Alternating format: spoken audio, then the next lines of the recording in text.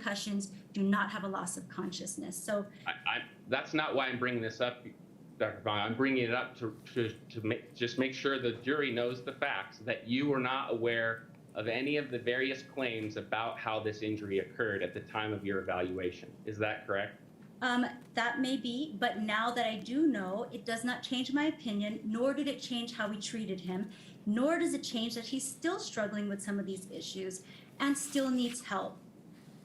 A good way to get to this is to ask you whether there was anyone prior to your evaluation of Mr. Sanderson that diagnosed him with post-concussive symptoms or syndrome. Are you aware of anyone?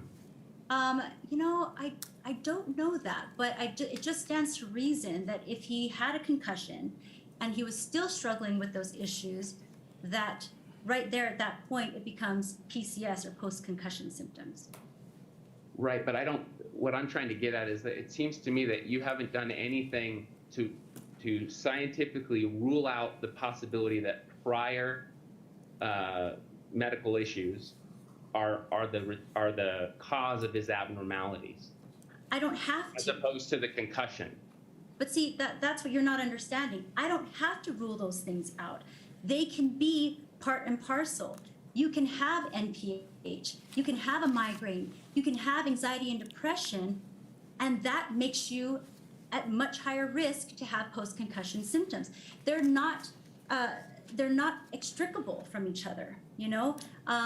I think that, you know, in my last deposition, I quoted a study that had come out in that year, 2017, that actually showed that 72% of concussion patients 5 years later are still having symptoms. There's a study done by Dr. Bigler that same year that showed that only 27% of their cohort, of their patients, only 27% met full recovery.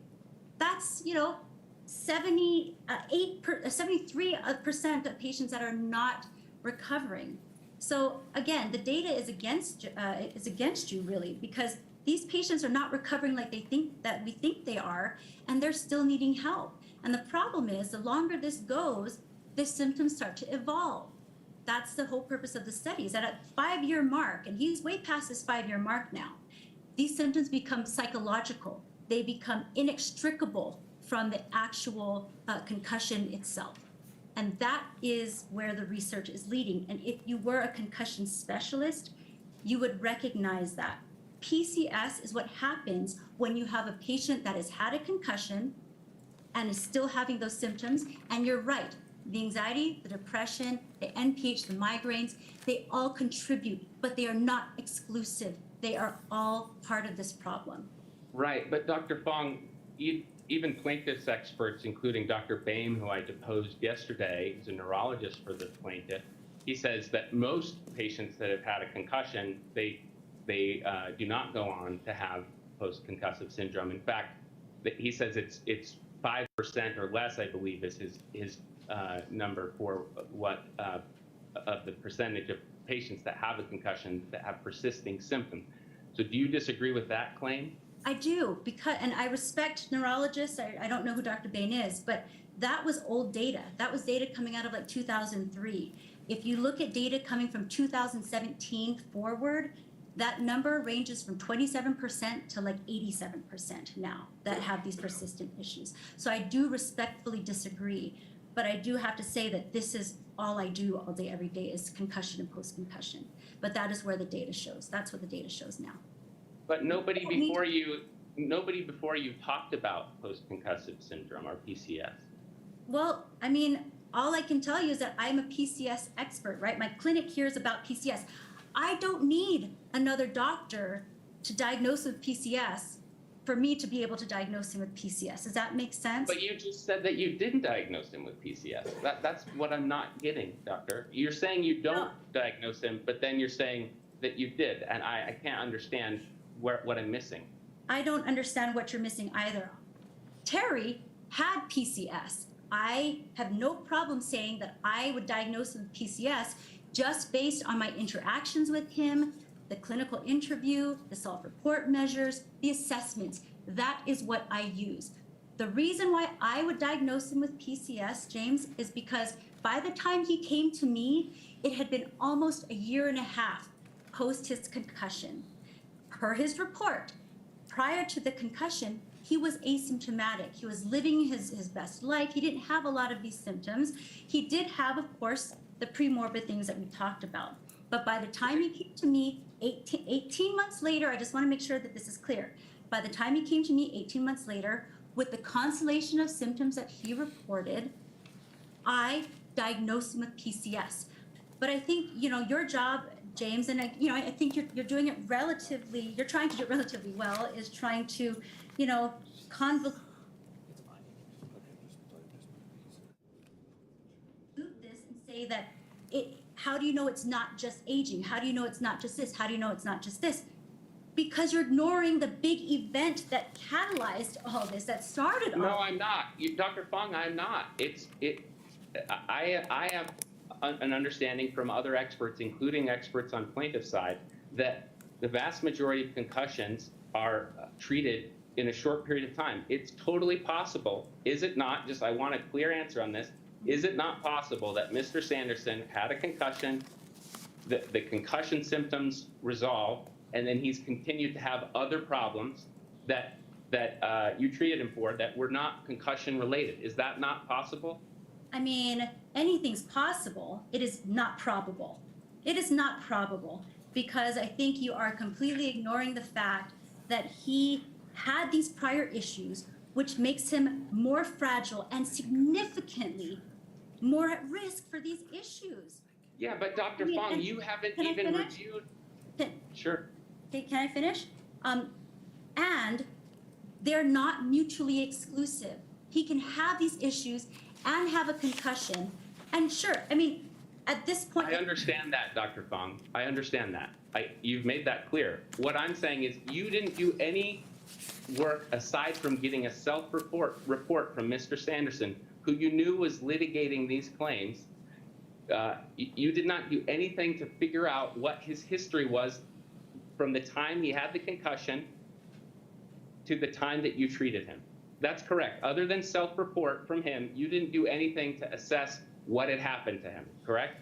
That is what I do with all my patients, James. I know, but that doesn't matter if you've done it with all your patients. I'm just pointing out that you don't have a strong foundation in terms of the evidence to make a strong, confident claim that his concussion symptoms didn't resolve, and then he developed other symptoms or other prior symptoms persisted that were unrelated to the concussion.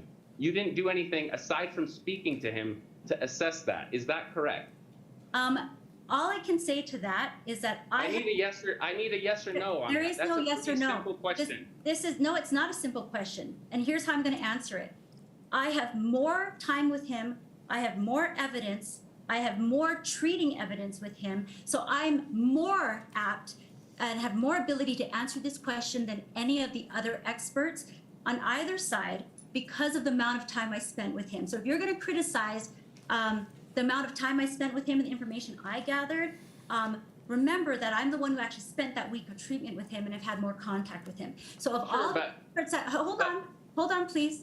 Of all the experts that are opining, I feel like I'm the best judge of what happened to him in that case. And so again, you want to criticize me, we can flip that around and say, well, your expert spent no time with him.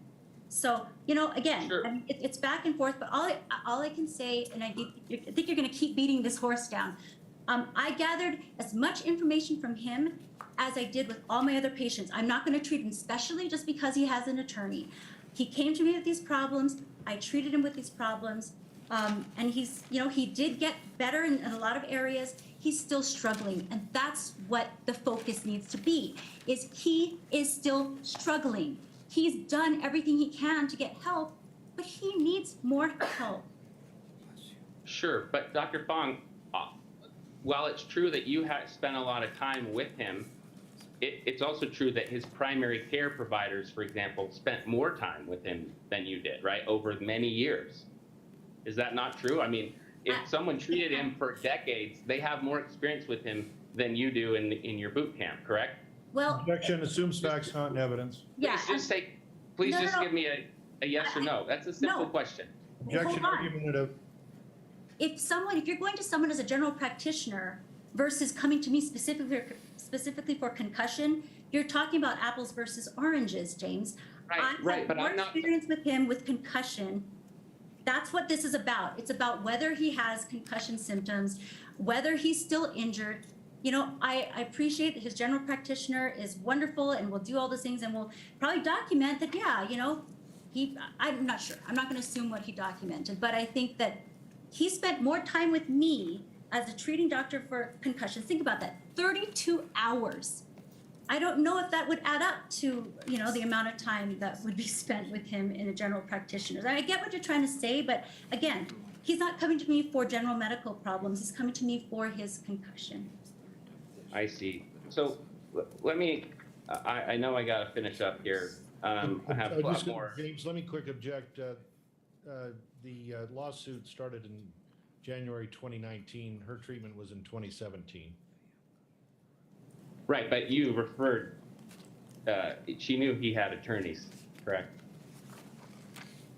I mean, okay. She's already answered that question. Okay, so. That's the problem with PCS, and you could do a lot of research on this. The reason why concussion is considered the most complex disease of the most complex organ is because the symptoms can be so broad and can be attributed to other issues, which is why you need someone who has an expertise in this field to be able to diagnose that correctly or properly. So in your CV, you say that you're currently authoring a technical paper developing and outlining the standard of care for treatment of post-concussive concussion symptoms and chronic concussion. So that implies to me that standard of care is being developed, that it hasn't actually been developed yet. Is that a fair interpretation? Persistent post-concussion symptom is a different animal from concussion. And so as far as setting, you know, there is no standard of care with these really complicated concussions. All we're getting close to is that these cases are so difficult and so hard to manage that the decision of what imaging to use, what to do with these patients is done by clinician on a case-to-case basis. It's a problem that people are recognizing, and now we're adding that COVID long hauler is, you know, another one of these issues. It just bears to the fact that you can have so many different experts saying so many different things that, you know, it kind of leaves that part open. But for someone like me, who, like I said, I've treated 7,000 concussion patients, not much left there's not much left to a ton of interpretation for me. I have probably seen more than, and again, I'm talking specifically about this persistent post-concussive class of people, right? I've probably seen more than most other clinicians in the world. That's why I get referred to from physicians and clinicians all over the world. Okay, a couple real quick questions and we'll be done. As I understand from your deposition, you're not board certified. Is that correct? It's not a requirement. Nope. Right, but just to answer the question, the answer is no. I said no. I said no, but it's not. Oh, sorry. Okay, got it. I didn't hear that. So, and you did not do a fellowship training, is that right? No, that's absolutely not true. I did 2 years of fellowship in a postdoc while I was here at the hospital. So I actually trained under Dr. Jim Snyder, who was a neuropsychologist. So I actually meet all the requirements to do it, but I'm just old enough really where it hasn't affected my career, or it's not something that I need to do. Okay. Newer neuropsychologists do have to do that, but again, I meet all the requirements for that. I see. Well, I apologize because I didn't see any fellowship listed on your CV, so that's why I thought you talked about an internship at the VA, but that's separate from your fellowship training? Yep. So after that, in order to meet the requirements to be certified, you have to spend 2 years working under a neuropsychologist as well, which I did that right out of my, right after I left the VA hospital working with the veterans. Okay, I see. And you actually have like a certificate, maybe it's on the wall behind you, that says fellowship. I completed a fellowship in neuropsychology or whatever. So I am kind of right in that mid phase where I kind of I'm grandfathered in under other under that fellowship requirement because again, back when I was back when I graduated, it was kind of a newer thing, and not a lot of neuropsychologists needed to get it done. It's really more for this new generation coming out. I haven't needed to do it. It hasn't affected my authority or my expertise in any way. Okay, but it wasn't called a fellowship then, or was it called an internship? I'm just trying to get the term. No, it was just postdoctoral work, postdoctoral work, yeah, full-time under a neuropsychologist. I see. So it wasn't called specifically like fellowship training? No, it wasn't, Okay. no. Got it. And I believe in your deposition, you reported that Mr. Sanderson told you, I think the day of your deposition, that he had fallen, hit his head, and had this 45 minutes of loss of consciousness. Do you recall that? I do recall that because I reread my deposition right before this. And I guess you haven't evaluated him since then, so it's hard for you to say whether he has symptoms relating to that. That's correct. And do you know whether he saw any medical treatment for that? Not that I'm aware. I didn't ask. Not that I'm aware of. Okay. Would you recommend treatment after an experience like that? An injury, I guess I should say. Yeah, of course I would. I would. Okay.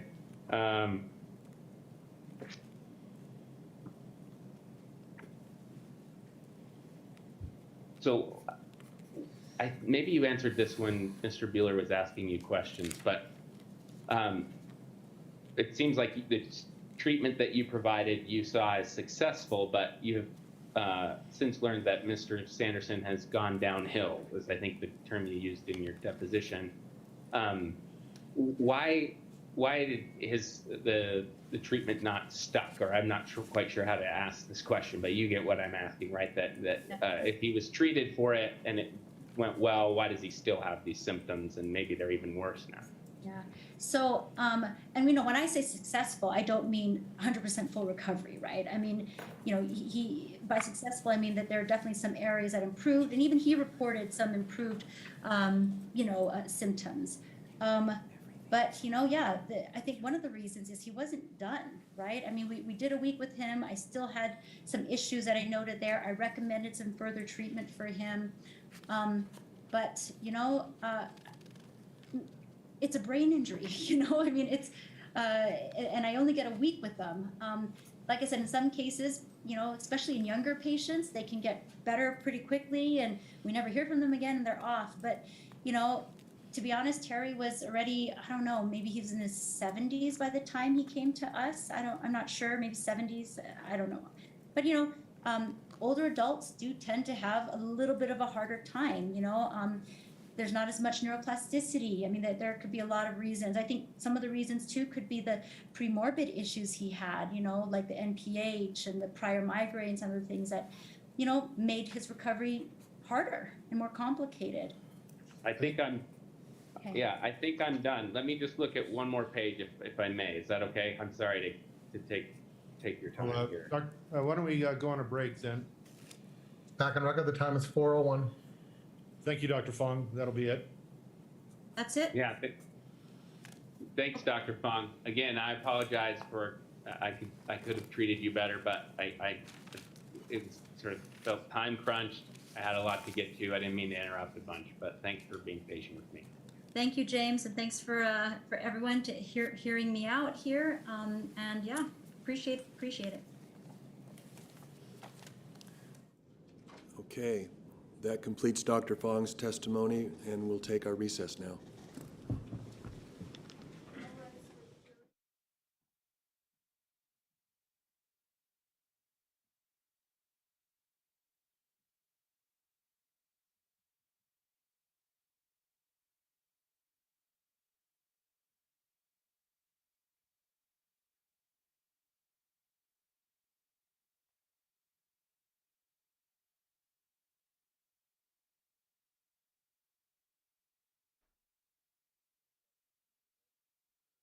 Who's next?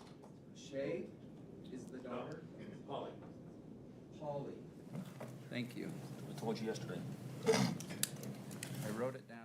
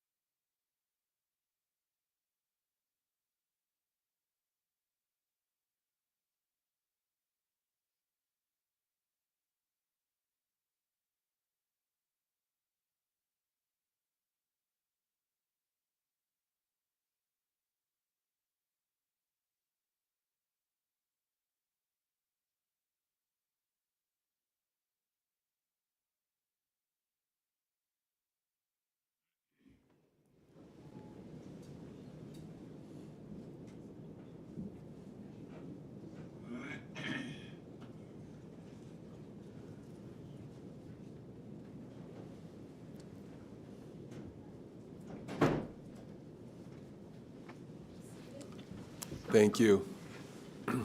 Mr. Sykes, you may proceed. We would call Polly Gresham. Thank you.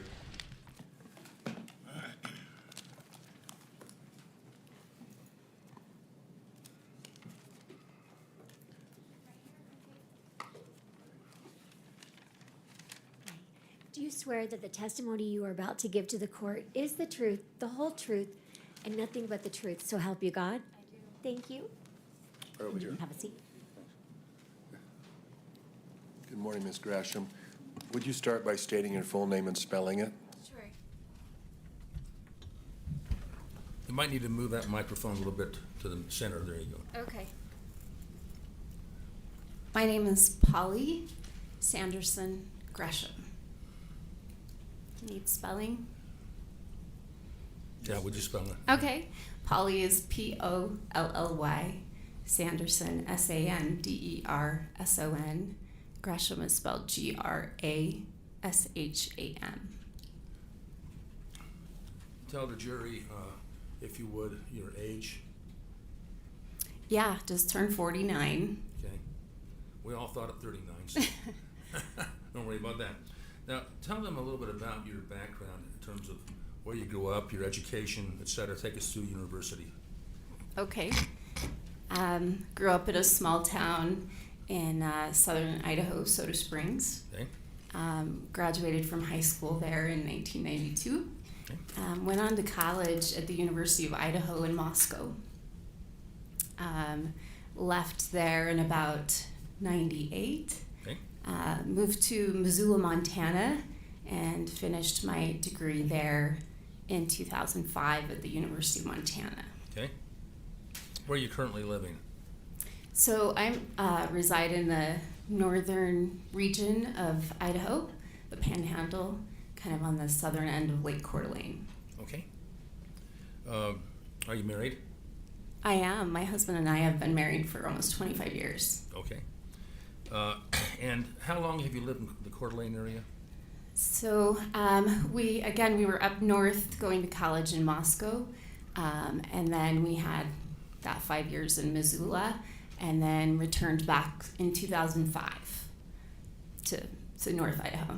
Okay. What do you do there? What's your occupation? Yeah, so I work for the University Extension System. I teach. The University of Idaho or University ISU? of Idaho, Right. yep. So some people are familiar with the 4-H program. I teach STEM education for youth, ages 5 through 13. So bring science, technology, engineering, math to schools. And I'm also a master food safety advisor. So anyone in the community that wants to safely preserve their food, I teach pressure canning classes, things like that. Okay. And is that your only job up there, the extension service, or you have other jobs you do? That's my paid position, and then I volunteer with other things too. Okay. And your husband, what does he do? He's employed through the Forest Service, so he's been a wildland firefighter for 31 years. Okay. I hope he doesn't have much to do this summer, hopefully. We all hope Yeah. that. All right. Now, you're Terry's daughter, is that correct? That's right. So Terry has 3 daughters, and I'm the middle one. Okay, and who's the older one? So my older sister is Shay, and How- she's about 2.5 years older than I. And So she's 52-ish? yeah, Okay. And then Jenny? yeah. Jenny is quite a bit younger. I think she is 41. I'd like to talk to you about Terry Sanderson before the ski accident of February 26, 2016. I'd like to ask you to tell the jury generally about his activity level before that ski crash. Okay. Sorry, I'm nervous. Is this the first time you've been on a witness? Yeah, I've served on a jury, so yeah, that's a different perspective. A great little civics lesson. I'm going to give you a water and feel free Thanks. to take your time. Don't be nervous. No, that's easy said and done. But I'd like you to tell the jury a little bit about your father's activity level But you know what? First, before you answer that question, a foundational question. You live in Idaho. I've lived there, in the Coeur d'Alene, Idaho area. And you've lived there since about '05, roughly? Okay, you need to answer yes or no so they can think. Yes. Okay. And so how often have you seen him during these last few years? Let's say after 2010.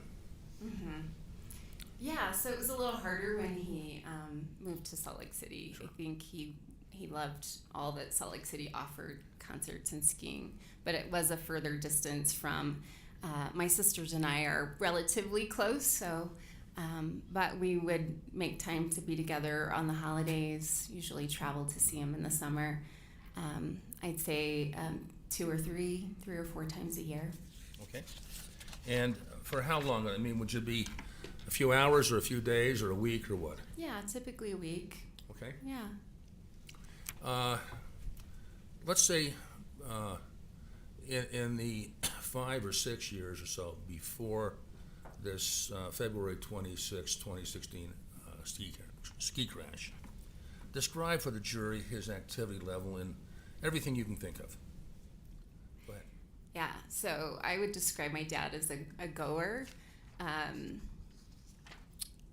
think people would describe him as fun-loving, very gregarious, definitely an extrovert. So enjoyed people, dancing, outdoor activity, just engaged. So if we went places, give ourselves plenty of time because he would need to visit and follow up with people, very social. A real positive influence, just really could shine people on. Would you have these connections in the Coeur d'Alene area or in Salt Lake or both? Yeah, both. Describe some of the events where he would visit with people. You just mentioned he would take extra time and visit with people. Describe some of those events, please. Well, yeah, even, eating out at a restaurant or in the high school gymnasium, I think he really got to know people, loved people. He would always remember my friends' names, so would follow up with, hey, how's your friend Sam doing? He knew what was going on in my life and engaged wherever he was. You mentioned volunteer, I think. Do you know what he did in terms of volunteering? Yeah. Yeah, I think that was something, when he retired, he really stayed engaged but had more free time to do those kind of things. So he volunteered for things like the green team, so he could go catch concerts, and then they would kind of do the cleanup and the recycling afterwards. I believe... Volunteer, retired optometrist, Yeah. to go clean up after a concert. Yeah, but he enjoyed the social aspects of it and getting to see music and yeah, he volunteered for an organization. I think it was called People Helping People, and so any kind of person that wanted to advance their career or profession, he would offer to review their resume, practice interview skills, things like that. And he was very proud of, being able to help this person grow into their full capacity. What is the green team at Sundance? What is that exactly? I think it's just cleanup. I think in between showings or in between music venues, right, they go in and they clean up and they sort what can be recycled. And What type of activities in these 4 or 5 times a year that you saw him, what kind of activities did you do with him? Mm-hmm. Describe those. Just enjoyed our time together. So cooking dinner. We spent a lot of time outdoors, so going for walks, bicycle rides, hikes. We hadn't gone skiing in the last couple of years. That was an activity that we did together. We go boating, we would go to museums. A lot of times we would take my daughters or my nieces to museums. Yeah, just generally catch up. How many children do you have? I have 2 daughters. And how old are they? So my oldest Hope is 25, youngest Anna is 22. How did Terry get along with him? Before the accident,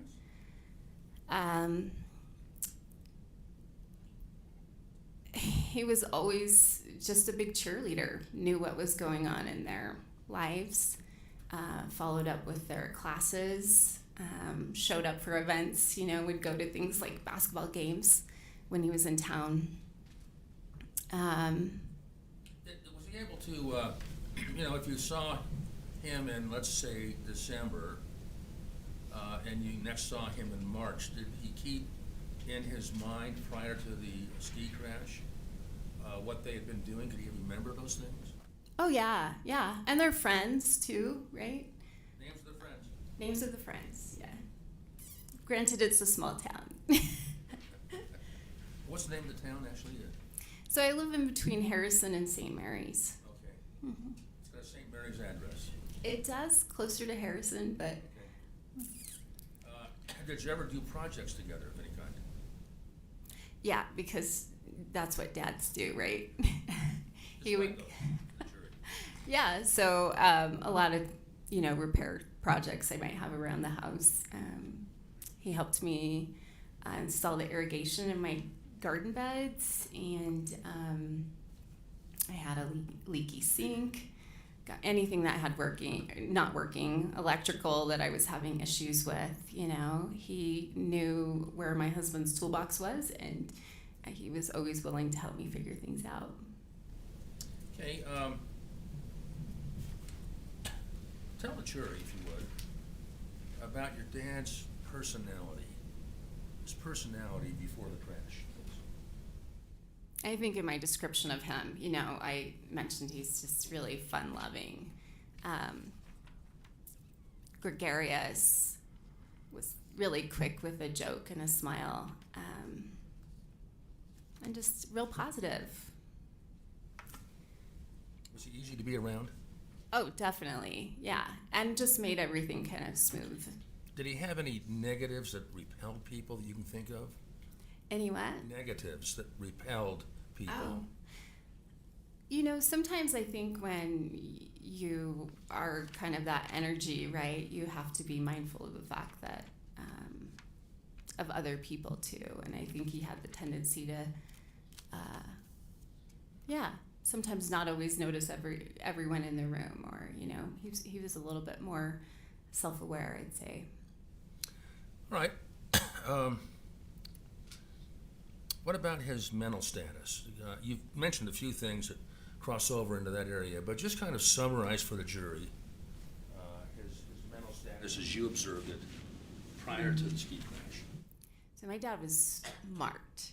I used to describe him kind of as a Mensa mind, and sometimes I think that can almost get you in trouble. But really, really smart, quick to figure things out. I have a memory one time when he'd come to visit, and my dryer wasn't working at the time, so I'd hung diapers out on the line, and he'd said, "Why are you not using your dryer?" I said, "Well, it's taken apart. James had to leave." And so there was all sorts of parts. Originally, James thought it was the heating element. It wasn't the heating element. He'd taken it entirely apart. And my dad was able to troubleshoot it and put it all back together again. And he did that all the time. Like he could figure things out, troubleshoot things. Do you understand the term executive function? Somewhat. I think of it as the ability to get things done, multitask, run our legs. Multitask, good. Okay. Yeah. Can you describe to the jury, describe your dad's executive function status before the ski crash? Yeah, definitely just a manager and really a multitasker. Had a lot going on, far more than I would be willing to take on. I think he liked that. Like I said, he was a mover, a goer. So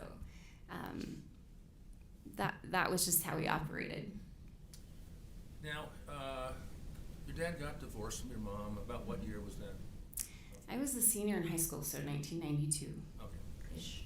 A little less than 2 years before the ski crash, he met someone named Carlene Davidson. Did you come to know her, and would you explain to the jury how you came to know her? Yeah, I did. Really liked Carlene, and my sisters liked her too, her and her little dog. And yeah, they just seemed like a good pair. Why do you say that? What did you observe about Carlene and Terry that made them a good pair? They were just loving towards one another. You know, she had girls in St. George and parents, and I liked seeing that they, you know, like my dad helped her sell her parents' house, and, you know, empty the furniture out and things like that. I just saw them as being really supportive and loving to one another. I think they had fun together. They laughed a lot. It was kind of, it gave me hope. I could see my dad growing old with her for sure. And how often do you think you saw them together Uh-huh. prior to the ski crash? Yeah. I remember one time coming through, we had an exchange student with us from Japan at the time, and we went to, is it Lagoon, the local amusement park here, and so rode all the rides with my dad and with Carlene. What year And was that, roughly? 2015. Just had a lot of fun. But yeah, she would come for the holidays. She was there at my daughter's graduation party. So So if your dad came, she came during that time? correct. Okay. Either Idaho, or if you came down to Salt Lake? Yeah, she was here. Yeah. Did you ever notice your dad to be accident prone or clumsy or bump into things, anything like that? Prior to the accident? Yeah. No, he had really great balance and activity level. Did he have any problem that you ever noticed? Now, when you came down here, did you ever fly or did you drive? Oh, both. We did both. Did you go on car trips with him or you know, to the store or to the lagoon, that kind of stuff? Mm-hmm. Yeah. Okay. Did you ever notice him having any problems driving? Prior to the accident, no. I, again, with his multitasking, he would tend to maybe take on more things that I would be comfortable, you know, I would say, here, I'll take that call for you. Or, So and he would be driving and take a call. yes, Okay. which I, you know, at the time I had team drivers, so I kind of had these hard and fast rules that it's like, if you're going to be driving, you need to tuck your phone away, right? And so it felt a little bit hypocritical if dad was in the car to be like, you're not going to answer your phone, right? Because these teens are watching you. And so he might have been capable of that. I mean, he hadn't had accidents or anything, but that was probably a bone of contention, I think, not just for myself, but my sisters too. Yeah. What about health problems? Did you ever notice any health problems with him in the several years prior to the ski crash you were aware of? So that's one of our hobbies that we share because I'm pretty into wellness and Okay. supplements too. Yeah, no, I think his health, I think he managed it. He did have issues. He had prostate cancer. He had some issues with his eye. I mean, I was aware and I'd come for some of those appointments. I mean, I don't know all of it, and that became apparent in my deposition that, like, I haven't reviewed my dad's medical records or anything. It's only what he's shared with me. Or what you observed? Right, Yeah. right. So, do you have any chronic conditions that you remember that were prominent and you observed them? Now, he had cancer, but that was cured, right? Yeah, yeah. Huh? I went through radiation and everything for that. Yep. Anything come to mind? I think he'd had,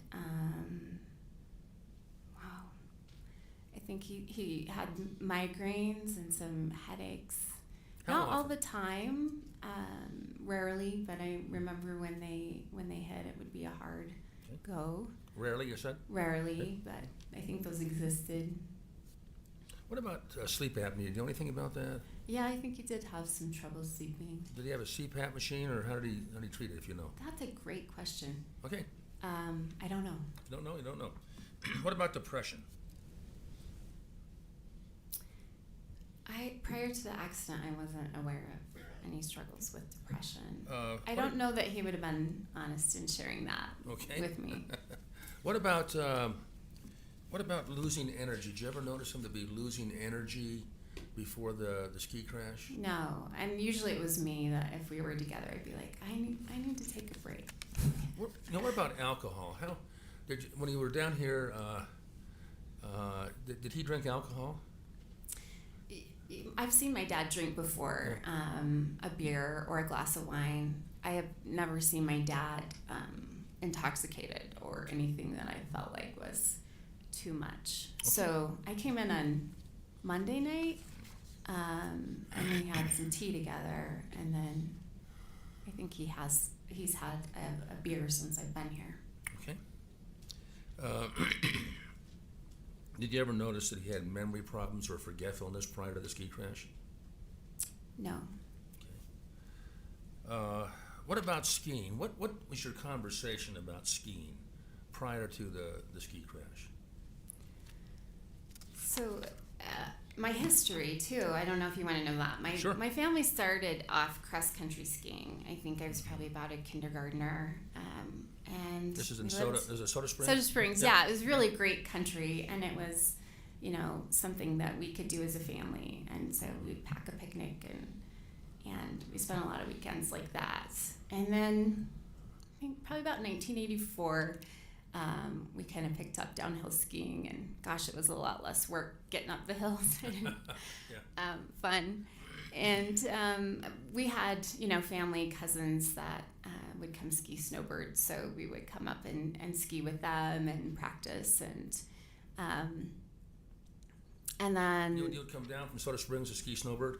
yeah, Okay. and say I think our cousins had a condominium at Snowbird, so we would get to crash with them, and it was lots of kids, lots of cousins, and so then in 1986, one of my good friends, her dad was ski patrol at Targhee, and so we would go most weekends to Targhee and ski together. What kind of skier was he? He was a better skier than I was. Okay. And he liked to have fun, but I don't think he took a lot of risks, He was kind of what you would think of as an old man skier, just out to Okay. enjoy the day. So he would sometimes go fast, sometimes with the kids he wouldn't go so fast? Yeah, and he skied with my kids several times, and Would you rate him as a intermediate or advanced or expert? I would say between advanced and expert at his best. Okay. Mm-hmm. Did he love skiing? Was it something he loved? Yeah, I think it was a big reason for him when he retired to come down this direction. I think it was something he loved to do. I don't know if I've asked you this, but did you ever notice vision impairment in any way affecting his skiing? Are you aware of that in any way? After he had that occlusion in his right eye, I think the binocular vision, it was harder to see depth, so it was a little more flat for him. Mm-hmm. I felt like he was a little more cautious as a skier, for sure. Was he generally a healthy person prior to the ski accident? Yes. Any particular medical problems you're aware of that he had prior to the accident? You had mentioned the sleep apnea. We talked about prostate. No. Anything come to mind? No?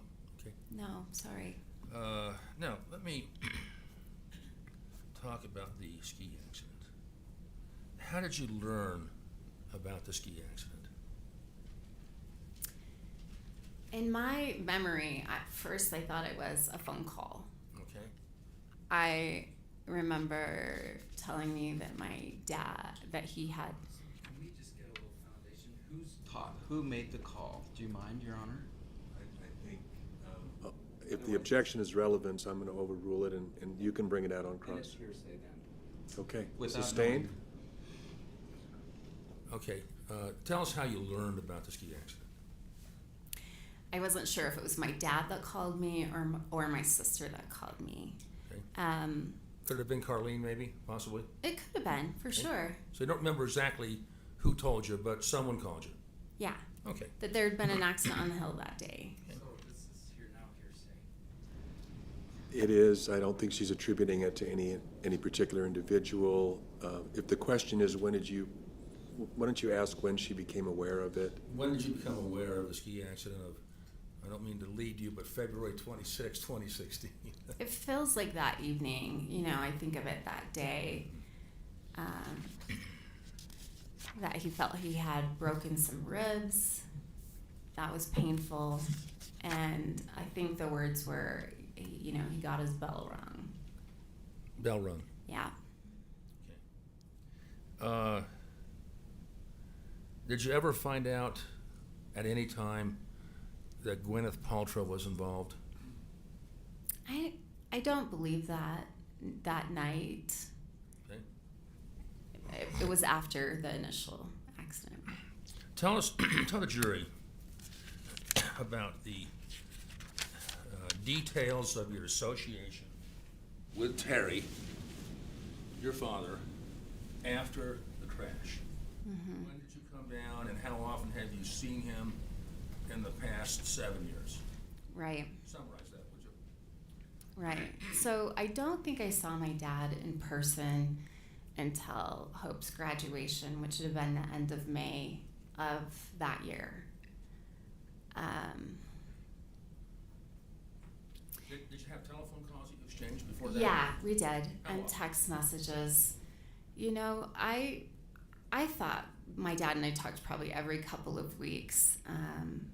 The defense during my deposition had pulled phone records, and it didn't look like it was as frequent before that. So it could have been one of those spells.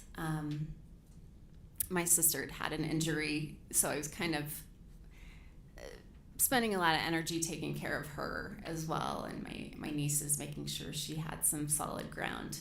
And so with my dad being here in Holiday and knowing he was with Carlene, I felt like things were being kind of taken care of. So you felt comfort that Carlene was with him? Yeah, because I wasn't. And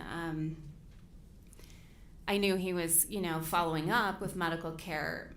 My dad, being in that occupation, values that and makes sure that, someone's looking at that, checking on that, making sure damages aren't permanent, those kind of things. Just so it's clear, I've been to Coeur d'Alene. Is it about a 12-hour drive to get to Salt Lake from there? That sounds about right. Yeah. And if you fly, you have to drive to Spokane or Missoula. Is that it? Yeah, I flew out of Missoula, but you can fly from Spokane as well. I think the other part of that is with the pandemic, that made a little more travel restrictions in the last few years. I definitely have not got to spend as much time with him recently. Let's talk about your dad after the ski crash. Describe, if you would, his ability to keep things in control and keep things organized after the crash. Directly after the crash, I would say a good year and a half, I felt like, I don't want to say stupid, that's not the word, but like his processing speeds, like the effort that it took, definitely when we were in person for Hope's graduation, I felt like, wow. There was a time when he's sitting in a chair by my window. In Idaho? In Idaho, and I almost expected drool to be coming out of his mouth because first of all, he wasn't engaged with anybody. He had kind of taken himself to a remote corner, and I just felt that was my first real kind of slap in the face of like something's terribly wrong. How about his ability to keep from getting frustrated and overwhelmed? That change at all? I think that's the biggest change right now, right? Well, tell the jury about it. Yeah, I think I describe it. He's really, the details and the minutia. Like he can't see the forest for the trees. It's very much gets stuck in really small things. And so, for me, it's always that pullback of like, well, let's look at the big picture.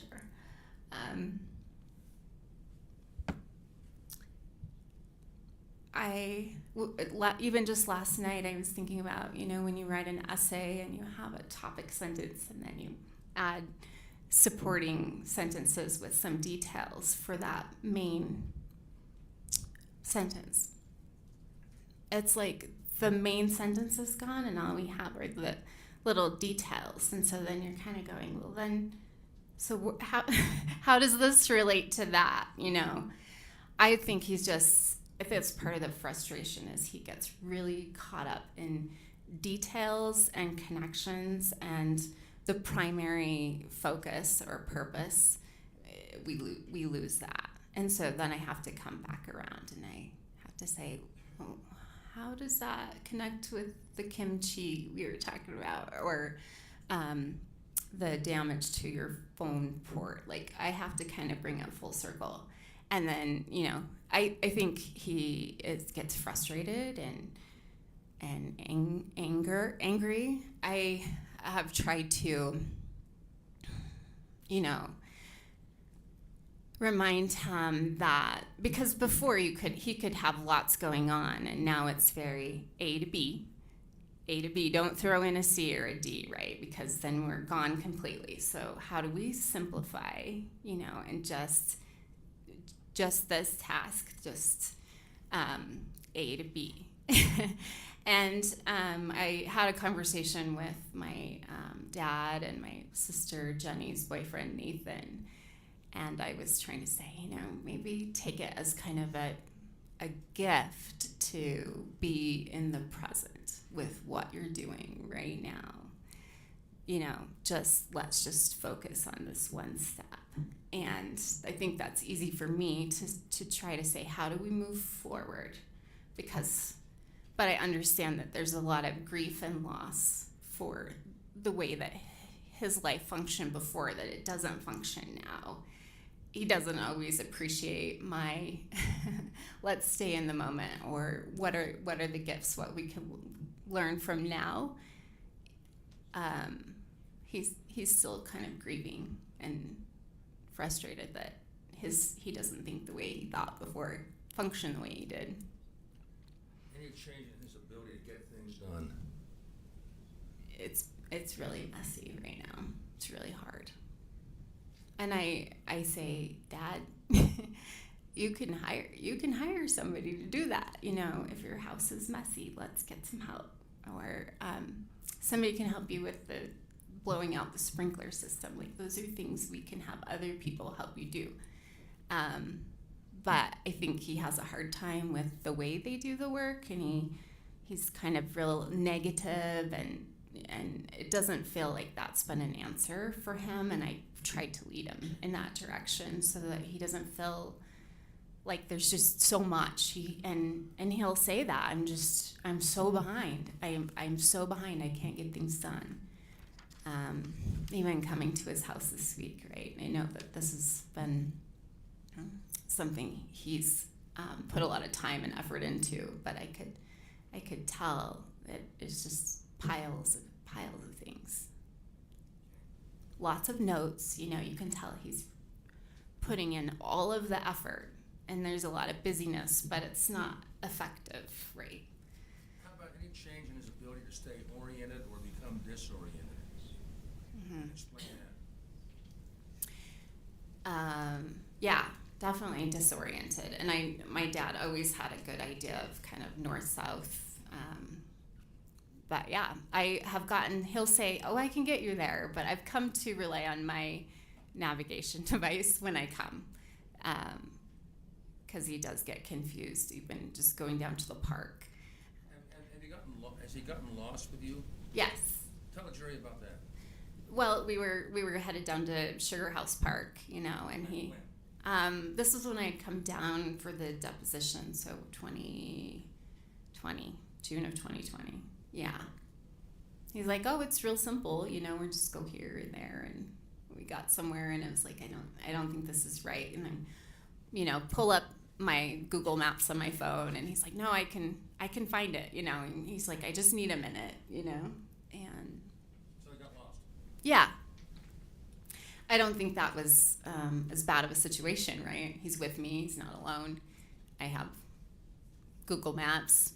But yeah, besides just the directionality thing, we spent a summer day out on the lake, and kids, we had attached an inner tube so that we could pull them behind on the boat. And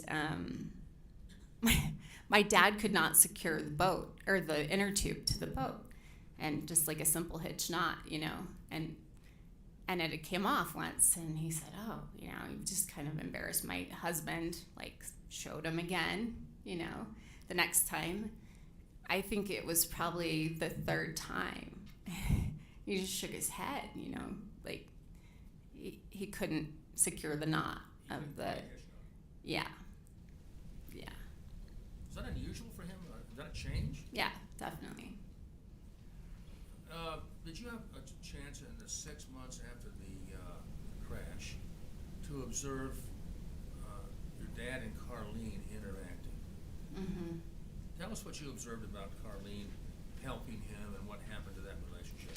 Yeah, I mentioned that me seeing him in person was about 3 months after the accident, and I just really saw Carlene step up in a way, of, oh, Terry, don't forget your jacket. We're getting ready to go. Repeating conversations that he had missed where he was like maybe out of the picture, and she would fill him in of, Anna's going to go here, or, she just was caring and stepped up where he seemed a little slow. What happened to that relationship? I don't really know. I wish I'd had the opportunity to really talk with her, but I didn't. Like I said, the last time I saw her was at that graduation, and so That was May of 2016, and I think because we had neighbors and friends and my mom and everyone there, I didn't get to have a private conversation really about how my dad was doing, or how their relationship was going and if she was doing okay. At Hope's graduation, your mom came? Yes. The one that he had divorced, right? Right. And how'd they get along? They don't get along. There's usually a lot of distance. I mean, they share family members, so I think they're respectful of that and come to the celebration, shared celebrations, but they don't usually converse or connect. Was he respectful? Was my mom respectful? No, your dad. Yeah, I think so. Okay. That go round. That go round. Okay. Any change in his social life and friends that you observed? Mm-hmm. Tell us what it would be. I'm not super close with his friendships, but it does feel like they've kind of fallen away. Relationships, friendships has been really hard for him to navigate. You told me once that it was a lot harder for him. He had to work a lot harder to be a friend. Is that a fair statement? Explain that. Explain that. It feels like after the accident, he's a little more involved with his own world, and that's harder to sustain connections when it's kind of about me right now. That's a change. And that makes it really hard to just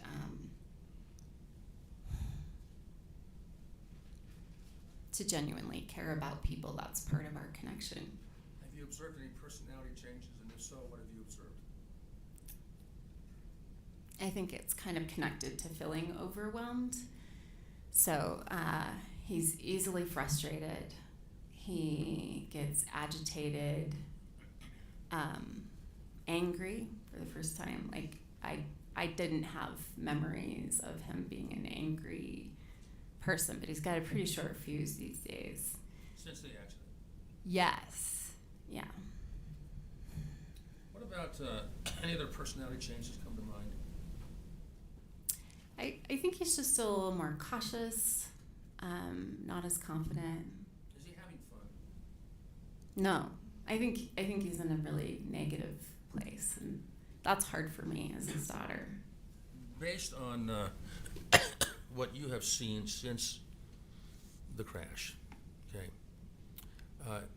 as a daughter who apparently loves him, it's evident, would you recommend that he travel overseas by himself? No. Why not? No. I think the disorientation, yeah, I think he needs help. I think. If he goes with someone, is that okay, do you think? If he has a friend that goes with him? I think it depends on the someone. All right. Someone who's trustworthy. Yeah, who cares about him? Any observations about executive function changes since the ski crash?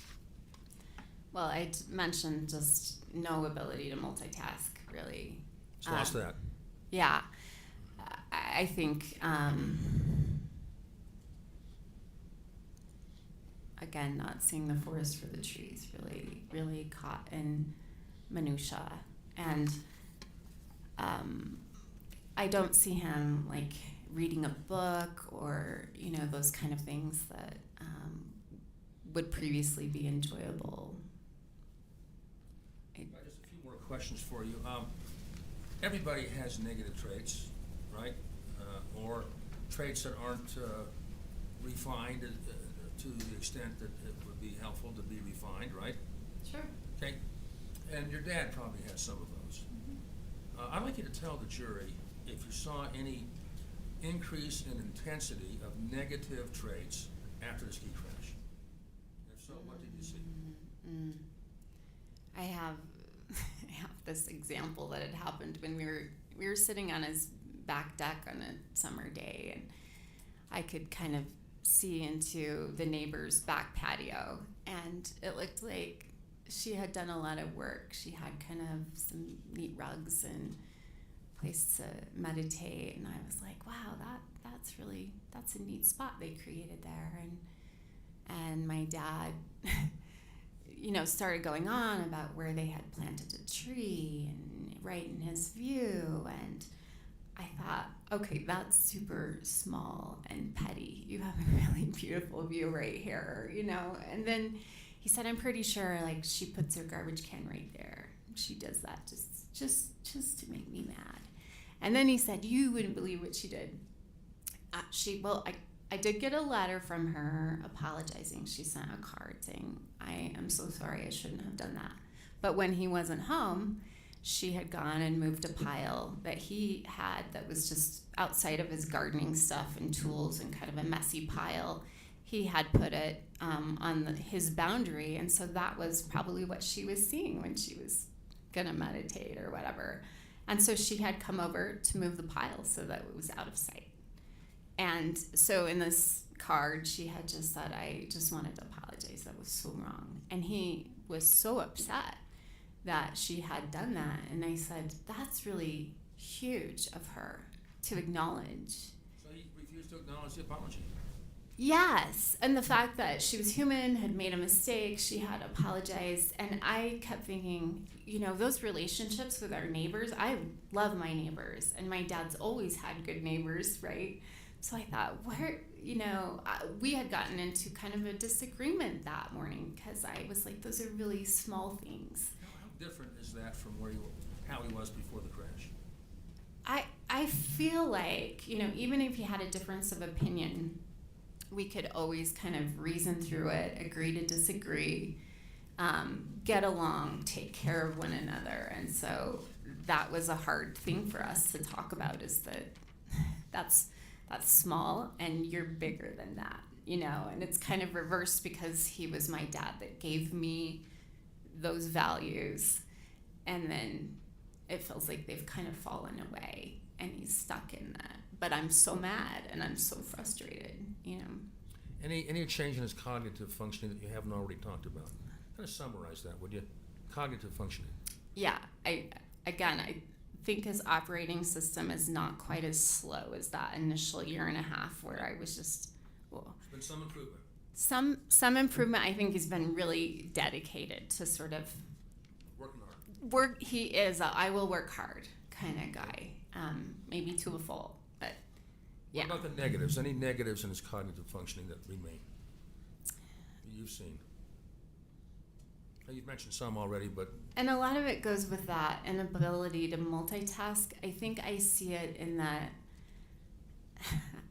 if I could describe, like when we're conversing or whatever, I don't feel like he hears me. I don't feel like when he has a conversation with my kids that he actually hears them. I think he's like processing or thinking about what he's going to say next, but that is something that's really apparent to me, that I just feel like, where are you? Where is your headspace right now? Because you're not here with me or with my kid. You know, I can witness that. I want to talk to you about changes in friendships. We already talked about Carlene Davidson. Right. Do you know someone named Robin Dale? I do. Was there a change in that friendship? If so, tell us what it was. Yeah. That turned out to be pretty bad, to the point where, and they had traveled together. I think they went to Costa Rica, maybe. After the crash, right? After the crash, they would have gone. They would have traveled. What happened to Robin Dale? Yeah, I was at the public library one day and I got a phone call from Robin, and About what month of what year, give or take? gosh, I wish I'd brought my phone or had it. I'm following court rules. I think 2017, if I had to guess. She said, This is hearsay, Your Honor. Sustained? Well, I'm not offering for the truth of what happened, but just for how this affected his friendship. and Just- Still your second. I don't know. I don't know how you can separate it. You're offering up for what purpose? I want to show how the friendship changed.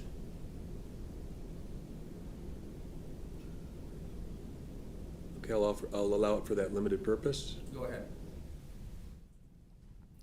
so she called and she had said, I need you to reach out to your dad.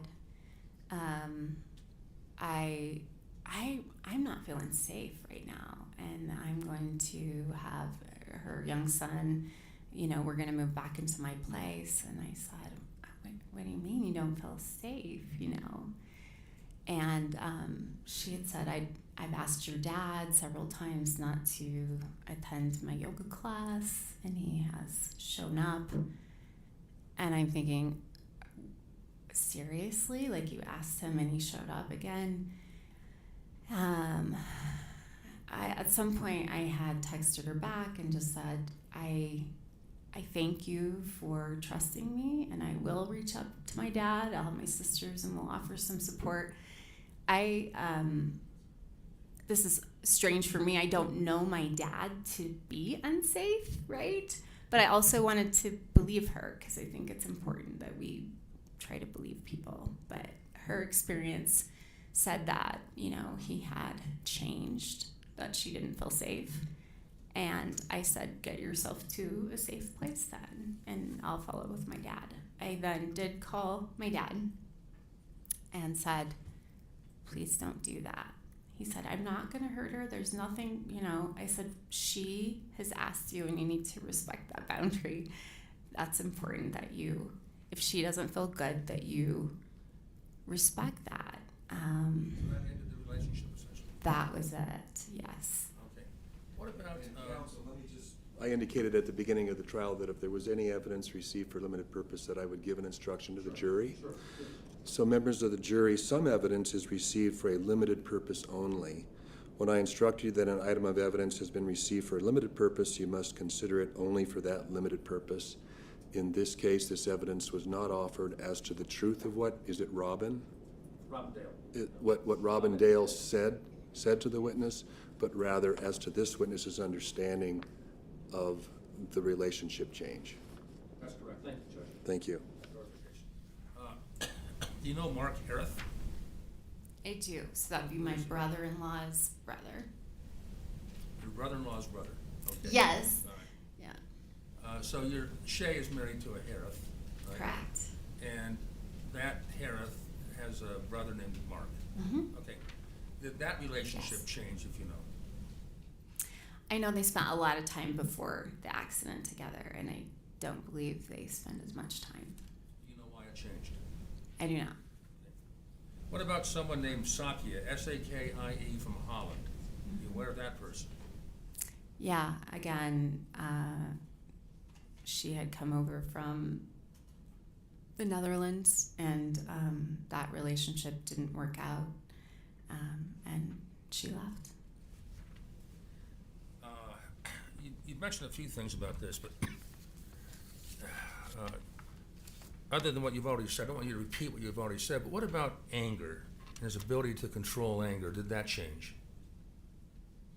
Yeah, I think the frustration, the temper, yeah, very much so. I have a memory, my younger sister, Jenny, and I decided it was time to help clean out my grandparents' house. They had both passed away, and when they had passed away, you know, I had a new baby, my sister had a new job. It just didn't feel like a great time to actually clean out, sell the house, and so I could tell that that was really weighing on my dad's mind. Like, I need to go take care of that house, and so my younger sister and I... Before we go on, just give us an approximate year and month, if you can. Yeah, summer of 2019. Okay, thank you. Continue. Yeah. So we were working hard. They were Depression era parents, so they didn't just have, you know, 2 pie plates. They had 16 pie plates, and we had a lot to clean out. We were getting up early and going to bed late. We had sold most of their furniture, so we were on like camp pads and bedrooms. We were kind of camping out as we were painting and cleaning and getting ready to put my grandparents' house on the market. And so pretty late in the evening, I had gone to meditate in one of the back bedrooms, and yeah, just take a break. And I stepped into one of the back bedrooms, and I heard my dad's voice elevate, and it didn't sound good. And I thought, Angry voice, or? yeah, he was mad. And I thought, what's going on? I sat for a minute to see if anything changed, and I went into the kitchen, and my dad was in my younger sister's face. He was like 2 inches from her face, and he is so mad. He's so angry. And I don't know what the conversation or the disagreement was about, but he was saying, "Fuck you." He just kept repeating that over and over again. And my younger sister... Anything like that in your life? No. Any relationship like that with your dad? No, I've never felt scared of my dad.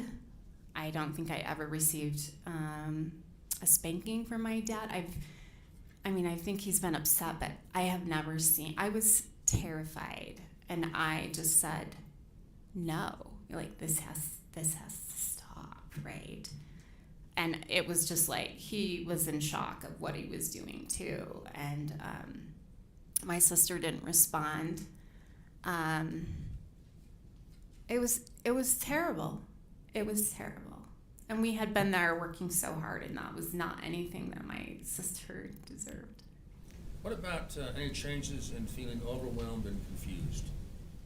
that's a big part of where he's at right now. Right? That's just, he is just befuddled, and yeah. How about preoccupation with details? We talked about that a little bit. I think that's where he's stuck. He can't really see the big picture. So overwhelmed and confused, you think, is one of the big things that is plaguing him now? Yeah. Okay. Let's see. I think I'm about done here. Let me well, okay, just in conclusion, based on what you've seen since the ski crash, what do you see on the horizon for him? Tell the jury. Yeah. I hope that he moves on. I hope that we're able to put this very strange chapter behind us. I think we don't always choose the doors that we walk through, but we can choose like how we walk through them. And so I think we have a lot of healing to do, and just that rehab, so that he doesn't feel that he feels empowered to live a good life to the end. He deserves that.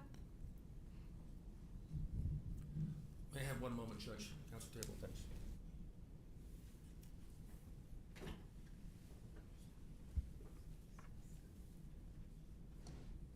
No further questions, Judge. It's been 1 hour. Yeah. They can go to the cross. Thank you. So members of the jury, are we good to go 10 or 15 more minutes and then take our lunch break then? Okay, thank you. Let's do that. Mr. Owens.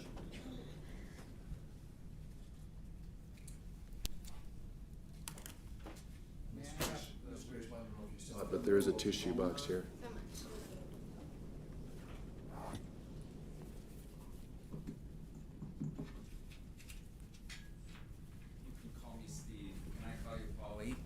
Please do.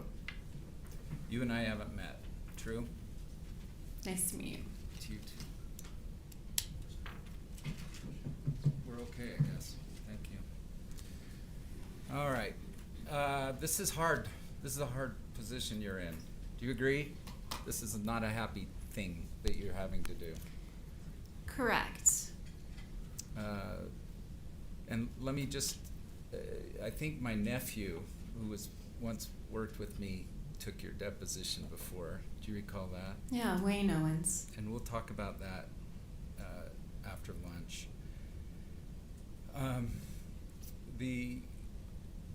He also took the depositions of your two sisters. Have you ever reviewed their transcripts?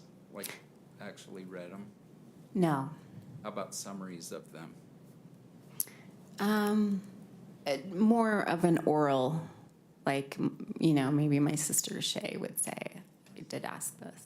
And then this is our third day. I'm just wondering, have you watched any of the proceedings the prior 2 days? No.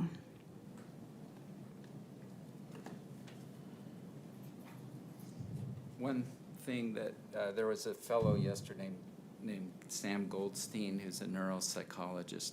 Mm-hmm. He said your dad is obsessed.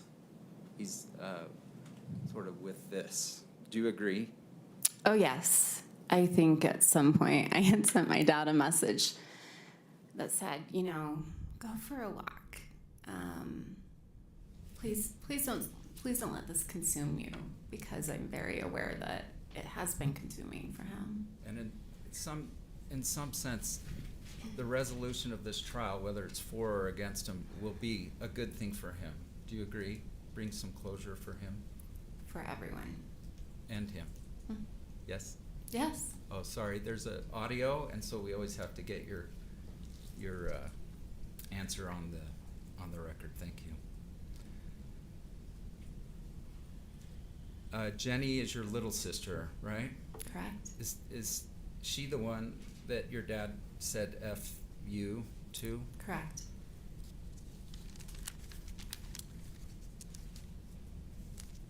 Let me back up one more second. The whole lawsuit stems from, you understand that my client says that your dad plowed into her back. Do you understand at least that allegation? I'm hearing that now. And you don't personally know whether your dad did that or not, correct? You weren't present? I was not skiing with him that day, no. And when your dad talked to you about bringing the lawsuit, you had no opinion on it? Like, it's your thing. Is that fair? I wanted to honor his journey. I think that's a big part, that we have autonomy. And so I would support my dad, whichever direction. Sure, but you didn't say, I think it's a good idea, Dad, that you bring the lawsuit. Or I most definitely did not advise him one way or another. Yeah. I think in hindsight now, and I would say it's hard. Actually, I have no pending. Oh, it's hard. It will be hard, right? I knew Dad.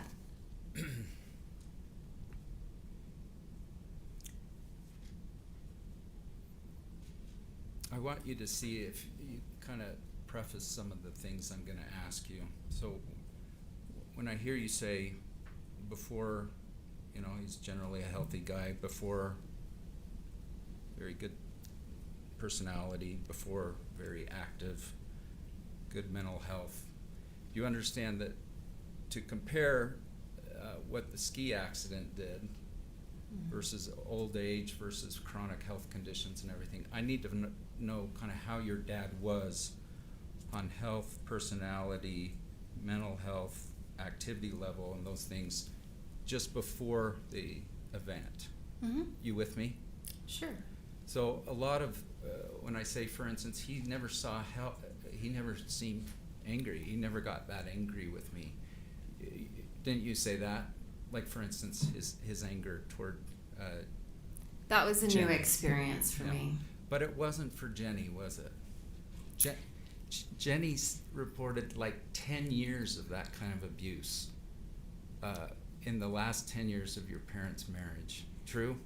I can't speak to Jenny's experience. Do you know Did I that? witness that towards Jenny? I never witnessed that towards Did Jenny. Jenny ever tell you, like, your dad used to verbally abuse her and your mom for 10 years? Jenny and I have a very Yes. close relationship. Just a yes or no, Your Honor, please. I object. I need a yes or no. I object, Your Honor. One of the question. There's no foundation. And it's also hearsay. Your Honor, I need to be able to ask these questions. Sustained. Okay. As to hearsay. Do you agree that you paint quite a different picture of your dad before than Jenny does? So my sister Jenny Yes or no, has please? mental disability. I just have yes or no questions. Objection. There's no foundation for this. Okay, It's let me- also hearsay. Let me just give you a little instruction about, that I've already said in open court, so everybody else is going to hear this for the second time, but when you're being cross-examined, it's not like a normal conversation. So the lawyer is entitled to ask you questions that limit your answer to yes or no, or I can't answer that yes or no. So those are basically your three choices. If he gives you that kind of sometimes he'll ask an open-ended question, but if he's asking the yes or no question, he's entitled to that answer. And then later, Mr. Sykes will be able to clarify if necessary. Okay. Sure. Maybe another way to phrase this Your Honor, I too. make some objections. I don't have a pending question. Well, you did. It's withdrawn. Go ahead and ask a question, Thanks. Mr. Owens. Yesterday, the jury heard through your dad's mental health providers that I'm going to try to read this so I'm not winging it. Your dad was controlling, highly controlling of her long before the ski accident. Have you ever heard that from Jenny? Your Honor, I object to the form of the question that states the evidence. Overruled, the jury will remember what the evidence was. Yes or no? Can you repeat? Yes. Has Jenny ever? Are you close to your sister Jenny? Very. Right. You're close to your sister Shay? Yes. All right. And always have been? Yes. Okay. Jenny didn't talk to your dad for 13 years after getting out of the house after high school. Is that true? Object, there's no foundation for that. No. She can, it's not true? No, 13 object. years. Just a minute, there's an There's no objection. foundation. Will you approach the bench, please?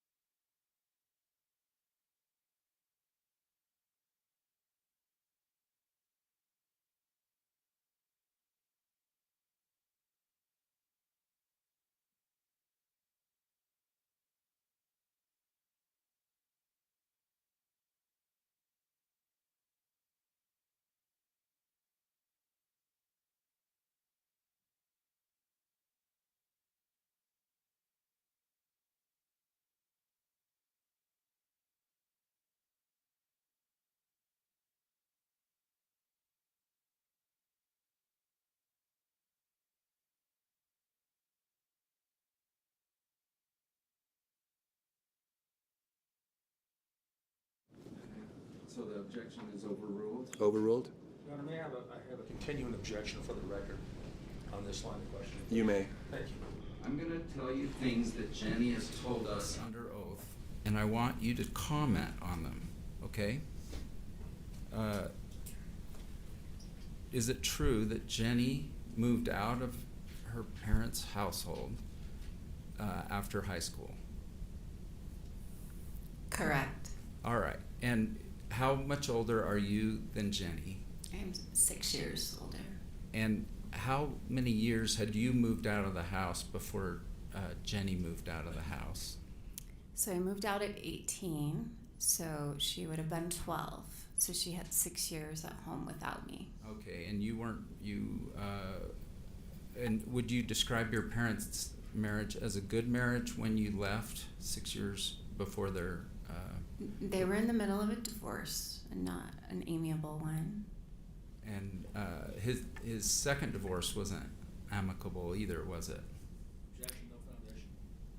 Overruled? She can always say, "I don't know the answer." So when he says foundation, if you don't know the answer, rather than hear this objection all the time, you can just say, "I don't know." I don't know. Judge, there's one judge in the courtroom, and it's not Judge Owens. So I'd appreciate it if you wouldn't try to explain to the witness what things mean. That's I am not a judge. I think each questioner can give some ground rules to the witness, and I think it was appropriate, so. Was the second marriage amicable? I don't know. Don't you really? You have no idea if your dad's second marriage parted peacefully or not peacefully? I don't know. Well, what's your impression? Like, what do you know? Like, the divorce went smoothly or it didn't go smoothly? I know that they're friends today. Okay, so your answer? It seems like they've been able to continue a friendship anyway. The jury heard evidence yesterday by Mr. Goldstein, Dr. Goldstein, that these words described your father before the ski accident, and I want you to tell me just if you observed this. He was controlling. No. He relentlessly tried to mold people. All people? Specific people? Jenny, I would say, yes, he did try to mold Jenny. in a negative way. I think he would say he was trying to be a positive influence. I asked for your impression. Did you believe that's a positive thing? I have no opinion on that. Jenny has a pretty strong opinion on that, doesn't she? She does. That it was in an awful, unhealthy way. Is that her opinion? Are those words she used in her deposition? Just ask. Oh, go ahead. I've been told not to read the deposition, so I'm just asking you to comment. Jenny believes it was an awful, unhealthy way. Do you agree? No. You think Jenny would say, by the way, let me ask about Jenny for a minute. Yeah. Have you talked to Jenny about this trial? She knew I was coming. Mm-hmm.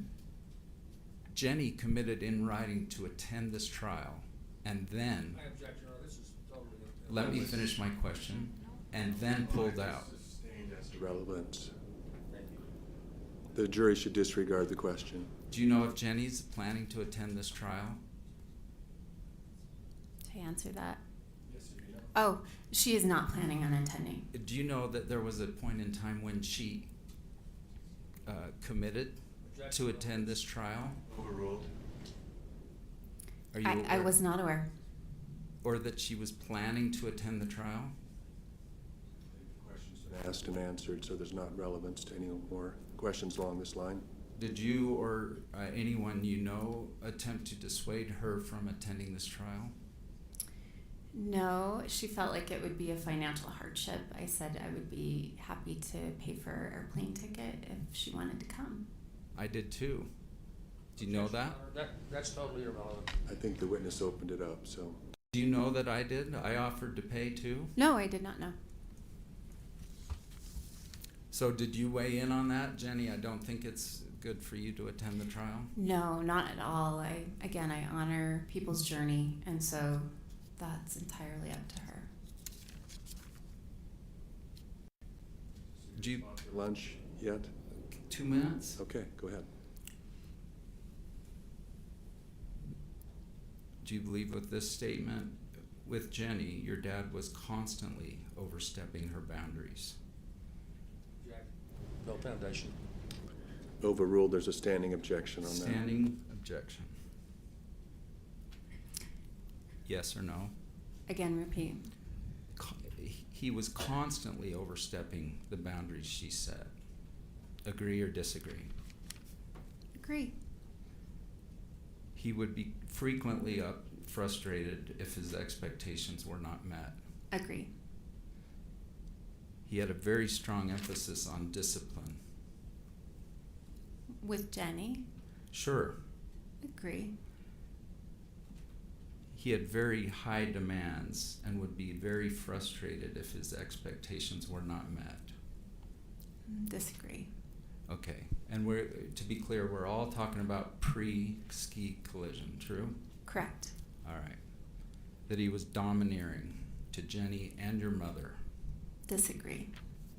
Okay, I'm going to split those because that was a compound question, we call it. So as to Jenny, was he domineering and emotionally and verbally abusive to her prior to the ski collision? Disagree. So she made that up. She's testified under oath. She made that up. It's her experience.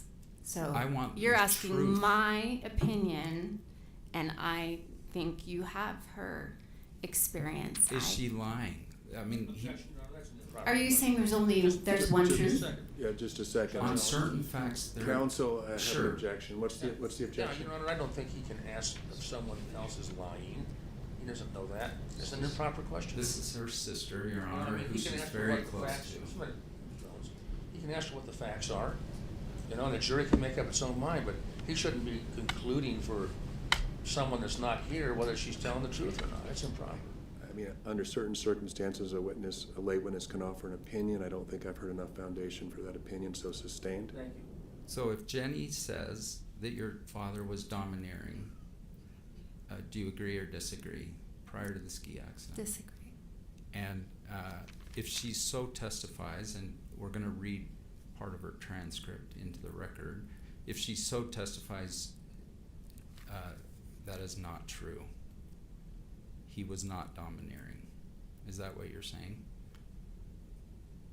I'm saying he was not domineering. So if Jenny says he was, That is her testimony. and you would disbelieve it. My testimony would say he was not domineering. Would you her testimony is that he was. Right. So they can both be true? Objection argumentative. Overruled. So depending on people's mental capabilities and disabilities, sometimes we experience events differently. Is it possible that, for instance, your dad wasn't domineering with you, but he was with Jenny? I think it is possible. I wasn't home. Sure. I was in college for many of those years. Your dad was verbally abusive to Jenny before the ski accident. Agree or disagree? Disagree. Your dad was emotionally and verbally abusive to your mother before the ski accident. Agree or disagree? I think he could have done better, but I wouldn't call it domineering and abusive, no. Have you known your dad to go up and, are you aware that he went up and just punched a guy once? I was not aware of that. You've never heard that your dad punched your mother's, you've never heard that? No, sir. That your dad believed your mother was having an affair and went and punched the guy out? You don't know this? I don't know that. Okay.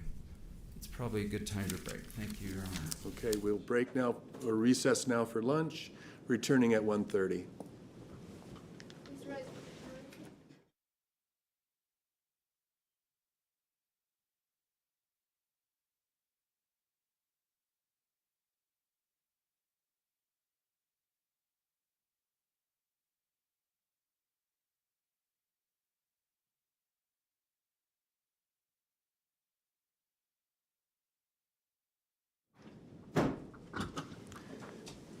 All right, so we're recessed until 1:30. Is there any need for the court to come back sooner?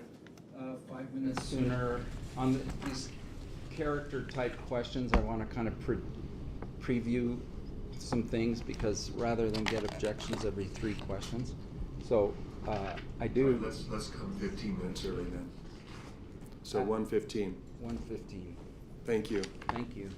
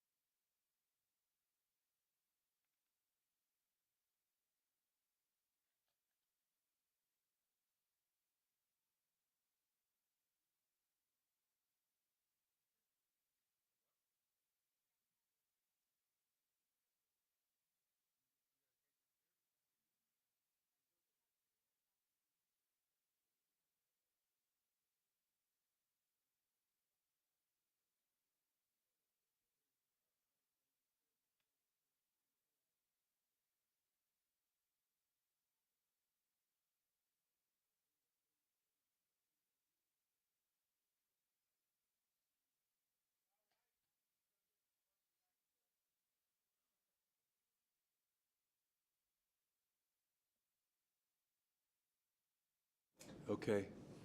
Counsel, could you approach just for a second?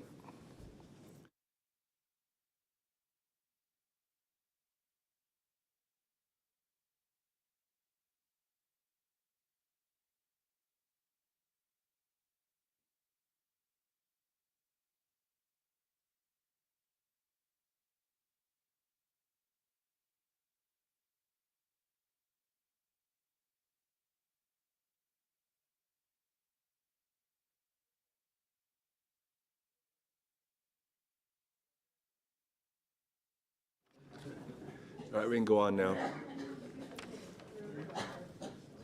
Okay, let the record reflect that counsel are present, and I think Mr. Owens wanted to address the topics of the cross-examination that needed to be cleared with the court first.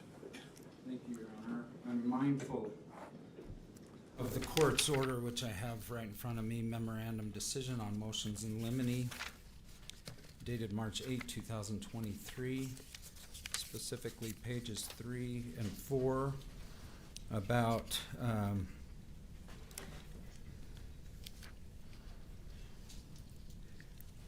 probing plaintiff's credibility.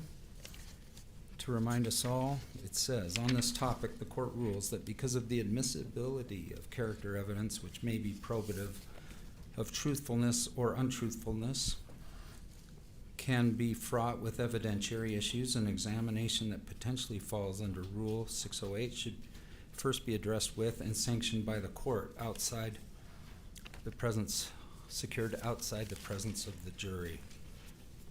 Okay, you with me on all that? I'm sure you are.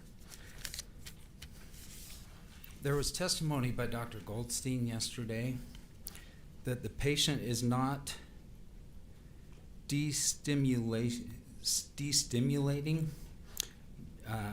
or there was no destimulation. I think it's spelled maybe D-I-S, meaning the patient is not creating or enhancing symptomology for gain. There was also conversations that Mr. Sanderson had a good relationship with his daughters. There are various facts, some of which were already addressed, and I'm trying to avoid repeated bench conferences during the trial, during especially this next witness. And I want to be careful and comply with the court's orders. All right, so there are 100 facts, Your Honor, that I think go to this issue of whether he is enhancing his symptomology for gain. Plaintiff's daughter, his own daughter, Jenny, says essentially his character is such that he will be dishonest and lie for gain. It's not quite those words, but it's essentially those words. That to become famous, essentially, he will lie. I'm putting it out there. What does that have to do with the cross-examination that's about to occur? Because I want to ask her if that's a true statement. And what did she testify to on direct examination that's in response to? You know, I didn't personally take those depositions. No, what did this Yes. witness testify to here in open court that would, I guess, provide the relevance to that cross-examination? I've only had 5 minutes and we haven't hit those questions yet. I realize that, but I'm wondering. So what I envision doing is saying, is this a true statement? And From her like sister? from her sister. And what did she say on direct that opened that up, I guess is what I'm saying? Yes. Like, and for example, I did tweak my. Let me explain my thinking. So, Thank you. the questions that you've already asked, I mean, this witness painted a fairly broad picture of her father's personality, his issue, his lack of issues or issues both before and after the accident. And so I think it's fair game for cross-examination to address those topics, So, thank you. like you were. I think I better understand your question. So in other words, you said, well, isn't it, or are you aware that your sister felt differently Yeah. about this issue or that issue? And are you aware that your sister felt as though she was treated this way by her father? I think those are fair areas of cross-examination for this witness because of the fact that she offered testimony on those topics. So I guess, so my next question, and as long as it doesn't, as the motion in limine order indicates, as long as it doesn't, I guess, tip the scale on 403 where its probative value starts decreasing because you covered the same area over and over again, or it's incredibly inflammatory and would be too prejudicial to read or to ask that question in front of the jury. All right, so can I address that this is within the scope of cross-examination? Yes. Thank you. I think that's sort of what you're asking. Your Honor, all day yesterday were these neuroradiologists and neuropsychologists talking about every single aspect of Mr. Sanderson. For instance, well, this issue, I mean, literally an opinion by Goldstein that he's not faking for gain. All right, so I think it would be very unfair to my client to not address that issue with every single witness now that comes up. I mean, it's their plaintiff's position that he is not faking for gain. It's the defendant's position he is faking for gain. So I don't think I should be limited for her to just hit 20 points when I have a $3 million case to defend for my client on every aspect of his brain. Darlene, is that her name? Carlene, thank you, said this accident took the joy of life out of him. Goldstein, essentially the testimony is this utterly changed his life. And I think it would be wrong for us, be unfair to my client and just general, the system of justice for me to be restricted tightly to, okay, only, I can only ask her about how he couldn't tie a knot. I mean, I need to be way broader than that when we're dealing with a claimed severe permanent brain injury that's taken the joy of his life out. Okay. Thank you. I think I understand the argument. Let me hear from the plaintiff. Mr. Sykes, what's your position on this line of questioning as it was just outlined?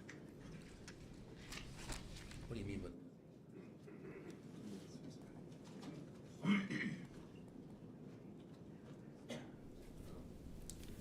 My response is that that's why you have the rules of evidence, and that's why we had motions in limine to, troubleshoot these types of issues and get preliminary rulings. I mean, you can't just attack someone's character for the sake of it because his client's worried about how the case is going for him. That doesn't give him a right to attack someone's character based upon someone who's not going to testify, maybe read the deposition, who has incredible mental health problems. And it's just not right to let him go beyond the scope. He can put his own case on when he wants to, But asking a witness, I mean, she's, I think, 40.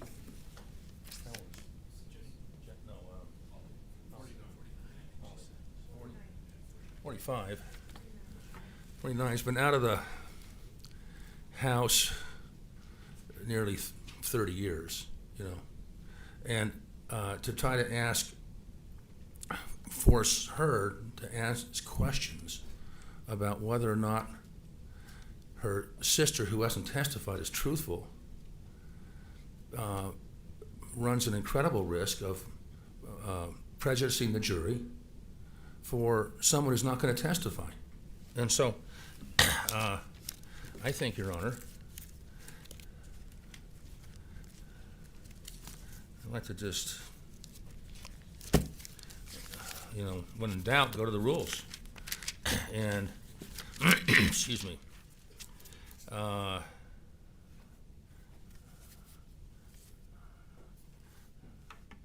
reputation or opinion evidence. A witness's credibility may be attacked or supported by testimony about the witness's reputation for having a character for truthfulness or untruthfulness.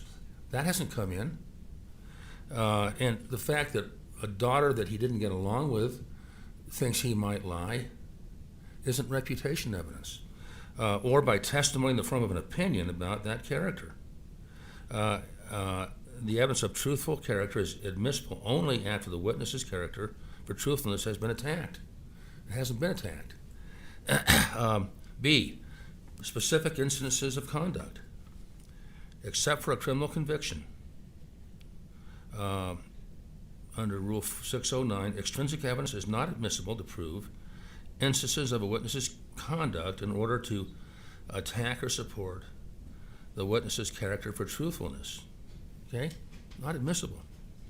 But the court may, on cross-examination, allow them to be inquired into if they are probative of the character for truthfulness or untruthfulness of the witness or another witness whose character the witness being cross-examined has testified about. And so, Isn't that essentially where he's pegging it? I don't think so. This witness hasn't even testified. We're talking about Terry Sanderson. Hasn't We're testified. talking about Jenny. I know.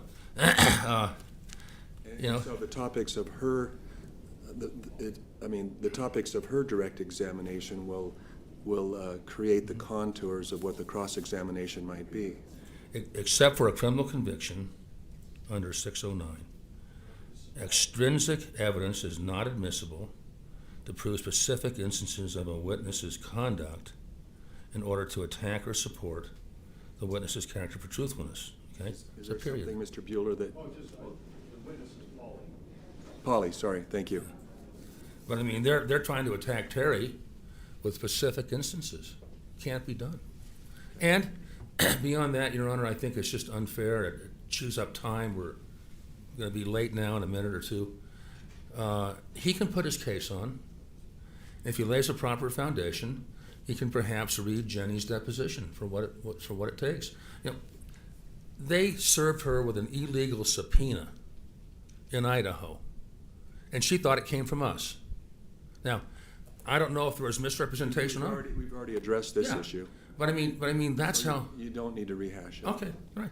But I'm just saying that she's not going to testify. They have a deposition, and the court rules provide that they can read that under some circumstances. So, let them do that. But why harass this witness, trying to get her to indirectly condemn her father by either agreeing or disagreeing with something that she didn't witness?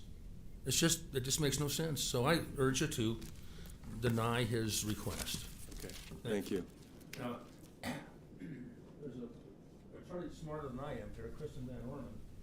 I'd like her to address it too. Good. Well, I think I'm just going to hear from one lawyer on the plaintiff's side.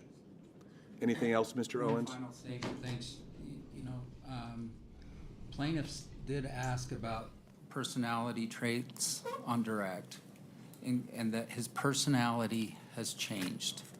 And Was there any direct examination about truthfulness, though, and honesty? I don't have notes of that. okay.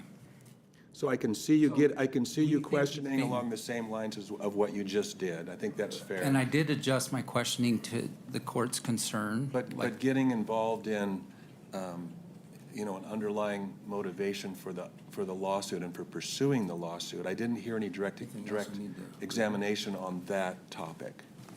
There certainly was yesterday, and I realize there was with another witness, And you could certainly cross-examine or call those other witnesses and address that with them. But with this witness, I think the cross is limited to the scope, at least in the plaintiff's case. I mean, you can recall her in your case later. And that may change what you can ask. But at least right now, the plaintiff is entitled to put their case on. So we did have an order. One of our orders is subpoena for one, is subpoena for all. Right. So One of the questions I will ask at the end of this witness's testimony today is this witness now released? would she prefer that? Frankly, I'm thinking of the witness. I know, but right now the objection is beyond the scope. Okay, so does everyone agree that I can that this witness will be available next week? I don't. Well, she's subpoenaed. I can remind her of that fact when she finishes her testimony. She's not released. Is she subpoenaed, Mr. Sykes? We didn't subpoena her. Are we?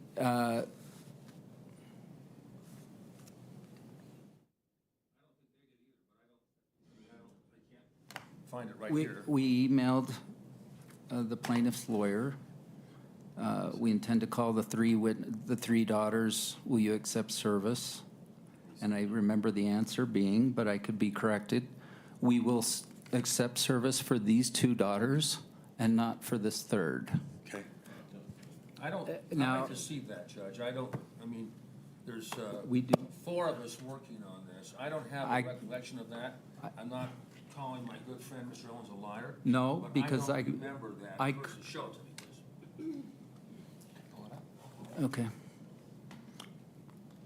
So, by the way, if you can't tell, I'm not speaking, I didn't expect this issue to arise, so I do recall specifically, and Lawrence was the one who emailed, we are not representing Jenny. You have to subpoena her directly. And this may take a minute, Your Honor. How do I address personality traits? I mean, these broad criticisms by their expert based on the fact witnesses without being able to talk to the fact witnesses about the basis for it. I don't know how to do that other than in this manner. Well, all I'm saying is that we need to call the jury in. You can do your cross-examination, but if they're as to the objection, limiting it to the scope of the direct, that would be sustained. Okay, and we can. You can call the witness later. The witness will agree to appear next week. I don't know if she will, and even if she does, is that something that you can rely on? How do we get subpoena for one is subpoena for all? What does that mean? That's the court's order. That, to me, that means. It means if a witness has been subpoenaed, then they remain on that subpoena until the court releases that subpoena. If the witness hasn't been subpoenaed, then they simply haven't been subpoenaed, and I have no control over that. Lawrence, will you agree that you accepted service of the subpoena for these two daughters? No, that's not true. Do you have a copy of the subpoena? The 3 daughters, they live in Washington State. Okay. 3 states. You have a copy of the subpoena? Give it to her now. It's pretty simple.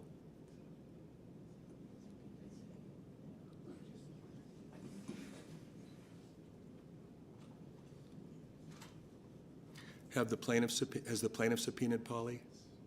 I don't believe so. So I can't rely on an email from Bob Sykes saying, we are intending to call Polly and Shay. That's our witness list. It's not a subpoena. This is an email, January 24, 2023.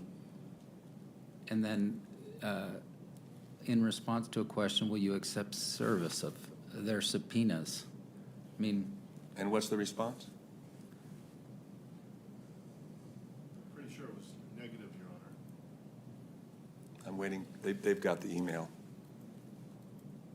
we are intending to call Polly and Shay.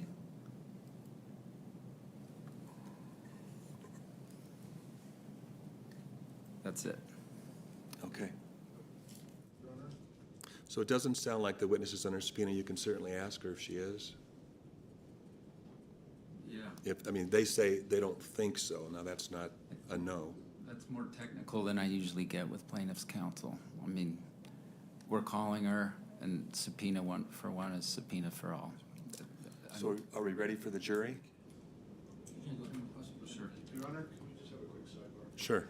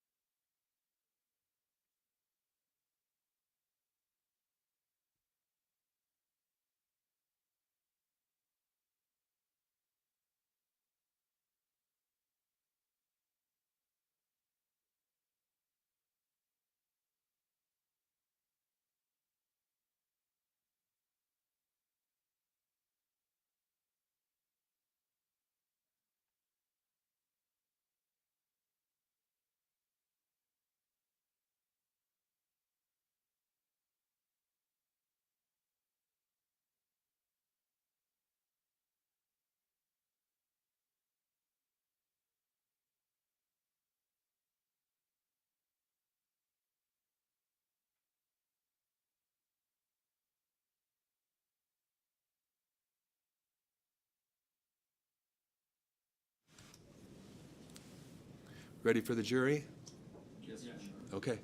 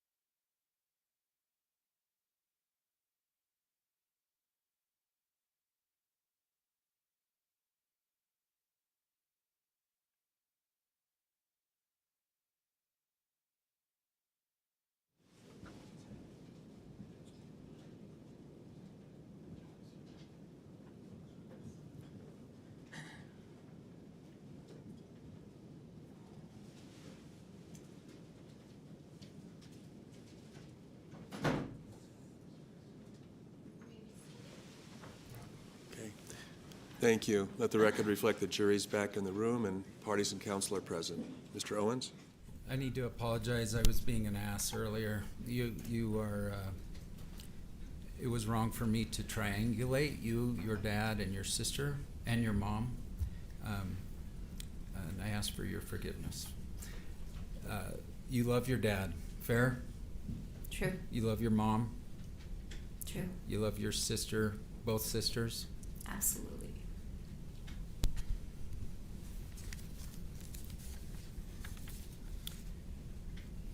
Your dad was a texter. Is that true? Even pre-injury? Yes. Yeah. And a poster like Facebook? Yeah, he's always been very tech savvy.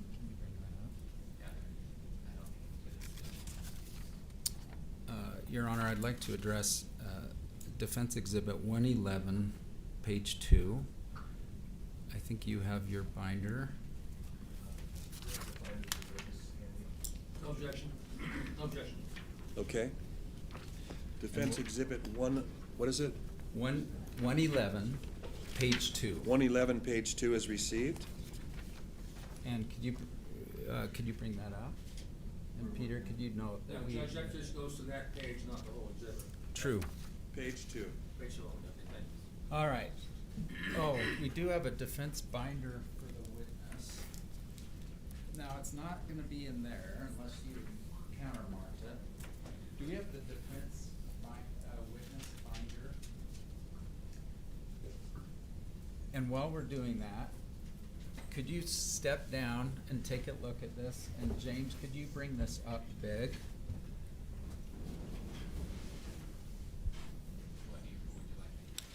So that we can actually read the bottom of this. Do you recognize this by chance?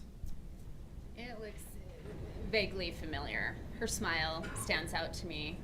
So do you recall that your dad, after being brought down on the toboggan, texted out a picture of the toboggan person? Does this ring any bells? Yes? I think it's likely. I think he was grateful for her service. Okay, you nodded yes, but Yeah. to get it audibly. Yes. Perfect, thank you. All right, so I'm going to read this. Whitney kept me entertained while probing me with questions to evaluate my senses. A dedicated outdoor person and horse lover from Michigan. She also took me down in the toboggan by herself and won the DV, Deer Valley, I assume, Women's Downhill Race Contest. A sweetheart! Exclamation point. Okay, you can sit down. That's okay. And can we go back down? And I'm just gonna hand you this. May I approach?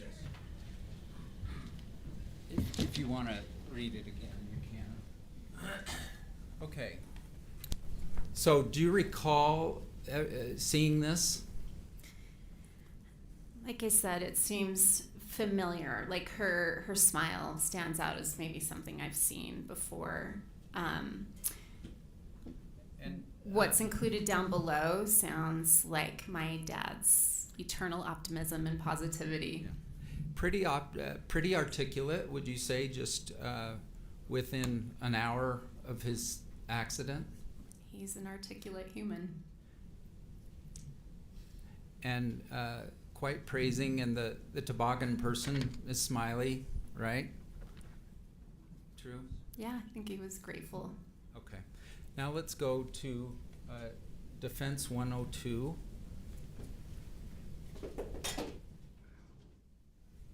So in that binder, they're individually numbered. May I approach? You may. I'll help you.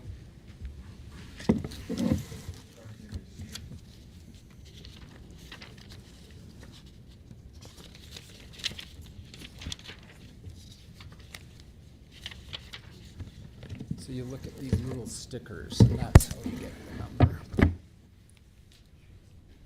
right, and let's do the bottom half if we can. Okay, and You can look at it there if you wish, or you can look at the one right in front of you. All right. Which one are you there? Polly, it looks like P. I won't put this on the record so that, is that your email though? That is my email. All right. And is that your sisters, Jenny and Shay's emails? Correct. All right. Do you recall getting this email on the evening of the incident? I do. And it's genuine, it's real. Your dad created this.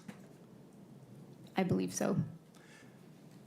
And I think you help me. Did you get a call from your dad on this day about the incident before this email? If the incident was about right before lunch, and this is 8 p.m. on February 26, 2016, remind me, did you get a call before then, or was this your first notice? I don't recall precisely. In my memory, I think I received a phone call first and then received an email. From your, oh yes, you testified, and you weren't sure whether it was from your dad or from... Shay. Okay, gotcha. Colleen. All right, so your dad said, here's what happened from my friend, an eyewitness, and then something's attached. Do you believe you clicked on this? I'm sure I did. Okay, and do you recall what it was?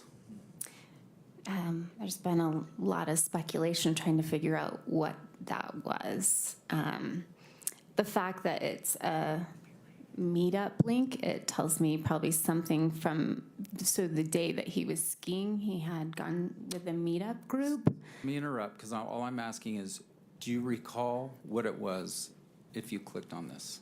I do not recall precisely. Okay, and he I said... think I wasn't able to access information. Well, that's a different comment. That's, you think you clicked on it and nothing came up? Correct, that's what I think. Did you say that in your deposition anywhere? I don't believe I was. That's improper use of a deposition. Overruled. We asked you about 100 questions about this email. Do you remember? I've been asked about this email a lot. Right. And I you don't never once- recall Did you? what it was. It almost felt like, in my memory, potentially a dead end. So listen to my question, though. Yes. We asked you 100 questions about this in your email, in your Right. deposition. You were under oath, correct? Yes. You understood that? Yes. And the court reporter was taking down every word? Yes. And then you had an opportunity to review your transcript for accuracy? I wasn't aware that I could, but yes, I did review it. And did you make a correction? Like, actually, I tried to click on it and nothing came up. Did you ever do that? It's just a vague recollection. No, I do not believe. Yeah. So, okay, the opportunity to make a correction, if what you said in your deposition. The reason we take depositions, you understand, is so years later people don't come up with new memories. Do you understand that? Sure. Okay. I do not recall what this link was. Thank you. Okay, let's go to the top half.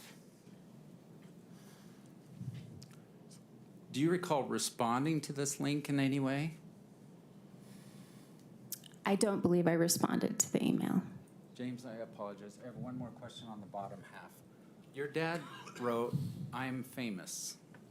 Do you know why he said that? I think it matches his personality, a little bit of making light of a serious situation. All right. In his deposition, he said, "I thought it was cool that I had had a collision with a celebrity." Do you have any reason to dispute that? I object. This is improper use of deposition again. Overruled. Go ahead. I have not read his deposition. My question was, do you have any reason to dispute your dad's statement that he thought it was cool that he had had an accident with a celebrity? Your Honor, I think if she's going to do this, you should show him the deposition because there's more to it than that. Yeah, it's hard out of context. Yeah, just a So, second. When there's an objection, I need to. The objection was overruled. There was a second objection. This was just, do you have any reason to I dispute need to rule that? on the second Right. objection, So- which is overruled. Go ahead. Thank you so much, sorry. All right. Do you have any reason to dispute your dad's statement that he thought it was cool that he'd been in an accident with a celebrity? I do not think it was cool. I cannot dispute whether or not my father thought it was cool. Perfect. Okay. Now, nowhere on this does it say I'm hurt. True?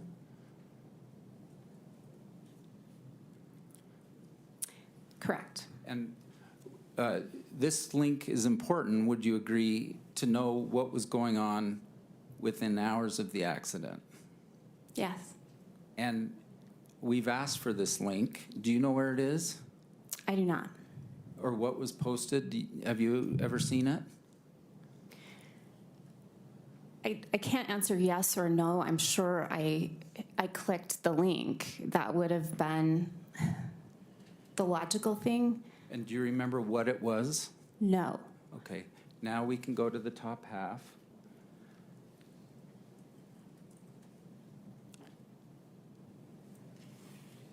Your sister Shay has responded. This was her genuine response. Do you see it's about an hour and a half later, 9:32 on the date of the event? Do you see that? Yes. All right. Dad, I cannot believe how unlucky and how crazy this all is. I also can't believe this is all on GoPro. What are the chances? I'm so glad you're okay. How are you feeling this evening?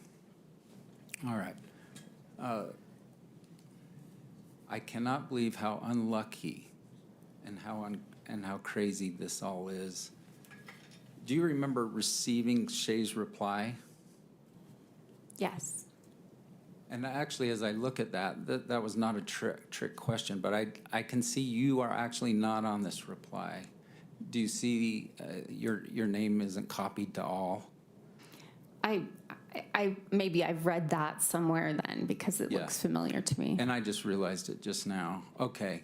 By the way, your sister, just weeks earlier, had injured herself skiing. Is that true? Correct. Like 3 weeks earlier, she blew out her knee? Tore an ACL and an MCL. Those are knee issues, right? Correct. All right. What are the chances? Is that referencing that? Like the fact they had both gotten into ski collisions, or do you know? I take it that way. Okay. I think it was like, it's February, we're both hurt. And we're both unlucky? Possibly. Okay. I'm so glad you're okay. All right, Shay hasn't testified yet, but was it your understanding that on the evening of the accident, your dad was okay? I think she meant that, he came out of it. I think it's her way of saying. So let me ask you this question because it's pointed toward you. Okay. Was it your understanding the evening of the accident that your dad was okay? Yeah, that not fatal. He was gonna be mendable. Maybe some rehab. Well, that's a lot to say. Basically, are you okay, Dad? Did you ask him that day on the phone? I'm sure I said, I'm glad you're down from the mountain. I'm glad you're here with us. I'm glad you're okay. You believe you talked to him, right? I believe I did. Yeah, and that's what it feels like. But and your first question is, are you okay? All right, isn't that? How are you doing, right? Yes. If somebody, I think for anyone that had gone through a big accident, it's that checking in with them. And fair to say you don't recall him saying anything other than he was okay? I think, as I mentioned, he said, I'm hurting. I think I have some broken ribs. So you actually do remember the response? This is my recollection. Maybe it's my sister saying, we think he's okay. He's got some broken ribs. Now, the I'm famous, that refers to my client, right? He's famous because he collided with a celebrity, right? That's how I take that. So he knew who she was by 8 p.m. that night. Kind of looks that way. Yeah. And do you have any idea where this link went? The link of the most important piece of evidence that could be presented in trial today? It looks like it's somewhere out there in the cyber sphere. Okay. Do you agree that your dad liked to be in the spotlight? I agree. This was pre-collision, right? Yeah, he's big energy.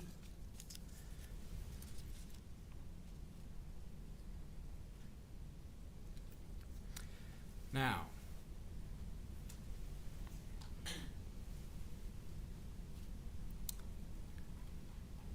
I'm thinking back when my mom was 76. Did you notice things? This is pre-collision, so let's just say in the year before that. Dad's starting to get older. Did you think to yourself about that? I never felt like my dad was getting older or that I had noticed something like that. So when he's 68 years old, never considered like he's starting to get older? By numbers, yes. And I have lots of people in my family that I've watched age. You know, my mother, my grandmother, my father and mother-in-law. I know what that's like, you know, my mom that can't remember the name of that author. But when there's a marked change in somebody's cognition, memory, and just functioning, it's more of a switch type feeling. It didn't feel gradual. Do you remember the fact that your dad had a stroke contributed? First of all, did your dad have a stroke before the ski incident? I'm not aware of a stroke. I know he had an occlusion that lost some visibility in his eye. I think it's like a restricted blood vessel. Do you recall in your deposition saying he had a stroke? I think you called it a stroke in the eye, meaning... Did you call it a stroke? If I did, I misspoke, and I should have had an opportunity to correct that. Well, you did have an opportunity. I was not aware of that. So I'll dig it out if we have to. Let's keep going. Your dad had an event where the oxygen in his eye, in his right eye, was essentially turned off, and he lost his right eye. Is that fair? He lost some vision in his right eye, and you know, what are the odds for somebody that spent a lifetime committed to eye health, right? There's a reference to, he's an optometrist and he's not a medical physician, true? He's an optometric physician, an optometrist. So here's my question. Is he a medical physician, an MD? No. No. Okay, so now let's go through.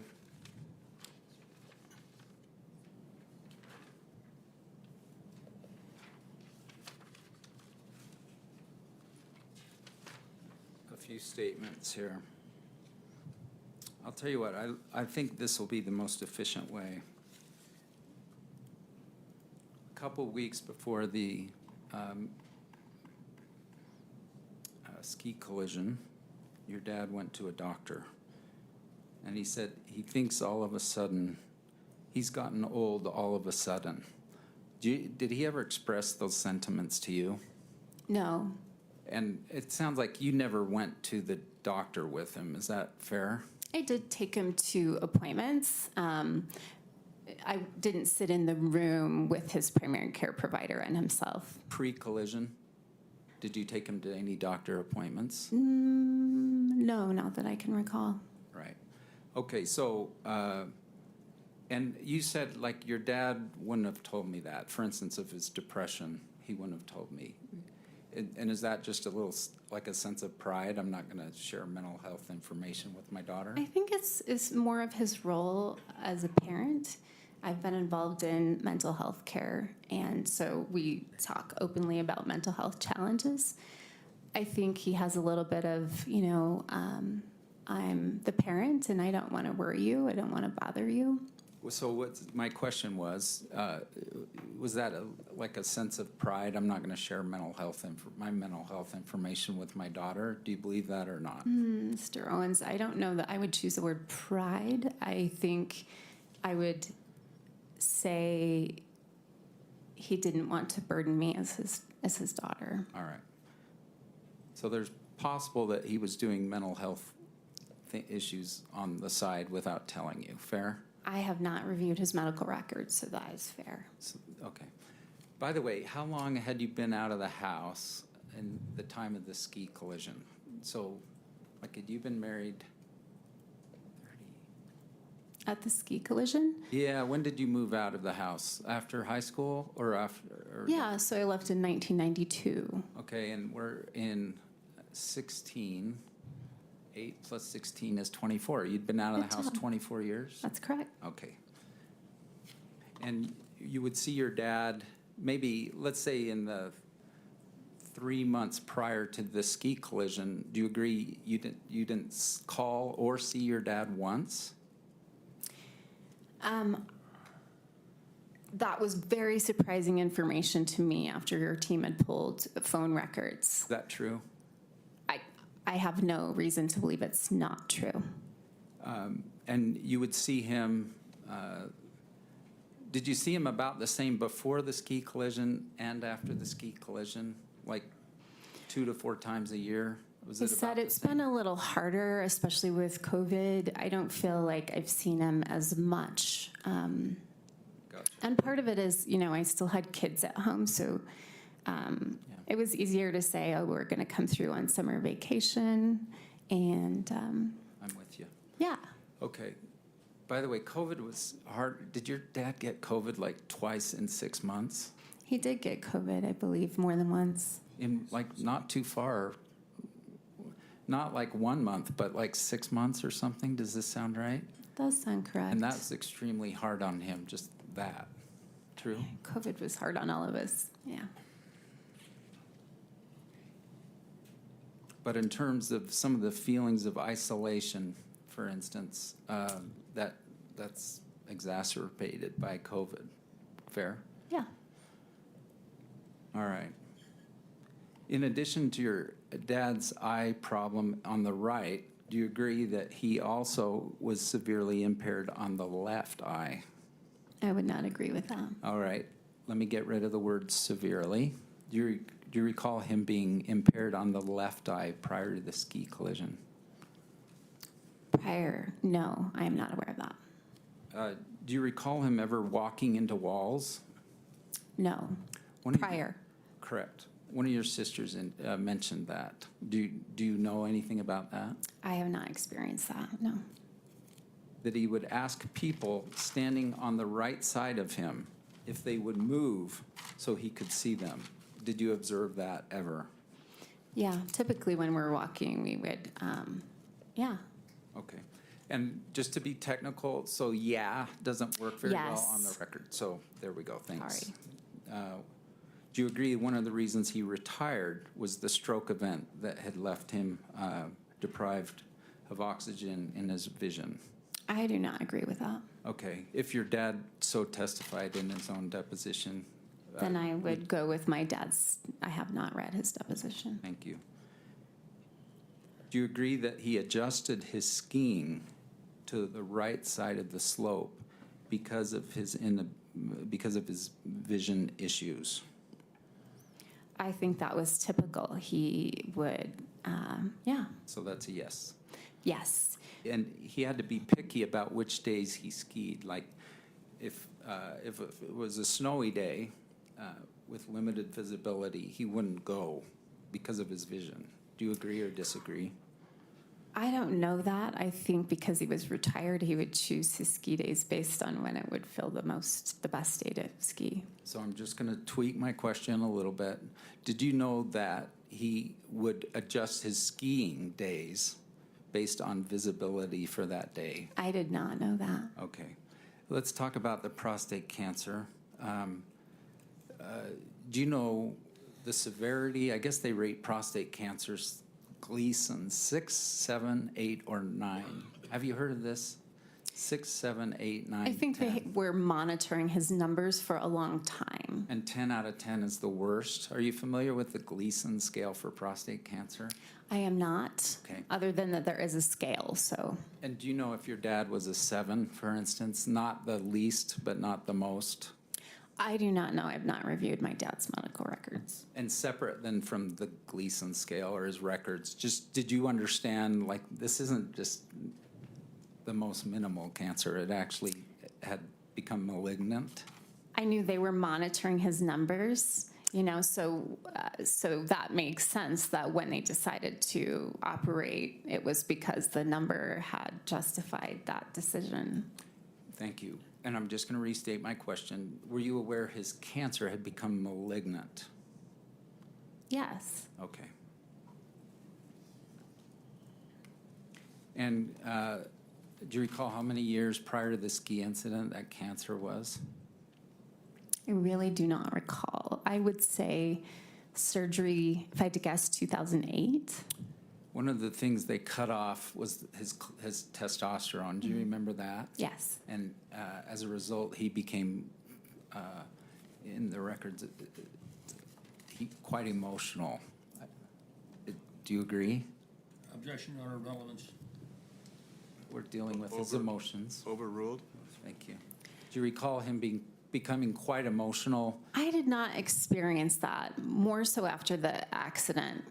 Much more notable. Thanks. Let's stay pre-accident for a while. Pre-accident, I never experienced the increase in emotion. All right. By the way, after the accident, how long was it until you went and visited your father?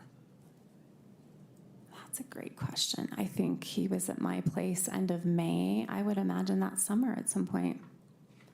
Okay, so the ski collision was in end of February.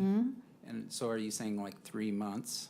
He was at my house end of May, so I saw him again 3 months. Okay, that was the first time you saw him after. Yeah. Typically, when we would come down, it would be like in July, so we would probably have seen him then. I can't review for certain. Do you recall there being a motion regarding the prostate? So I'm sort of prostate cancer, so I'm separating the testosterone issue. I mean, that's a big deal, isn't it? It is a big deal. I think he was scared. I think his father had similar issues, so he had kind of he had lived that experience, so he was concerned about it. How old, by the way, was your dad's mom and dad? Are they both deceased? They are. And at what ages, do you know? It's a good question. I think they passed away in 2002, 2004. I would say maybe in their 80s. 70s? Perhaps 70s, yeah. And what did your dad's dad pass away from? Was it prostate? I think it was complications with prostate cancer. And your dad's mom, what did she pass away from? She had broken a hip and then ended up getting pneumonia. Let's talk about your dad's hearing for a minute. So your dad, about how many years ago did he start wearing hearing aids? So my first memory of my dad with hearing aids, my younger sister was kind of an infant. And so, because I remember she would make noises and he kind of like, whoa, that's loud. So I think he... Like 5 years, 10 years, 20 years? Ago? Yeah. 40 years ago. 40 years ago, he's been wearing hearing aids. Yeah. And do you agree one side is worse than the other, or do you know? I don't know that. I think technology's advanced. Hearing aids today are much better than they were 40 years ago. And as far as severity of his hearing loss, just prior to the ski incident, do you know? Can you quantify that at all?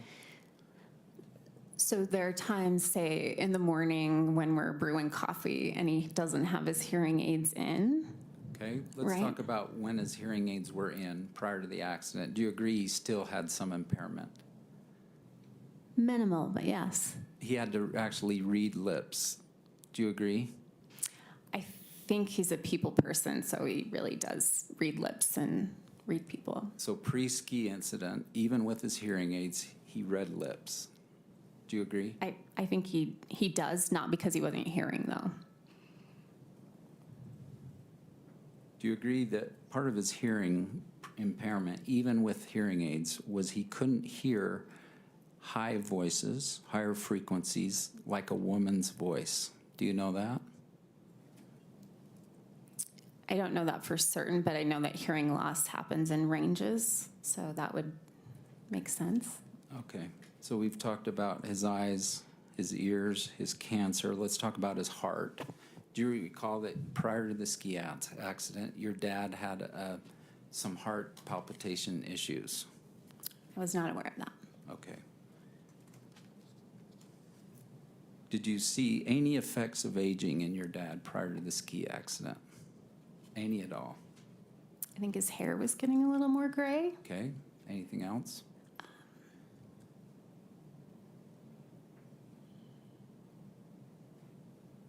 Oh, he seemed really pretty on target. So perfect health prior to the ski collision?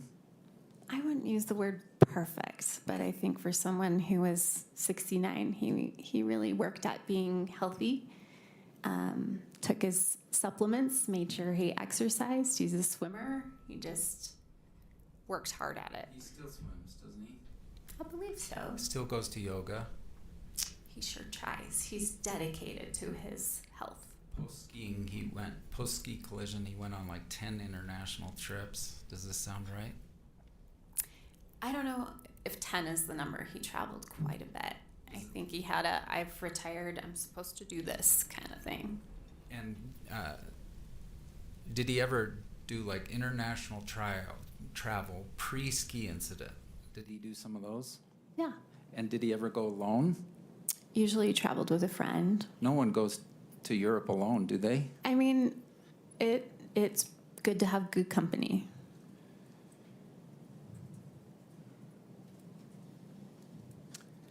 As part of the stroke workup, your dad had a lot of imaging done of his brain. Do you know anything about that? No, I do not. Do you know, for instance, if he was diagnosed with microvascular disease prior to the ski collision? I do not.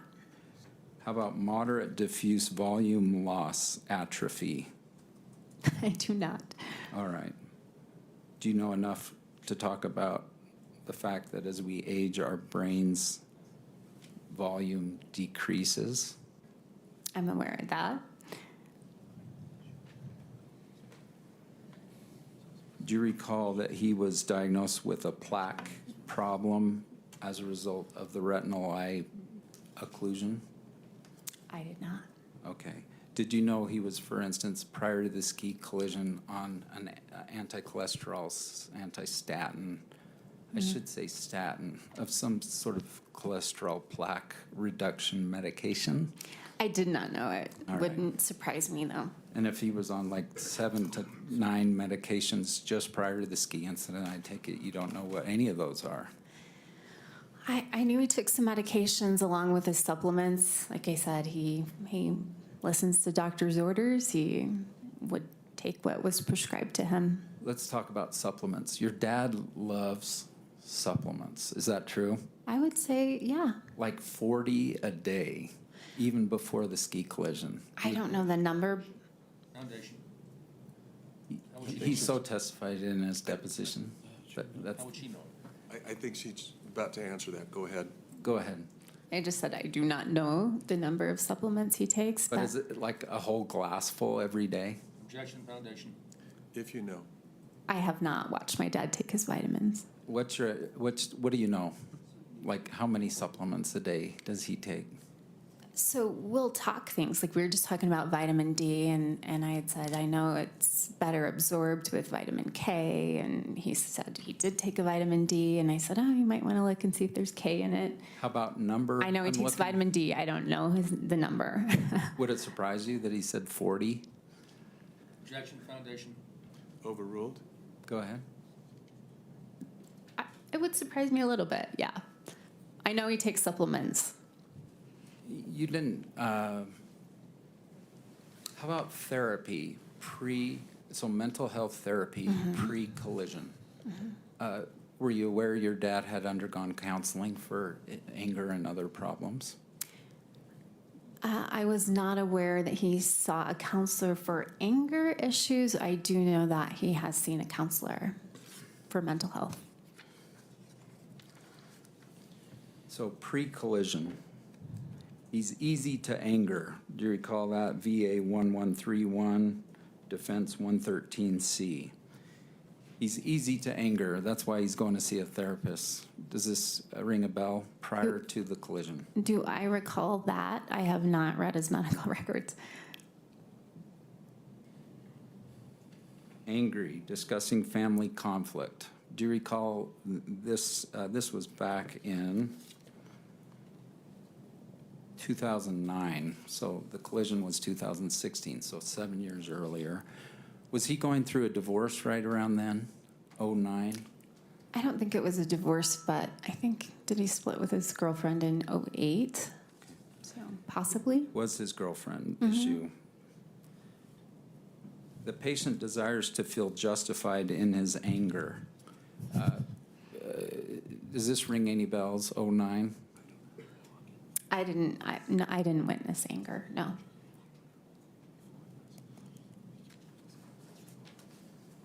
Or he didn't display it. Maybe he had a self-awareness. What do you know about like his breakup with his girlfriend in 09 in terms of emotions? Because we're talking a lot about emotions in this trial. Yeah. Well, I know it was after his cancer treatment. So the year following. So I think he probably needed a lot of support and healing. And I don't think he felt like he got that from his current partner.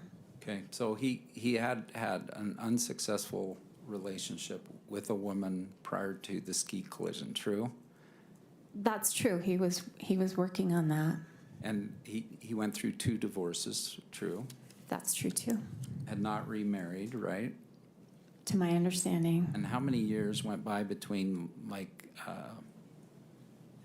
the second marriage came right after the first divorce, true? That's correct. And then how many years went by after the second divorce and before the ski collision?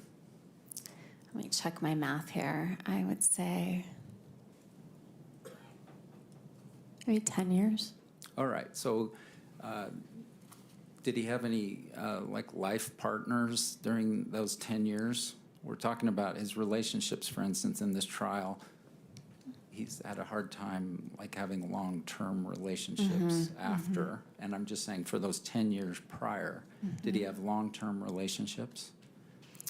By long-term, I can't think of sustainable. You had mentioned the one that had split in 2009, and I'm not sure how long they were together, maybe 2 or 3 years.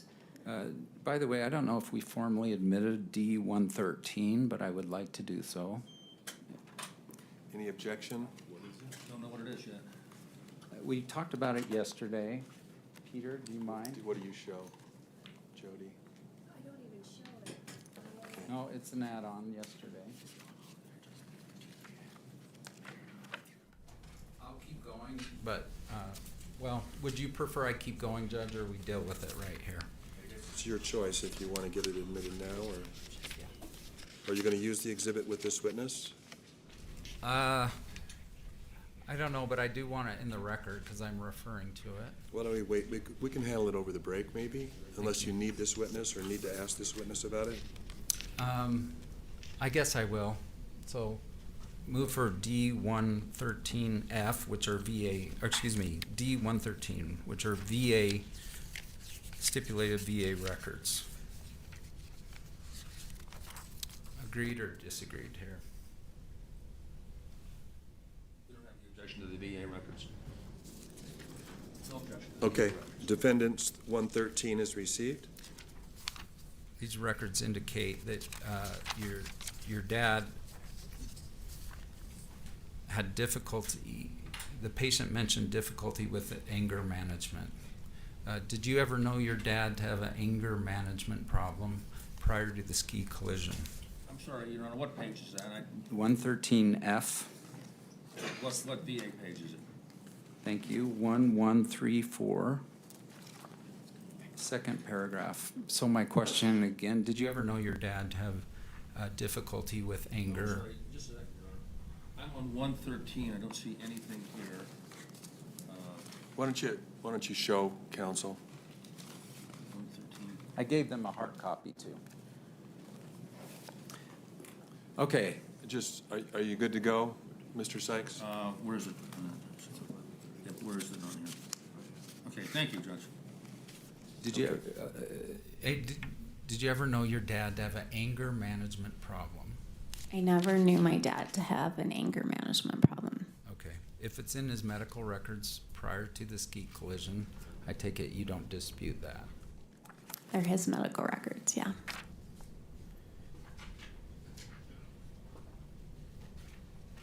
He struggles with self-disclosure that is self-focused rather than other-focused. Did you see that in your dad pre-ski collision? He's so focused on himself rather than others. I think he does have that tendency, or he did prior to the accident. It's after the accident, it's been magnified for sure. Okay, so the answer is yes. Yes, and more so after the accident.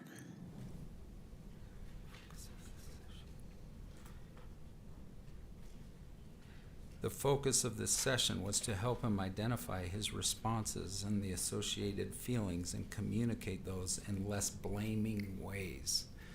Did you know him to blame others frequently pre-ski collision? No, I think it's just great that he was trying to get tools. Yeah. Well, he's getting tools because he has a problem with communicating with others that doesn't blame them. Did you observe that prior to the ski collision? I don't think any humans are perfect, and he's acknowledging these are things I'm working on. That's how I understand that. Okay, so I am trying to phrase these in yes or no, but I'm not going to cut you off. So I'm going to ask it again, though. Prior to the ski collision, did you observe that your dad had problems communicating with others because he would blame them? Yes or no?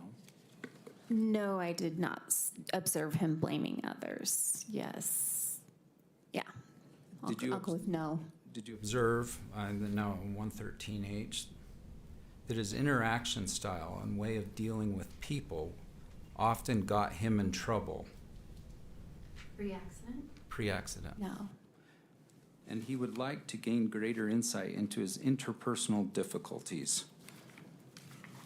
Did you observe your dad pre-accident to have some interpersonal difficulties? Yes, I think something he worked on.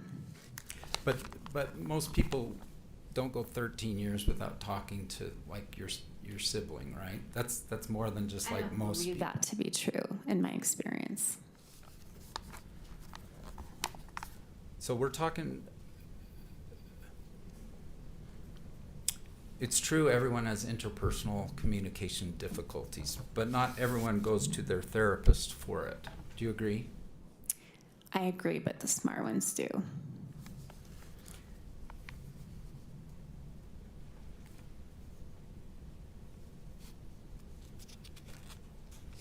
Patient had a number of recent stressors which he appeared to minimize. Okay, did you ever know your dad to minimize other stressors and focus on something sort of obsessively? Not pre-accident, post-accident, yes. Okay, how about that he would hyper-focus on a problem without dealing with broader issues that were affecting that? I would say he does have a tendency to hyper-focus. And that was pre-collision, right? Yes, way more so after the accident.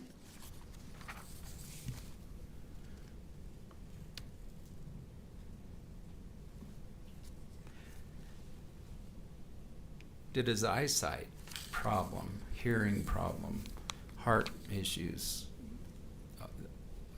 prostate cancer, did those somewhat narrow his abilities, his activity level?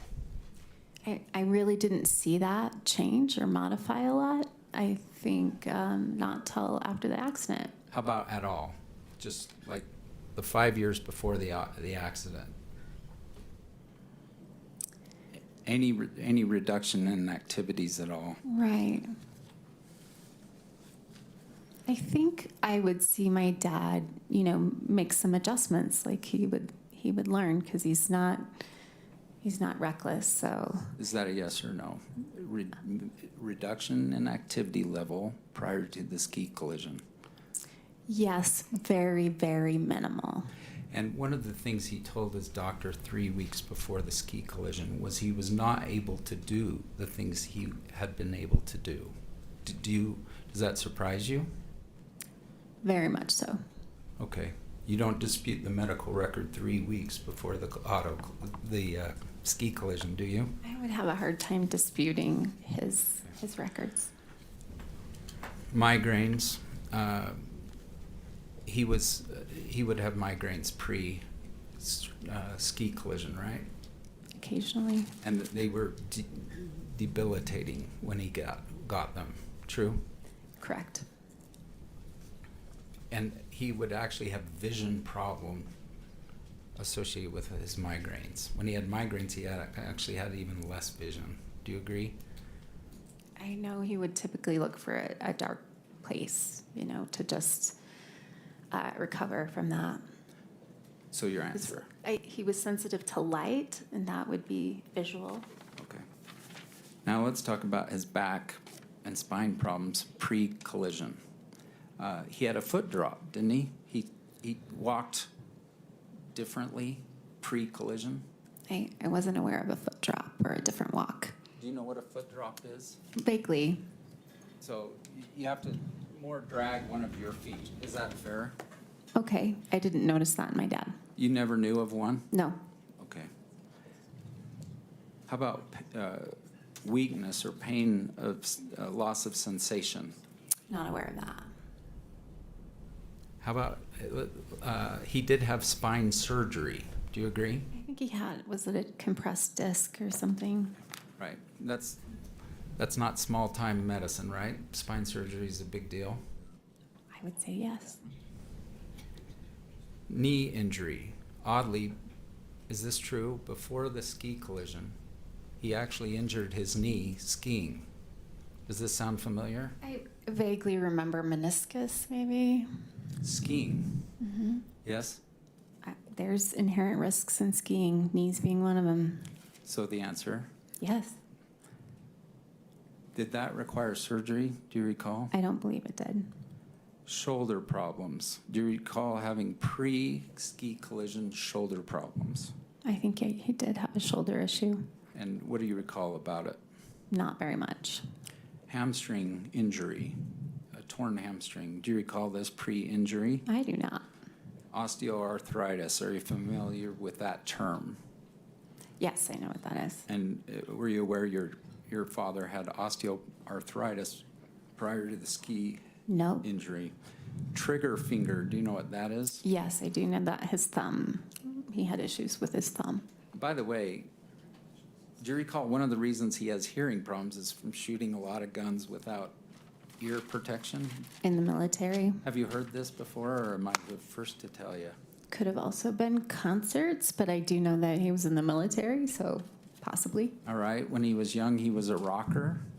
Is that fair? If rocker, you mean like the Kingston Trio? Yeah, he was a rocker. I think he told me he was a rocker in his youth. Do you know anything about that? Well, he's in college like in 68, so we're talking All right. Peter, Paul, and Mary, Kingston Trio. Real rocker. Still good music. Yeah. All right. Insomnia. Did you know him to have sleeping problems prior to the ski collision? I knew that sleep was kind of a challenge for him. That's something that he shares with my older sister, Shay. And so they would talk about different techniques for getting a good night's sleep. So did he have insomnia issues pre-collision? I don't know if I would call it insomnia. You want to read me a definition for insomnia? Sure. Taking a medication for it. Oh. Did you know that one of the medications he took, like a lorazepam or Ativan or trazodone, I think he took all three of those at one time. Not at one time. I apologized throughout the years before. So that's how I would define it, requiring prescription medication. Okay, so I would defer to my dad's medical record. All right. Respiratory problems, were you aware your dad had respiratory problems pre-collision? I knew that he kept an inhaler, that he'd had had pneumonia at some point, and so we felt like, I don't ever see him using the inhaler, Okay. but I knew he had one. Your Honor, I object. 60-year-old person now for What's 5 minutes. It's irrelevant, and there has to be some end to this. Okay. We only have Oh, 4 more days. Yeah, overruled. All right. Each side's getting half time, so it's not affecting your time, Mr. Sykes.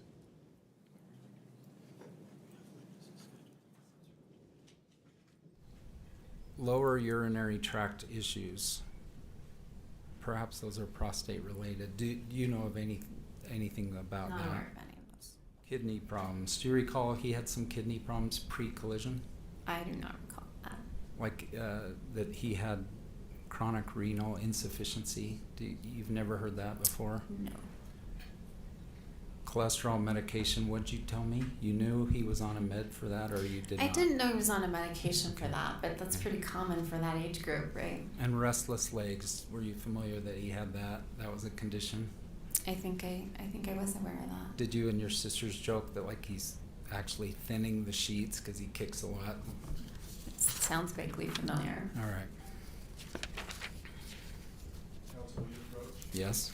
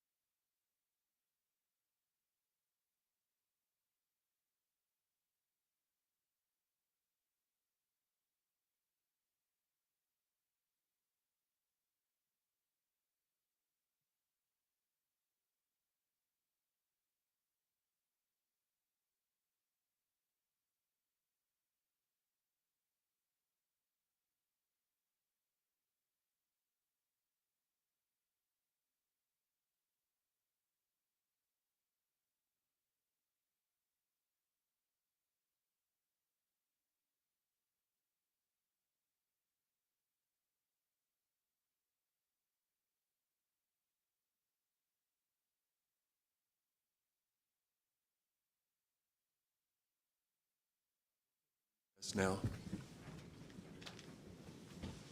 rise for the jury.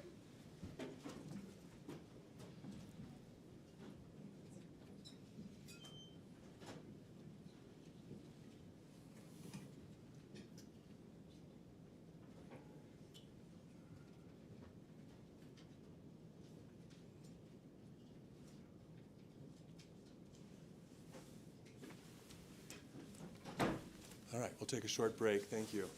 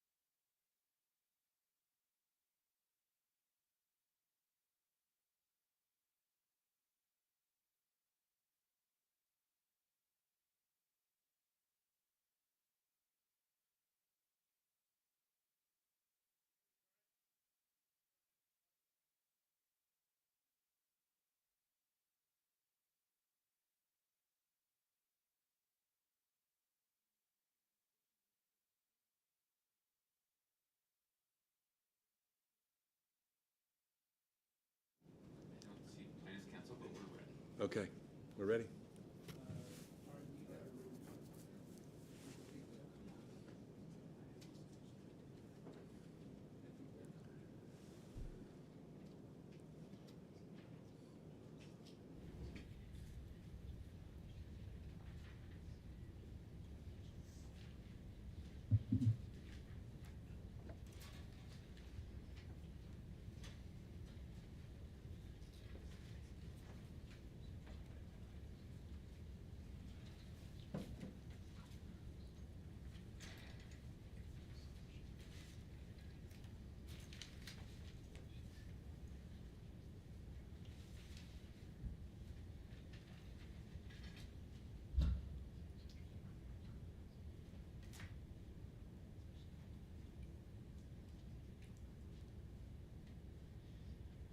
I do have a question for plaintiff's counsel. Is the jury, have they been summoned? Why don't we wait? I do want to ask a question of plaintiff's counsel.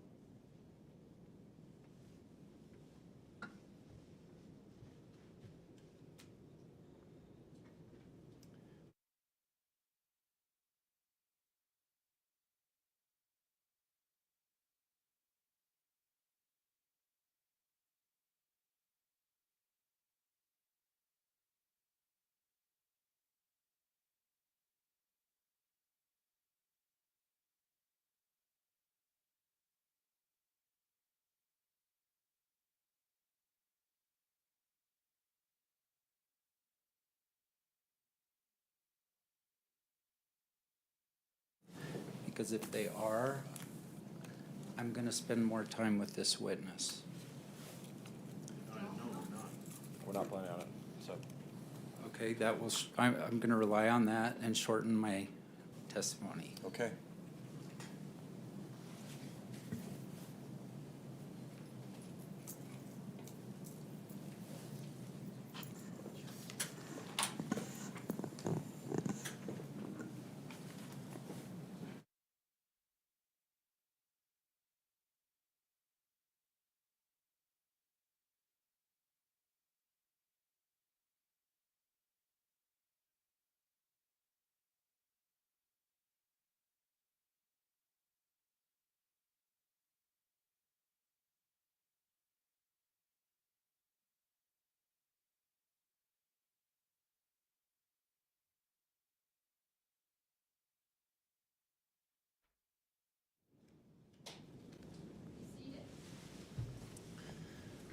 Thank you. Mr. Owens, you may proceed. Thank you.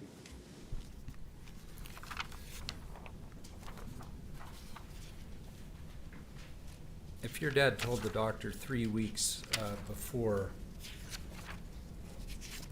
the ski collision that he was preoccupied with paperwork and cleaning things out and not doing things he enjoyed doing that he used to do, do you have any insights on that? I do not. Did you personally observe it? I did not. And how long had it been since you saw your dad prior? We said 3 months after the ski collision, but I'm not sure I asked you. How many months prior had you seen him? I expect that we would have saw him either over the Christmas holiday Okay. or perhaps Thanksgiving. We usually did one or the other. All right. So where the accident was in May, it would have been 5 or 6 Accident months. was in February. Oh, you're absolutely right. Sorry. Yeah, so I'm thinking it would have been Couple months. 2 months, 3 months. Gotcha. Yeah. Was your dad sort of a scary driver before the ski collision? I think I mentioned he was a multitasker, so he did more things in the car than I wanted my teen drivers to witness. This is the first time I've ever seen this, but not just texting, but he would actually read a book while driving on the interstate freeway. Is that true? I'd heard that rumor, like back when we were children, From your on a sister? straight stretch. I think that was something that, From your sister? yeah, That's bad judgment, isn't it? To actually read a book? I wouldn't recommend it. There's no foundation for the judge. She doesn't have any personal knowledge. Sustained. Well, do you think that is bad judgment if your dad was reading a book, driving? Judge, you just ruled on this. Sustained. It's a different question. Go ahead and move on, counsel. Thanks. All right. Your dad, our experts have actually compared brain imaging before the collision and brain imaging after the collision and have made various conclusions. I take it you don't know anything about that. No advanced degrees in neuropsychology or. All right. And then your dad really received all of his health care at the VA. Is that accurate? I think his primary care provider, he uses the VA. I'm talking like lots of medical care and lots of specialties. Are you aware of that? Like I said, I think he really values his health and has always, had those checkups and would not surprise me. So pre-collision, like a lot of medical records. I think there's a continuity there that runs his whole life, before accident, after accident. So I'm waiting for a yes on any of these. Yes. Thanks. Okay. And they knew him best. Fair enough? The VA people? Gresham Foundation. If you can answer the question. I think it depends on if you have longevity with your primary care provider, and sometimes with the VA there's a lot of turnaround. They don't always stay a long time. Do you know that he actually did have a long-term relationship with his primary care provider at the VA before this incident? I don't know whether he did or not. Okay. I would be hopeful that he did. Margaret Rasmussen. Do you know that name? Maybe I'm misstating it. Never mind, don't worry. Okay, then, so does this surprise you that your dad would go to the VA people and say, I want to be checked out. I want my thinking to be checked out. Did you ever hear him do that? No, I did not.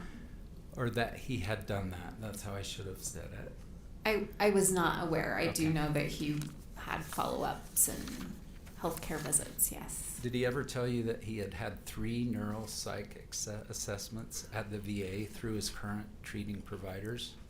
Pre-collision? No, I did not mean to switch on you, thank you. Okay. That's a good clarification. So like 1 month after, 1 year after, 1 and 3 months after, that kind of thing. I knew that he was having follow-ups because he was really worried about his mental state. So I haven't seen the medical records, but that seems, if that's what his medical record says. And did you ever remember hearing from him or anyone else that they were all average to above average in like 20 different categories? He did not share the response with me. I know he was doing a lot of work towards it, right? Cognitive work. So you knew he was getting these assessments, but weren't you saying, hey, Dad, what are they saying? Didn't you do that? I don't think I asked for medical, information, more about how are you doing? Do things feel less foggy for you? Okay. Are you you're doing it. I'm proud of you. Keep doing the work. Keep following up. Post-collision travel. All right, so he would visit U.S. states like Washington, Oregon, Montana, Idaho. Do you recall all of those? My sisters live in those states. I do, so yeah, I would say he did travel there. And then in addition, he went to Peru and walked the Golden Trail. True? I can't speak to that. I do know he went to Peru. Okay. Do you remember like Machu Picchu? He went and visited Machu Picchu? He did not share that with me. Or I would have done that if I was in Peru. Yes. And that he floated down the Amazon? Did not. This is early 2017. So about 1 year after the collision. Do you recall how many weeks he was gone in Peru? I think it was a couple of weeks, maybe. Okay. And then Costa Rica, he did a zip line also the year after the accident. Do you recall this? I was not aware he did a zip line, no. How about Europe? Also the year after the accident. Do you recall he went to Europe the year after the accident? So I recall in 2017, he had tickets to go with Robin. Then things fell apart with that relationship, and so he went to Europe with my younger sister, Jenny. So the answer is? Yes, I'm aware he went to Europe. He went to the Netherlands and Germany and Switzerland and Italy and France and Belgium. Correct. I believe so. The Netherlands, he went there 3 different times. Is that true? Sounds correct. And that's the year 2 and 3 after the accident. Okay. You with me? Like you have to say, I can't testify. Do you know that? I was not aware he had gone 3 times. I was aware that he had traveled to the Netherlands. More than once? To my recollection, twice. Okay, Morocco. Yes. He twice visited Morocco. That sounds correct. Canary Islands. This is the year after, 2 years after the accident. That was the same time I went to Morocco. And the Canary Islands, I don't even know where those are. I should know. If they're not on a risk board, I don't know my geography. Do you know where it is? I would have to look at a map or an atlas as well. Okay. Thailand. He visited Thailand 3 years after the accident. Does this Yeah, sound with his right? friend Boyd. And each of these times he'd take pictures and post them with him smiling at all these great tourist spots. Do you agree? As you do. Yes. Yes. Big smiles in front of a Buddhist temple, for instance, right? Yeah, we don't tend to post pictures of ourselves sad and in closets. No, we don't. We tend to. The answer is yes? Yes. Like Eiffel Tower, those Italy, the coast, all have big smiling pictures of Terry, true? I haven't seen a lot of those photos that you're talking about. I think there were quite a bit of photos before the accident, too. I would want to make sure you could separate pre-accident, post-accident pictures. Right, and you defer to your dad on that, right? If I asked him, like, does this date look right? And he says yes, I mean, he'd be Yeah. the guy. Possibly. All right. So is it fair to say his travels did not suffer as a result of the ski collision? Yes, you could say his travel companions might have suffered.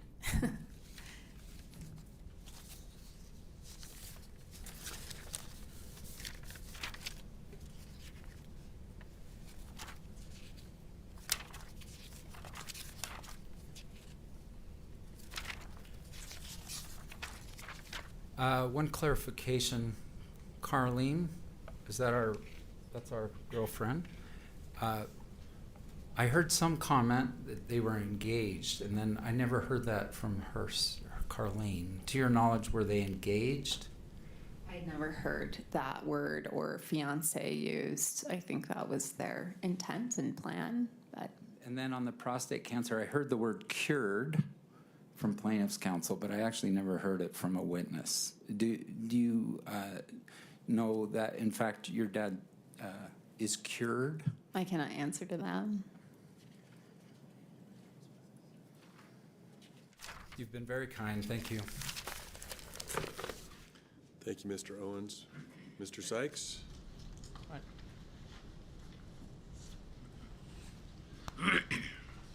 I have 1 second, Judge. Sure.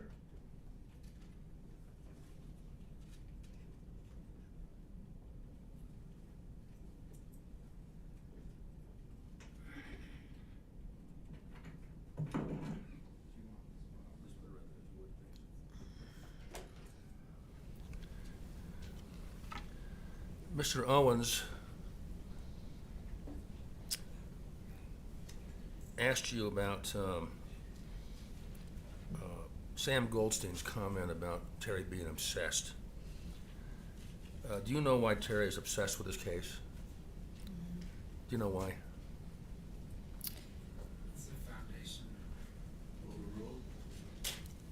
I think my dad is very principled, and I think not only was he injured, but I think this accident really hurt in a way that it hurt him in a way that somebody would just not care for him when he was injured. I think that his brain injury, he really does become consumed with things. And I think feeling like righting this wrong for him has really kind of consumed him. And he wanted to make it right. He wanted someone to at least apologize or acknowledge or be held accountable for their decision on that day. Okay. Do you have any experience in mental health? And if so, tell the jury what it is. Yeah, so I managed a mental health and substance use disorder clinic for several years. In the Coeur d'Alene area? Yeah, in St. Mary's actually, for a FQHC there. So worked with people that were struggling mentally or with addiction. I ended up leaving just, during the pandemic. It got so that the demand was much greater than we could fill, and it was really a lot of people in crisis a lot of the time.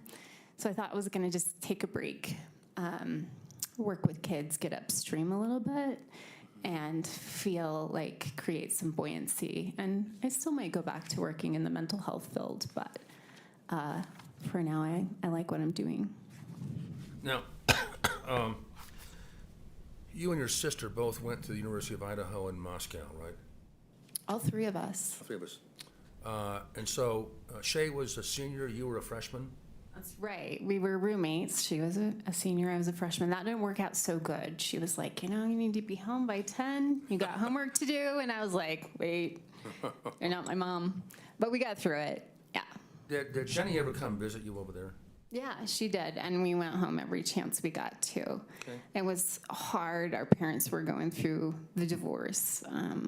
So myself at 18 and Shay at 21, it really felt like we left our little one behind. So yeah, we went back every chance we got. You were quite close to her, right? Yes. Tell the jury about Jenny's mental health problems. So let me begin by just saying she's one of my favorite people. But yeah, as probably a young adult, she was diagnosed with mental disabilities. She is on disability now. Objection. Just a minute. Sustained? Well, do you know this for a fact about her diagnosis? And how do you know? I could, because I'm her sister and we communicate with each other, and I know she's on disability now. Your Honor, my objection was sustained, and we're just pretending it I'm wasn't. asking what she said. I'm saying, Objection is sustained. The answer is stricken, and the jury should disregard the response. Go ahead, Mr. Sykes. well, I need to be able to explore this because he did quite a bit. So, okay. Up here for just a minute.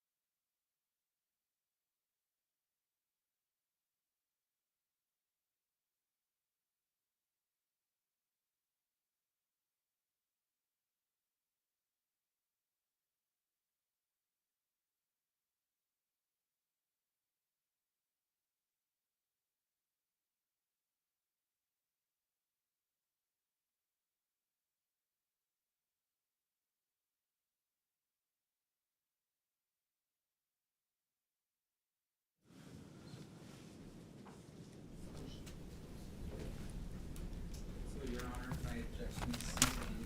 Yes. Okay, would you tell the jury what your experience with mental health is in the clinic? What did you do there, Yeah. and what did you learn?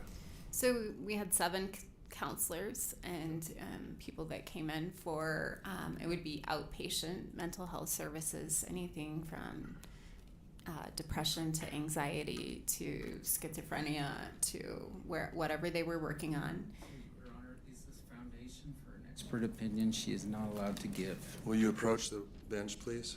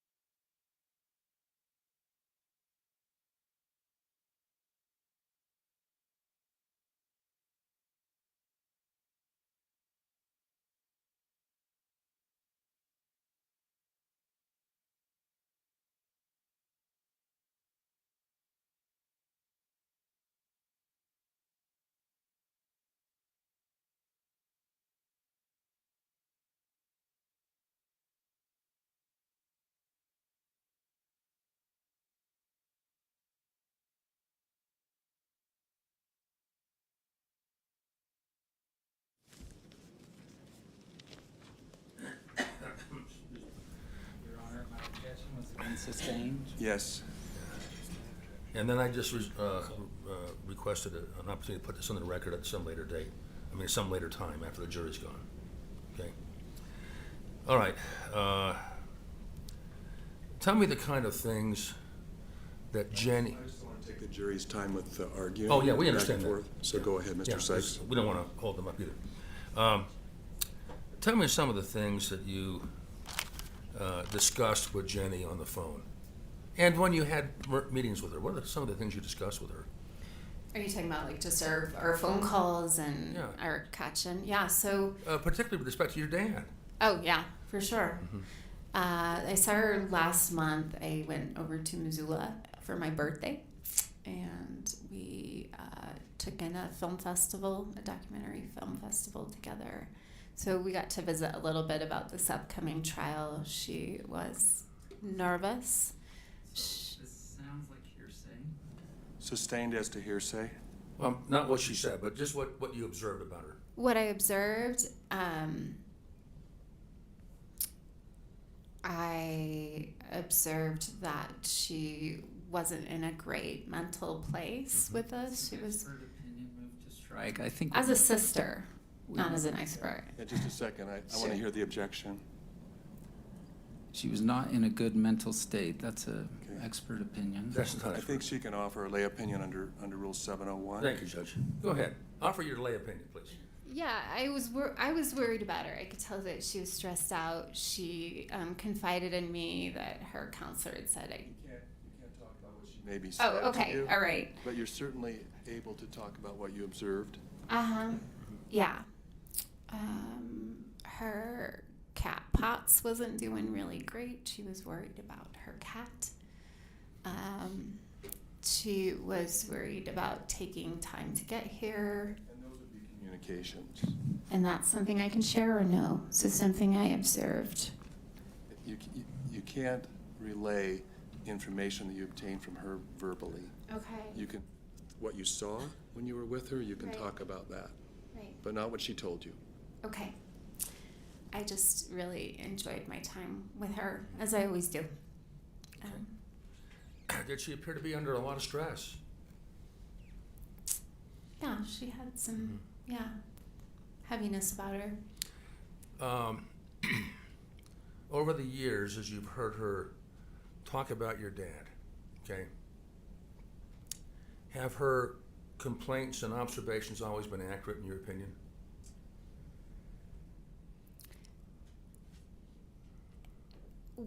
I think her mind, she has a creative way of seeing things. She was an art major. She's very visual, struggles with verbal communication. I think of everyone in the family, I do best with almost, I don't know if I can call it translating or interpreting and drilling down to what she's trying to say. There are times, though, when, and I don't want to speak for my other sister, Shay, but I can speak for myself when I've experienced that her understanding of a situation is very different than mine. To strike that. We're getting it out of a lay perspective. I think that is a lay opinion of. You need to lay the foundation based on her perception.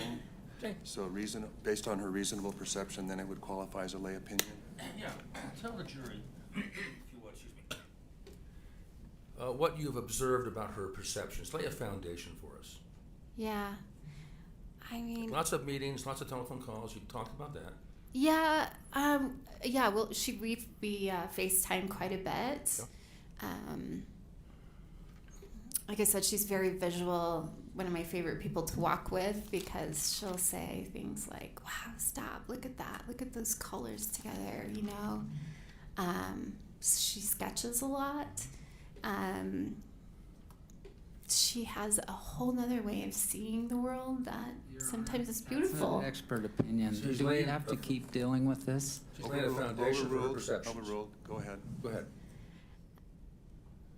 It's really cool when you can expand your way of understanding, right? And we're always kind of myopic. Like I see things how I see things, and you see things how you see things. So what I appreciate about Jenny is that she has another way of seeing things. And sometimes that is really difficult. Sometimes with communication, things get twisted or confused, and there's a lot of clarification that has to happen often. And Can we put on the record she is not here as a mental health expert, and she is not a mental health expert? I think you can bring that out on cross-examination. This is a lay opinion of a sister about a sister and nothing more. Go ahead, Mr. I'm Sykes. sorry you were interrupted. See if you can finish what your thought was. yeah, and I don't want anyone to think that I'm an expert on anything. What I can speak to is the fact that I have had a relationship with her for 41 years. You know, she's kind of my first baby. I was 6 when she was born. So I can just speak to that relationship and growing up with her. You were saying, I think you said she had another way of perceiving things. Is that what you were saying? Yeah, I think she has a unique way of looking at the world. That's not always true. Your Honor, It's not always easy. Yeah. Just a minute. She can't make a credibility statement about her sister's thoughts. Sustained. Let me rephrase And that. also sustained as to vagueness. Okay. When you said another way of, did I want to quote you correctly, another way of perceiving or understanding, you said that. I did say that. I think Now, what did you mean by that is my question. it kind of comes back to Mr. Owens when I spoke with him earlier, and he was saying, so are you telling the truth or is she telling the truth? And I had a hard time answering that because I can speak to my own experience, but I am not in her lived experience with her, who she is, and I have not lived her life and her experience. I know her to be truthful. I've never heard her lie. So if she's communicating that to you, that is her understanding of the experience. Yes, we have had times though when she has saw something that I have not seen, or I would portray it as differently than her. Based on your knowledge of her in the past few years, okay, and your knowledge of her over the years as her sister and one who loves her, are her perceptions always accurate? They're not. Hold on one second, Judge.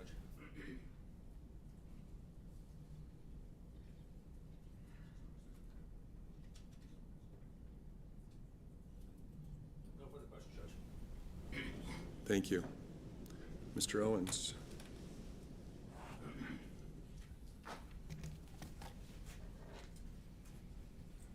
I understand Jenny to be a perfectly lovely, well-spoken person. Do you? She's lovely. I would not use the words well-spoken. Did you read her 136-page deposition? Am I allowed to? Of course you are. No, I have not read her deposition. Well, I don't know if you are, but I didn't give it to you. I'm just wondering. Does it surprise you that question and answering was perfectly eloquent? The whole thing for like hours and hours. I object, Your Honor. She has no foundation to answer that question, and that's just a personal opinion. Sustained. Does it surprise you that Jenny could talk eloquently for hours and hours? Same objection. Sustained, it sounds like counsel's testifying. Okay. She has a bachelor's degree, right? Whoa, it's hard fought, but we got there. Yes. Yeah. Is the answer? Yes, is the answer. She, I mean, it sounds like I'm defending your sister here, and you're not. So let's kind of talk about it. No, because I will. Objection, Your Honor. That's improper. Comment Yeah. by counsel. Overruled.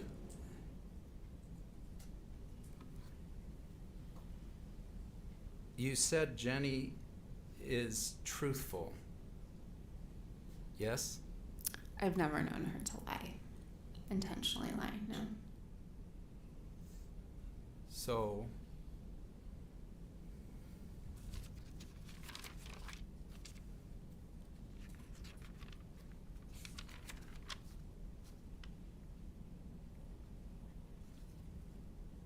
if she says your father violated boundaries she set for years, you defer to her? Objection, Your Honor. That's beyond the scope, and he's already covered that in his. Overruled. I would say that's something my sister has communicated to me, is that it's something she really practices with my dad, is healthy boundaries. And both the other sisters do too, right? Yeah. Set boundaries, and sometimes he violates them. I think True? all healthy relationships have to have boundaries. And yes, that has been, after the accident, definitely something that I struggle with my dad.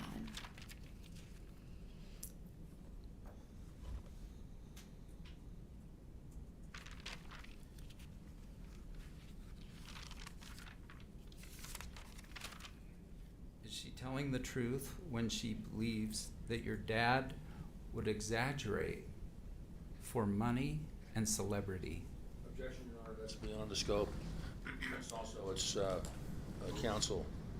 Overruled. She would be telling her truth.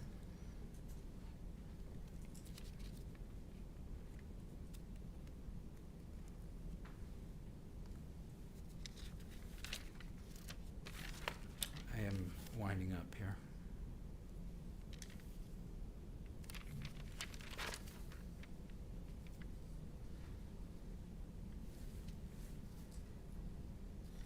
Is she telling the truth when she says he's deceptive?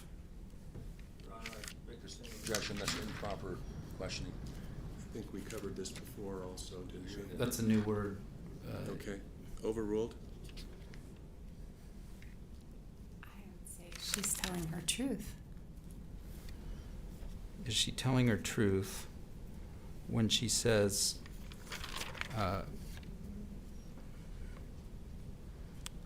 I'm having a problem finding my quote on this. I apologize. Give me 1 second, please.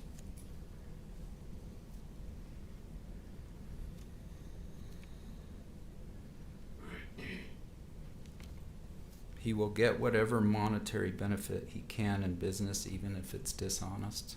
Objection, same. It's been gone through, That's not a And it's quote, but it is a summary. and it's totally irrelevant. It's improper questioning. Overruled. I don't know that to be true. Again, this is Jenny's deposition.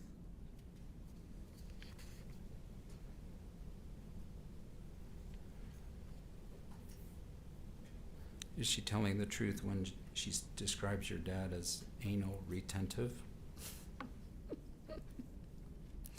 I'm thinking that word came up with my older sister too, because she brought up that word, and I said, I don't even know what anal retentive means. Jenny? What does anal retentive mean? So, if you're talking like type A in order and details, I would say that's true. Okay, so let me make sure we make sure we're on the same page. Okay. Is she telling the truth when she says he has anal retentive? He's anal retentive. I would not call him anal retentive, no. Okay, but both your sisters did, right? Shay said that too. Do you recall? Shay said that the word anal retentive came up in her deposition, and I said it did not come up in mine. Okay. Yeah. Well, I didn't make it up. Came from somewhere. Okay, anal retentive has nothing to do with our bottoms. Is that true? Just to make sure we're talking about the same thing. It's got the word anal in it. I know. I don't like saying it. Is that the definition? I'll tell you what. I think it's obsessive, sort of. That's how I understand it. But and it is. Sustained? She asked me, but I'll be quiet. Yeah, let's move on. Those are all my questions. Thank you. Mr. Sykes, anything else? Okay. What's up? And would council please approach?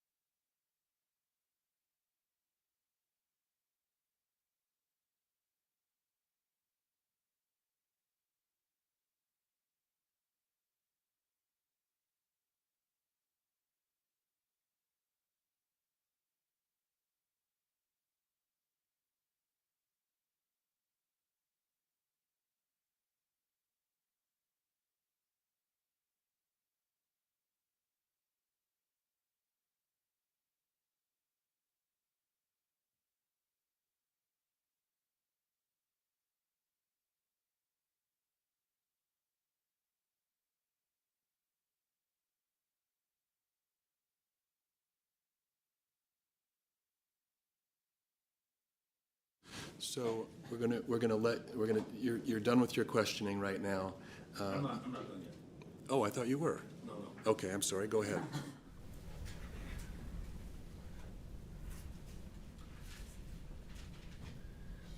You answered some of Mr. Owen's last questions, that she's telling her truth. Define that for us, please. What does that mean?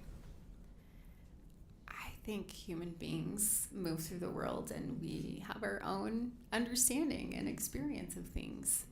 I think there's a neurodiversity that exists in this world, and there are different ways of understanding and experience. Like I said, I don't know Jenny to be untruthful. I think she sees the world in a curious, different way. But that's not your truth. No, it's not my experience. Those are not my experiences. No further questions. Would she get it wrong that she didn't talk to her dad for 13 years? I believe that is wrong. Overruled? Overruled. So, you think she can be wrong? Yeah, that sounds wrong to me from my knowledge and understanding. So if you want to clarify, you're saying that after she moved out, she never saw my dad for 13 years? We'll defer to her testimony, but whatever Okay. she said. Okay. Thanks. I forgot to ask you one question. 2017, your dad broke up with Robin. Robin Dale, right? Okay. That's beyond the scope here. And she went to. Overruled. Go ahead and. She went to. He took Jenny to Europe with him, didn't he? That's correct. Did they have a good time? No, it was miserable. Miserable. I think at some point she sent me footage where the bearing had gone out on my dad's wheelie suitcase, and it was just an hour and a half of him like spinning the wheel trying to figure it out. And when I said, "How are things going?" Couldn't fix that post-accident, huh? No.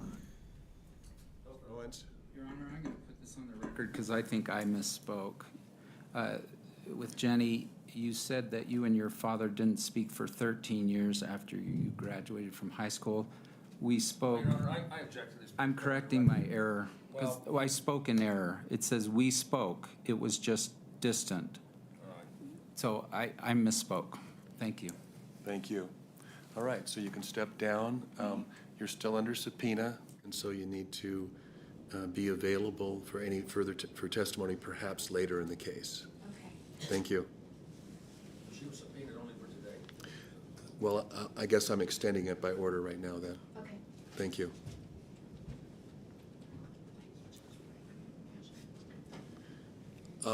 Yes, I'm sorry, thank you. I was just reminded, I'm sorry, Ms. Gresham. You're still under the witness rule, meaning that you can't watch the proceedings, you can't sit in here, and you can't talk to other witnesses about the case. Thank you. Mr. Sykes? Well, confer with more learned counsel. Just a minute.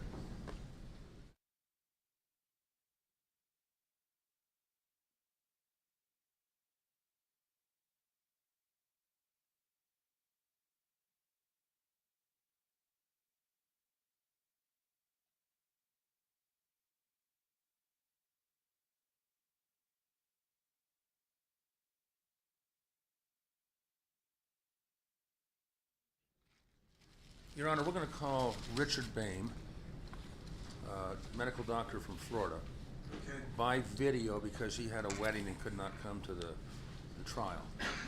And so, A few minutes to set that up. no, we're ready to go, but I mean, the jury might want a short break, I think 5 or 7 minutes, something like that, I mean, whatever. I think we're okay if, Everybody get a break? it's been less than 30 minutes. Thank you. And counsel, for the record, would you spell that witness's name? B-O-E-H-M. And that's an MD? An MD, PhD, biomedical engineer. All right, thank you.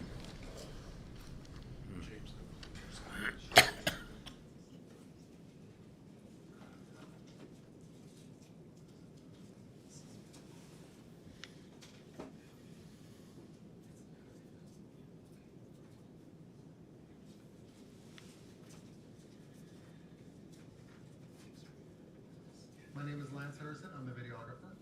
The court reporter is Rossann Morgan. We represent Depilmax Merit, located in Salt Lake City, Utah. The time and day indicated on the Zoom feed is 12:11 p.m. Mountain Time, March 13th, 2023. This is the case of Terry Sanderson versus Gwyneth Paltrow, case number 190500048 in the 3rd Judicial District Court, Summit County, State of Utah. Counsel will now introduce themselves and the court reporter will swear in the witness. Lawrence Bueller for plaintiff Terry Sanderson. James Egan for Gwyneth Paltrow, the defendant. With me is also Robert Sykes. I don't introduce myself if I can ever get this thing turned on. Okay, Robert Sykes, also counsel for the plaintiff. Doctor, can you raise your right hand, please? Do you solemnly swear the testimony you're about to give today will be the truth, the whole truth, and nothing but the truth to help you God? I do, Madam Court Reporter. Thank you. Go ahead, counsel. You're welcome. Thank you. Dr. Bain, could you state your name and spell it for the record, please? Certainly. My name is Richard Bain, and that is spelled B-O-E-H-M-E. Okay. And I'd like to just get some background and educational information. So where were you born? Huntsville, Alabama. And where did you grow up? Huntsville, Alabama. And next, I'd like to hear about your education, starting with high school and then through universities, undergraduate, graduate, and postgraduate school. Thank you.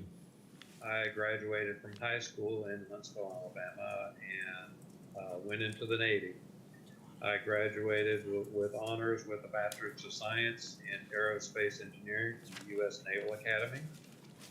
I did my postgraduate work in nuclear engineering, and I served on board a number of nuclear submarines in the U.S. Navy as a nuclear trained engineering officer.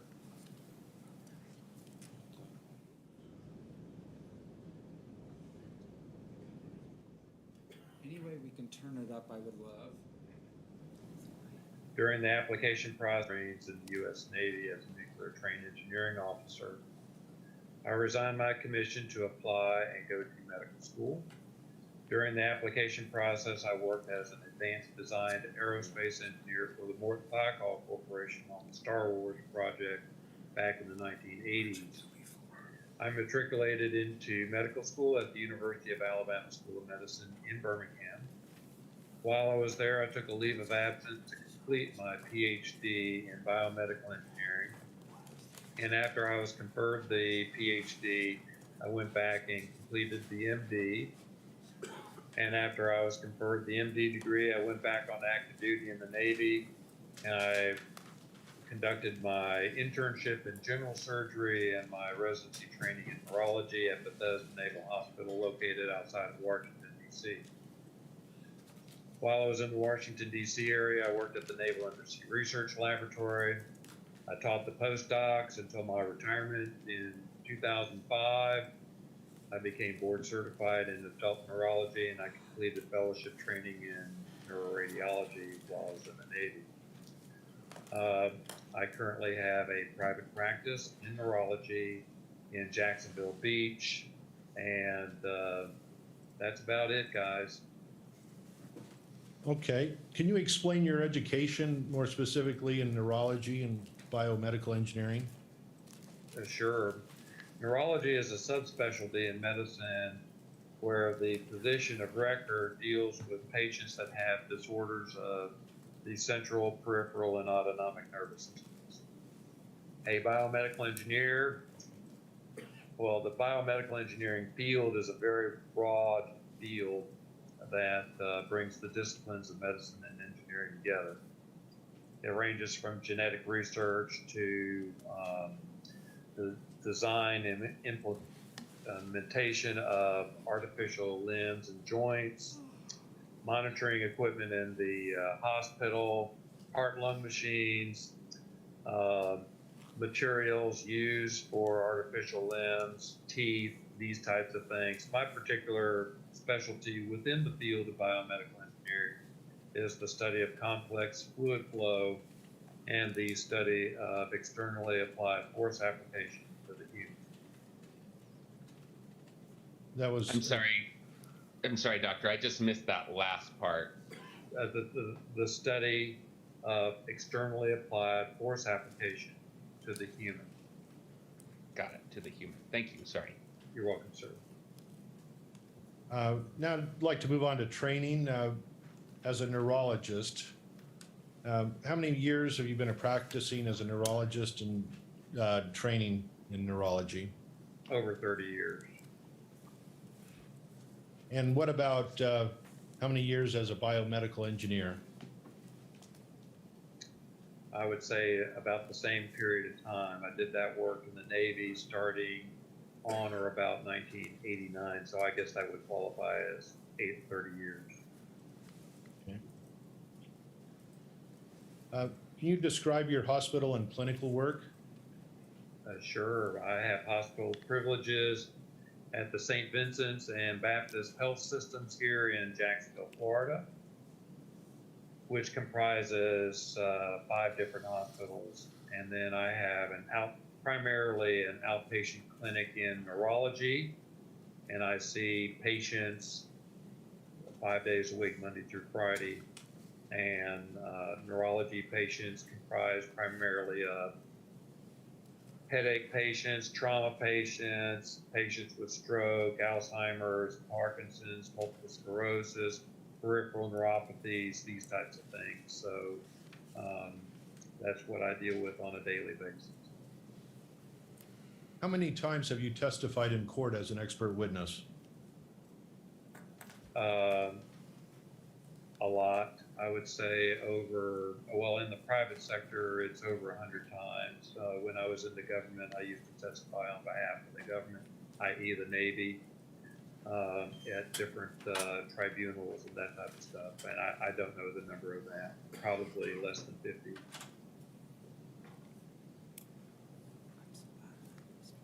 Are you compensated for your time as you prepare for and testify in court? Yes, I am. And what types of cases in the private sector do you testify? Well, I get involved in what we refer to as personal injury cases, i.e. patients that have some type of medical malady as a result of an externally applied force application to some part of their body. I get involved in medical malpractice cases and also in product liability cases. Okay. Does that include head trauma? Yes, it does. And also, to be complete, every so often now that I'm retired from the Navy, I do get a government case from time to time. I would say maybe once per year. Okay. I'd like to move to your professional specialties and interests. Other than what you've described, are there any other things like patients or brain injuries in general or concussion victims that you have specialties or interests in? Well, I see patients that have closed head trauma, that have concussion symptoms ongoing, if you will. So I hope that answered your question. And that is how it's done by a neurologist, correct? Well, yes. I mean, some neurologists elect to specialize their clinic in certain disorders, if you will, but I don't. I'm more of a general neurologist. So in addition to the trauma patients, I see the other patients that I've already described. Okay. What about your professional specialties in biomedical engineering? Anything else that you can tell us? Well, I did that work in the Navy, and then when I came into the private sector, I got involved in the three types of cases. Well, actually, the two: personal injury and product liability. Medical malpractice deals with just neurology, but product liability cases, i.e., if a particular medical device fails for some reason, then I get called in to assess why it did that, if it in fact did do that, if you will. And then, of course, the personal injury aspect of it. This would be one of those types of cases. Okay. So you mentioned personal injury. That would include closed head brain injury? Yes, and spinal cord injuries, these types of things. Anything that involves the nervous system, and keep in mind that we have nerves that go to all parts of our body. What is a closed head brain injury? Well, closed head injury just means that the externally applied force to the head did not open up the head, i.e. you don't have an open skull fracture or anything like that. An example of an open head injury would be like a gunshot wound to the head. That would be an example of that. Is that the same as a TBI or traumatic brain injury? Well, closed head trauma just describes an externally applied force application to the head. Now, what it does to the brain, if you have any type of dysfunction of brain activity after the force application, we refer to that as a traumatic brain injury. What is an MTBI? M just means mild traumatic brain injury. And what about post-concussive syndrome? Post-concussion syndrome is just a description of a group of symptoms that make up a syndrome. Post-concussion implies that there's been some type of externally applied force application to the head that results in some type of brain dysfunction. And in classic terms, a post-concussion or a concussion is in fact a mild traumatic brain injury. However, you need to qualify that whether or not the concussion is permanent or not. Most concussions, most people that have concussive-like symptomatology from a blow to the head, the most common of which is a headache, will resolve quickly over time. And the trauma literature is pretty specific in this description. 95% of people that have a closed head injury that have concussive symptomatology resulting from that will return back to their baseline normal within 1 year, 95% of the time. So that still leaves 5% of those that don't. So you have to qualify whether or not the concussion or the concussive symptomatology is permanent or not. Okay, regarding the group that does not recover within a year, what are the problems that typically persist? Well, keep in mind that your brain is your whole being. So you can have any type of symptom relating to brain function. Keep in mind that the study or the field of neurology was learned stroke by stroke. So to give you some examples, if you lost eyesight as a result of a blow to the head, that would be a brain injury because you lost your eyesight. You can have paralysis, you can have double vision, you can have vertigo or imbalance, you can have hearing loss, you can have disorders of mentation, such as memory loss, intermittent confusion. The most common symptom after a blow to the head would be a headache. So people will describe different types of headache syndromes as a result of blow to the head.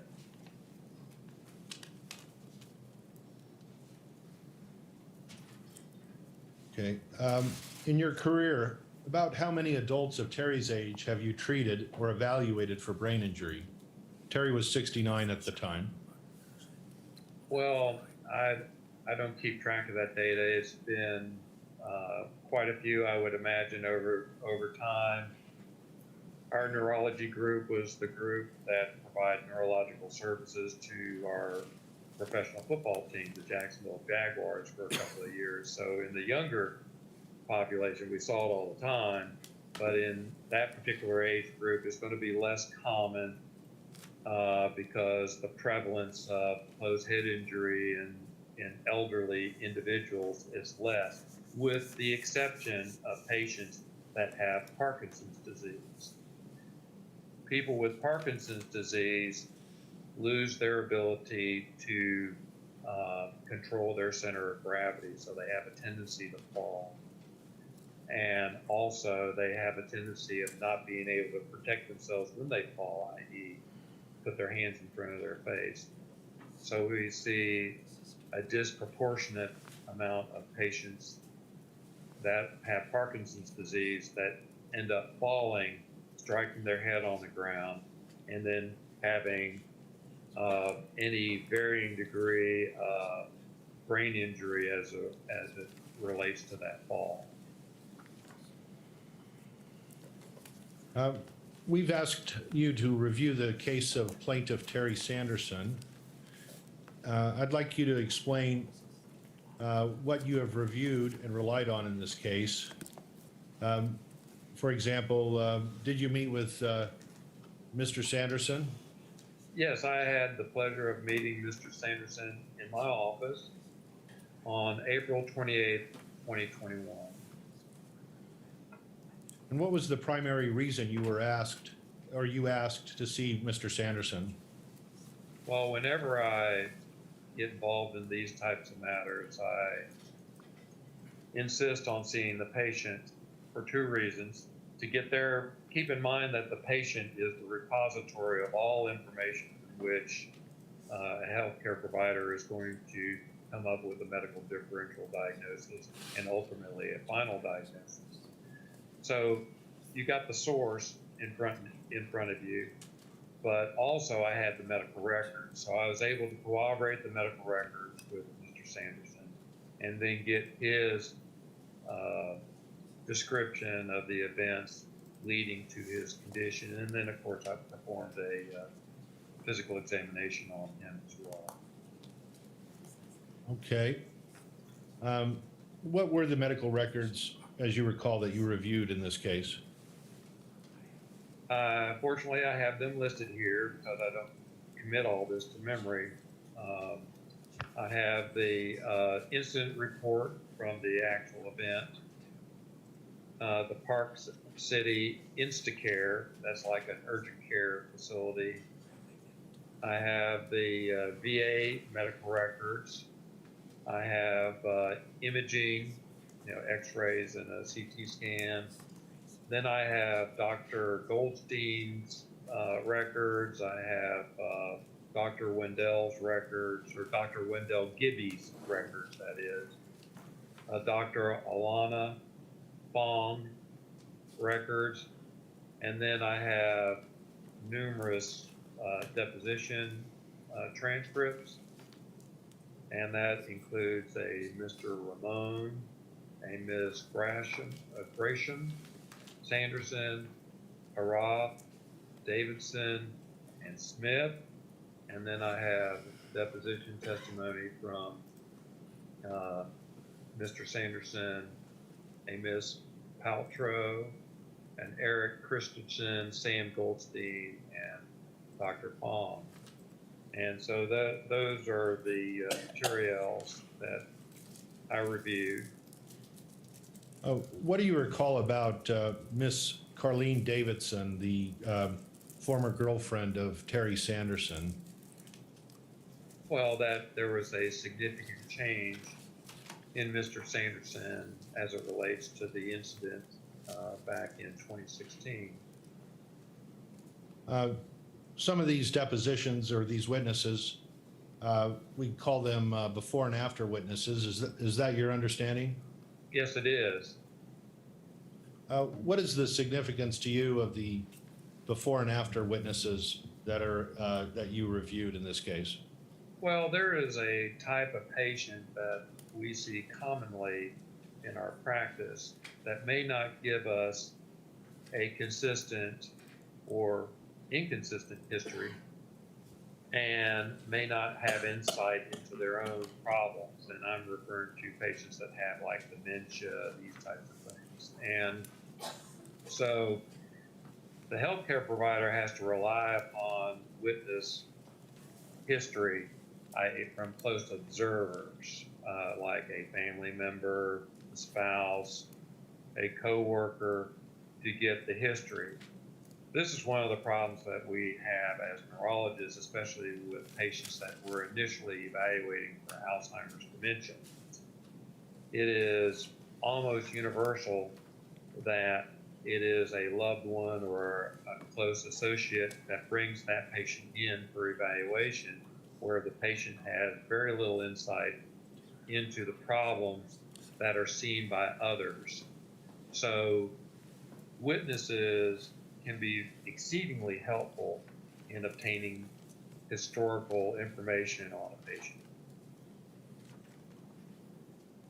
Does Terry Sanderson have Alzheimer's or dementia in your opinion?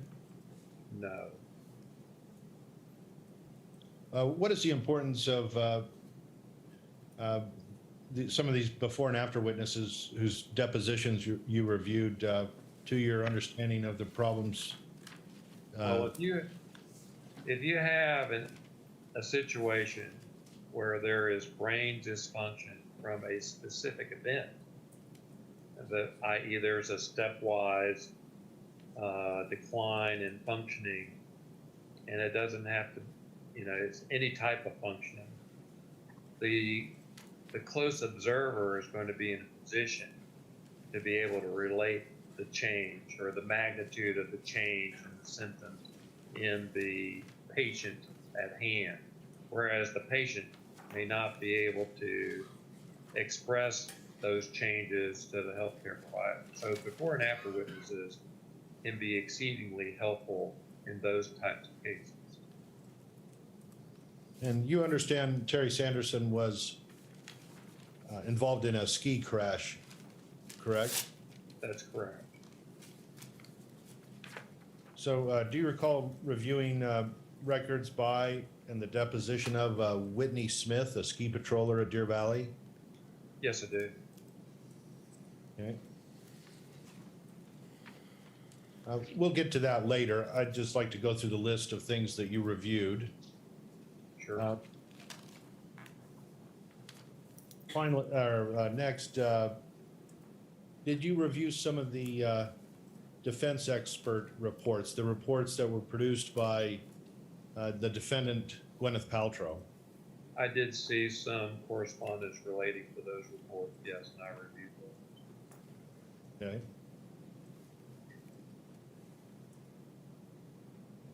Now I'm going to share my screen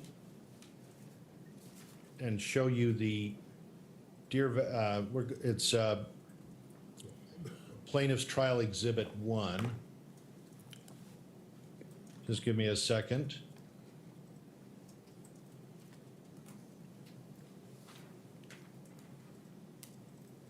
And this is the Deer Valley Resort Company Incident Report Form. Do you see that at the top? Yes, I do. And it's dated February 26, 2016. You see that too. Yes, I do.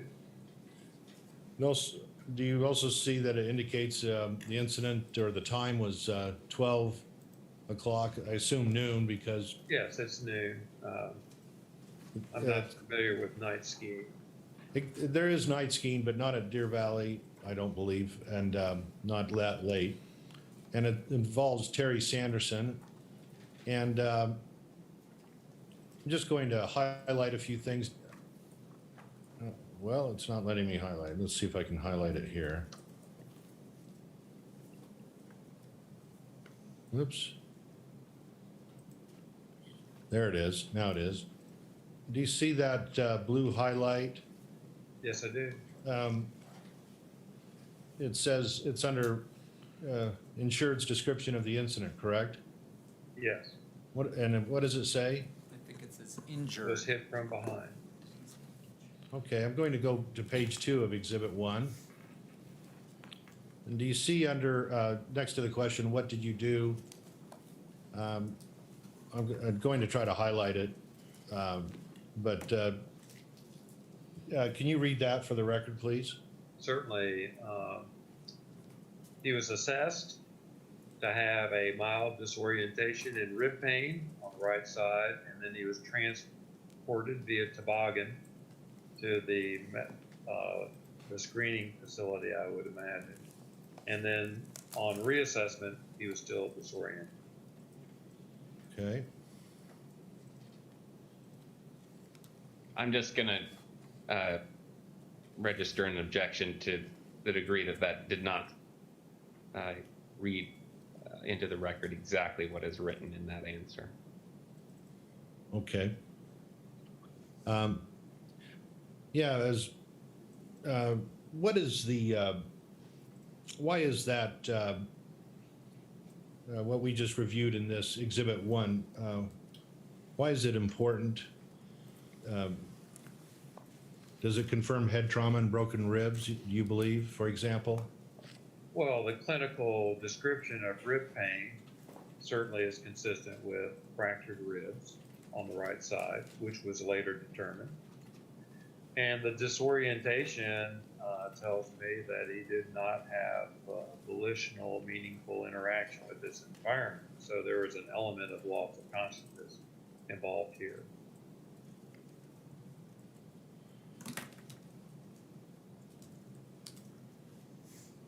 And what is the significance of loss of consciousness? Well, loss of consciousness is certainly dysfunction of the brain. I mean, obviously, people aren't on a ski slope unconscious unless something happens to them. So this is certainly an aberrancy of brain function. Okay. Just to go through the exhibits at the beginning instead of later, I'm going to go through another exhibit. This will be plaintiff's trial exhibit number 4. And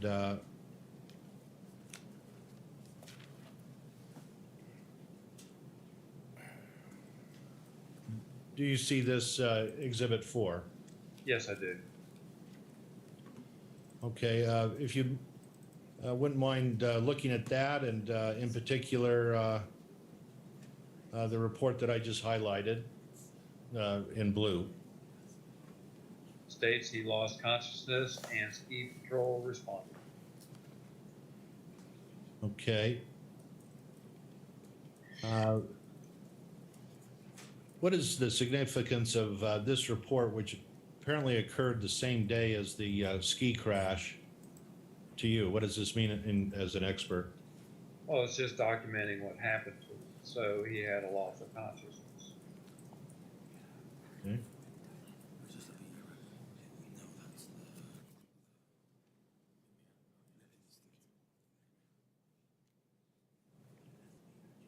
And like I said, I'm just going through these to make sure you're familiar with them, because I'd like to discuss what they mean to your opinions, or to form your opinions. Next, I'm going to show you trial exhibit 5.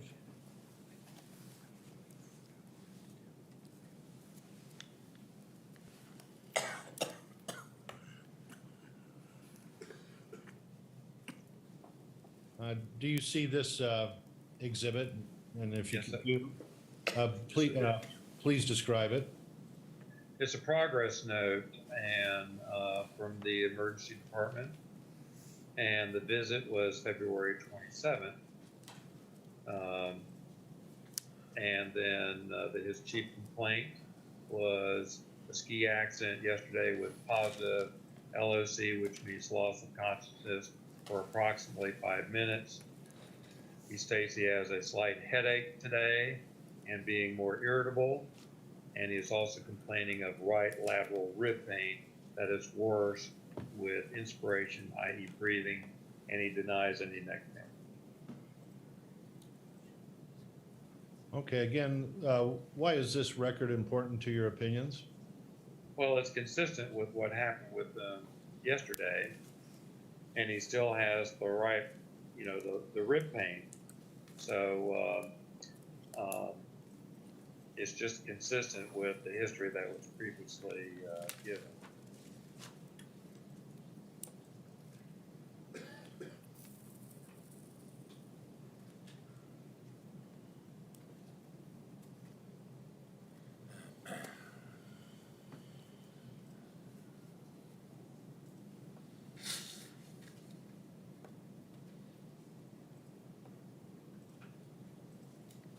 I'm just going through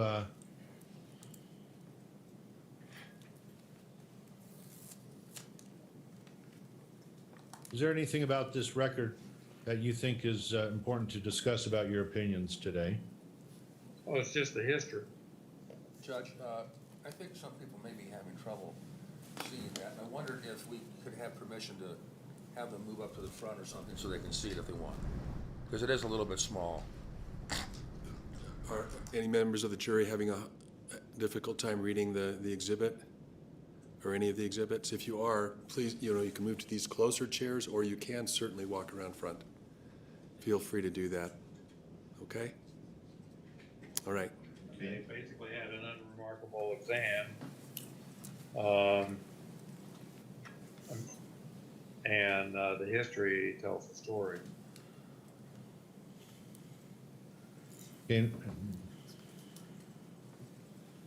Finally, I'm going to show you Exhibit 7, which is the last exhibit we'll show right now. And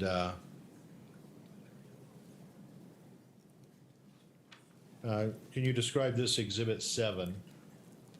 It's a progress note from February 29, 2016.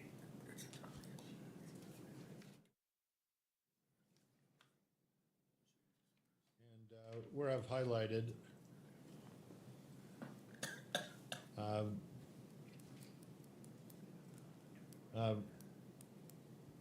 oh wait, not the, that's too much.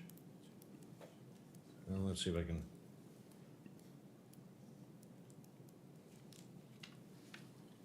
Okay, the part that's highlighted, what is the significance of that?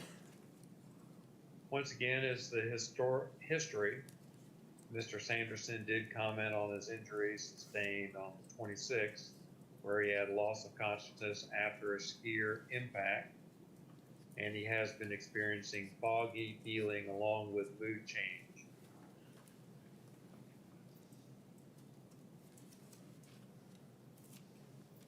Okay, I believe this record, well, I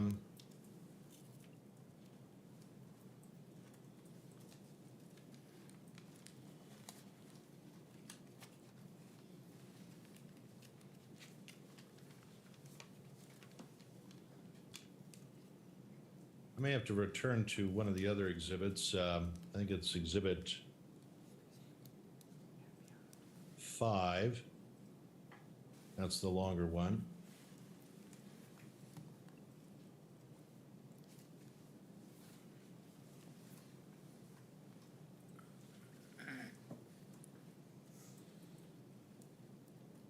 And in particular, I'd like you to look at the page 4 of Exhibit 5. And are you able to see this record? Yes, I am. It's a radiology report. Can you explain the significance of this record? Well, it documents the injury on the right side of his chest, responsible for the pain and increased pain when he was breathing. And basically it shows under impression acute fractures of the right 4th through 7th lateral ribs with minimal displacement of the 4th and 6th ribs. So does this mean he broke 4 ribs in this ski crash? Yes, it does.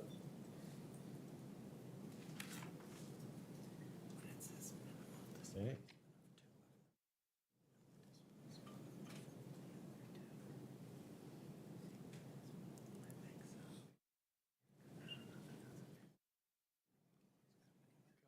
Be a good place to take a last break. Okay, let's take a short break and then we'll come back for the last session. Rise for the jury.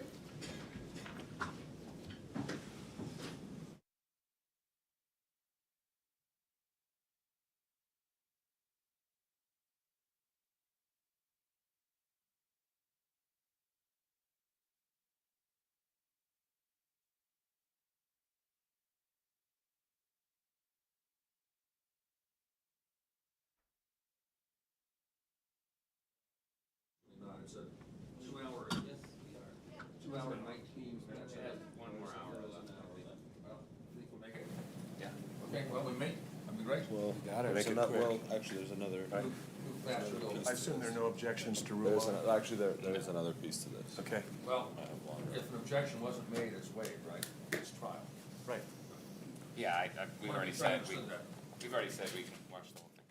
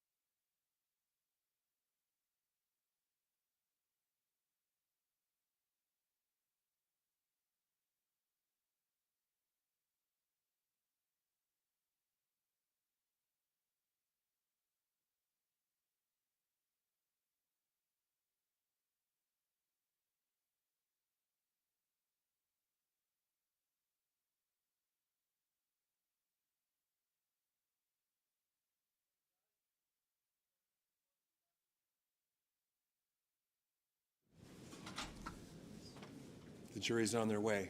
Yes.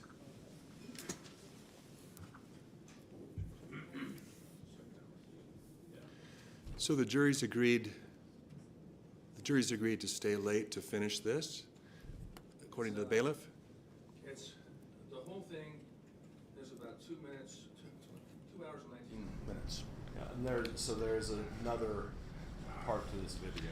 If they can stay, Never mind then, we'll just stop at 5. yeah. I wouldn't mind, but I think they would be a little surprised. Yeah, I misspoke earlier because I was just going off this video. I was also. Yeah, I forgot there was a second. They broke it up when we took a break for the last before we. I mean, we're happy to go without any cross, but we think it'd be unfair. We wouldn't mind. Very well. And then I'll want to go over our witness lineup for tomorrow. Yeah.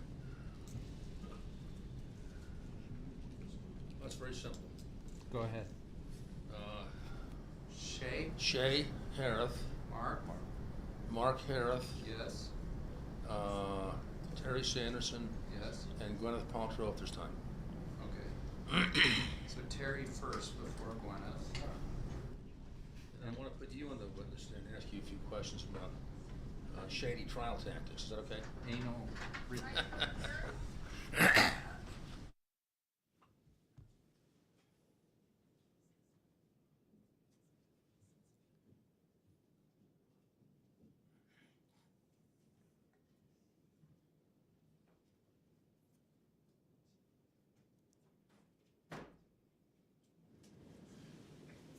All right, thank you. Thank you, members of the jury. And I know I had the bailiff talk to you about timing, and the lawyers have informed me that we were all wrong about this, and it's going to take a little longer, so we will break at 5 or a few minutes after 5 today. So, thank you. You may proceed, counsel.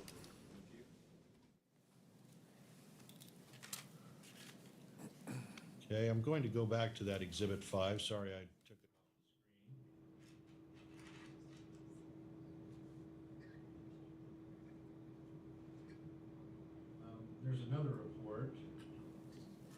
Do you see that? Yes, I do. Another radiology report. Can you tell us what that means to you? It's a radiology report of the CT scan of the brain without contrast. And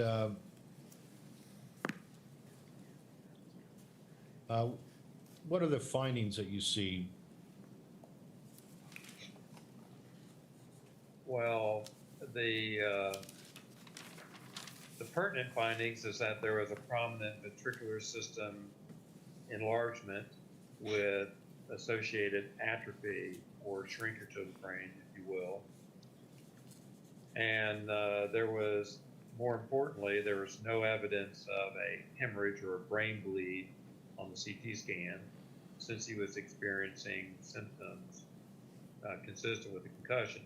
So obviously you want to rule out some type of abnormal finding within the brain. You do that with, in an emergent setting, you do that with a CT scan, which was done here. So basically, from a traumatic standpoint, there was no abnormal findings, i.e. like a skull fracture or bleeding within the brain. When you say emergent, that means emergency? Yes, I mean, most emergency rooms are equipped with a CT scan for that reason, to look for fracture and hemorrhage. So if you really need something more than that, like an MRI of a particular anatomical structure, then usually that's scheduled on an outpatient basis.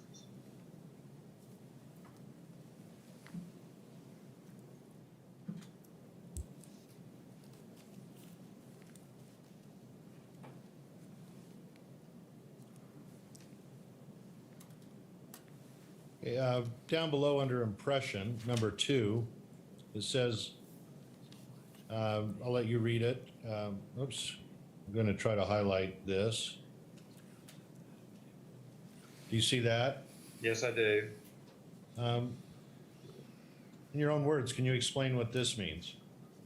Well, the prominent ventricular system discordant with mild volume loss suggests an anatomical finding of NPH, which stands for normal pressure hydrocephalus, and it says in the appropriate clinical setting. So you have to clinically correlate these findings with the patient. Does this mean, was this number 2 that you just discussed, is that related to the ski crash injury? No.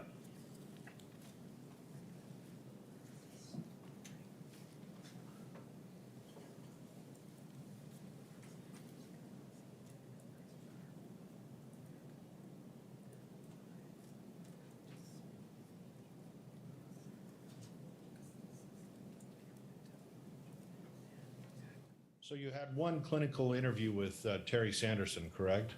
Yes, it did. And that was in your clinic. Yes, it was. How did you clinically assess Terry's TBI symptoms? Well, basically, they are mild, if that's what you're looking for.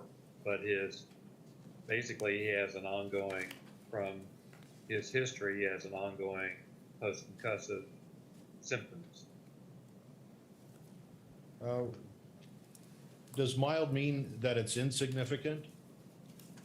No, not necessarily. It depends on the symptoms.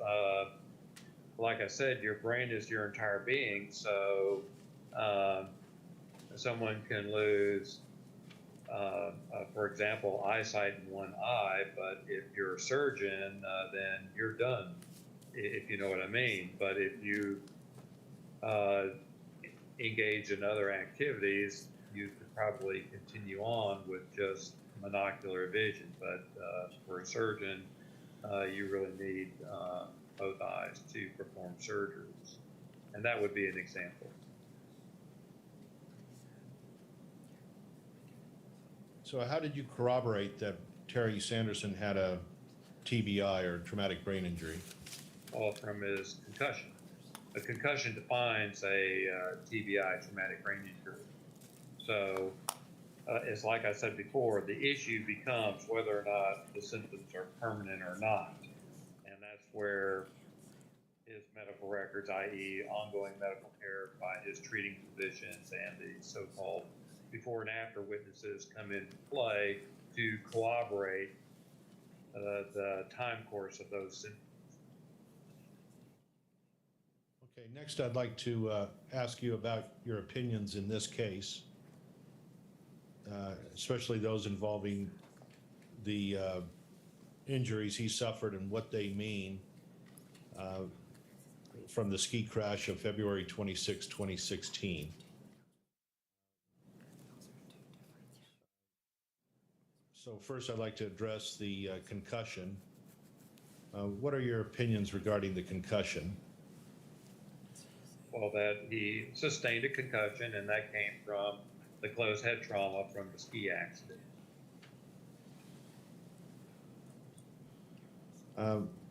What are your opinions as to the cause of the TBI? Well, basically his head struck the ground, and that would be the force application that would result in the closed head injury, resulting in the TBI.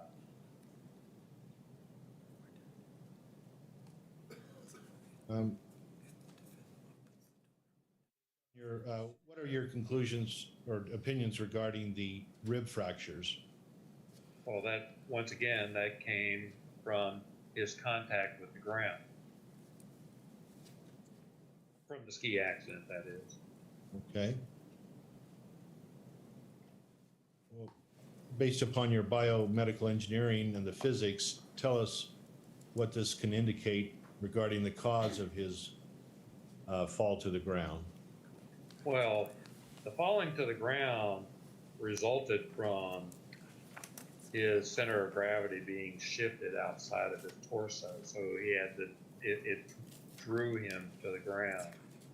And so the question becomes, what caused that shift in his center of gravity, causing him to fall to the ground? And that was, since he fell to the right side, that was an impact from, or an externally applied force application from his left side.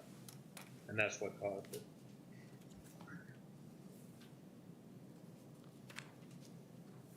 Okay. Now, does this indicate that Terry Sanderson was hit from behind? Well, yes, it does. I mean, if, you got a witness saying that he was struck from behind, but suffice it to say, the force application came from behind and from the left side, causing him to go over onto his right side. And that's where that impact did not result, that first impact did not result in rib fractures or concussion. It was his contact with the ground that resulted in the injuries that we see in the medical records. Okay. Can you explain how your understanding of force application show this? Well, the biggest thing is that when you fall to the ground and you have evidence of rib fractures on the lateral side of your torso, then obviously there was a force application directly to the ribs in that location. And so when you fall to your right side, your elbow or your arm gets in the way between your chest wall and the ground. And so the hard object would be you, i.e. your arm and elbow, making contact with the ribs, resulting in the rib fracture. And then very, very shortly after that, then you strike your head against the ground as well.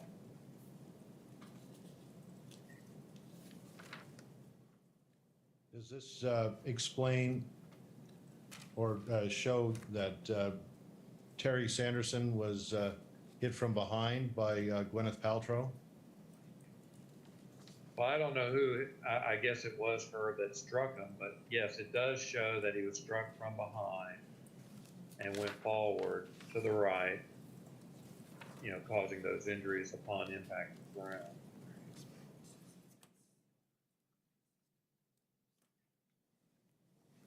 Well, can you walk us through the engineering and physics, unless you've already explained it?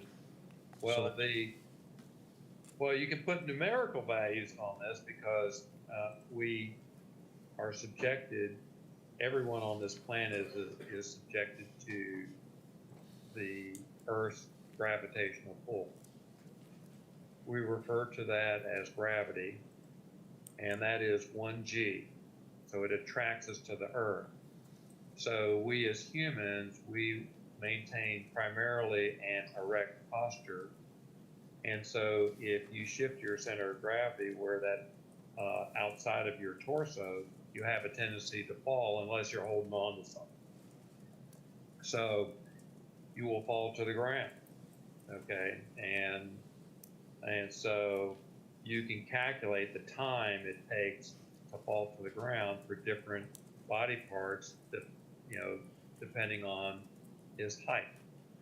And so you can appreciate that when you fall like this, your ribs are located around here, your head's up here, so actually your ribs are going to hit first and followed by your head. But it takes a certain amount of time to do that, and that's, falling basically like a free fall, if you will. So it takes less than a half a second for that to occur.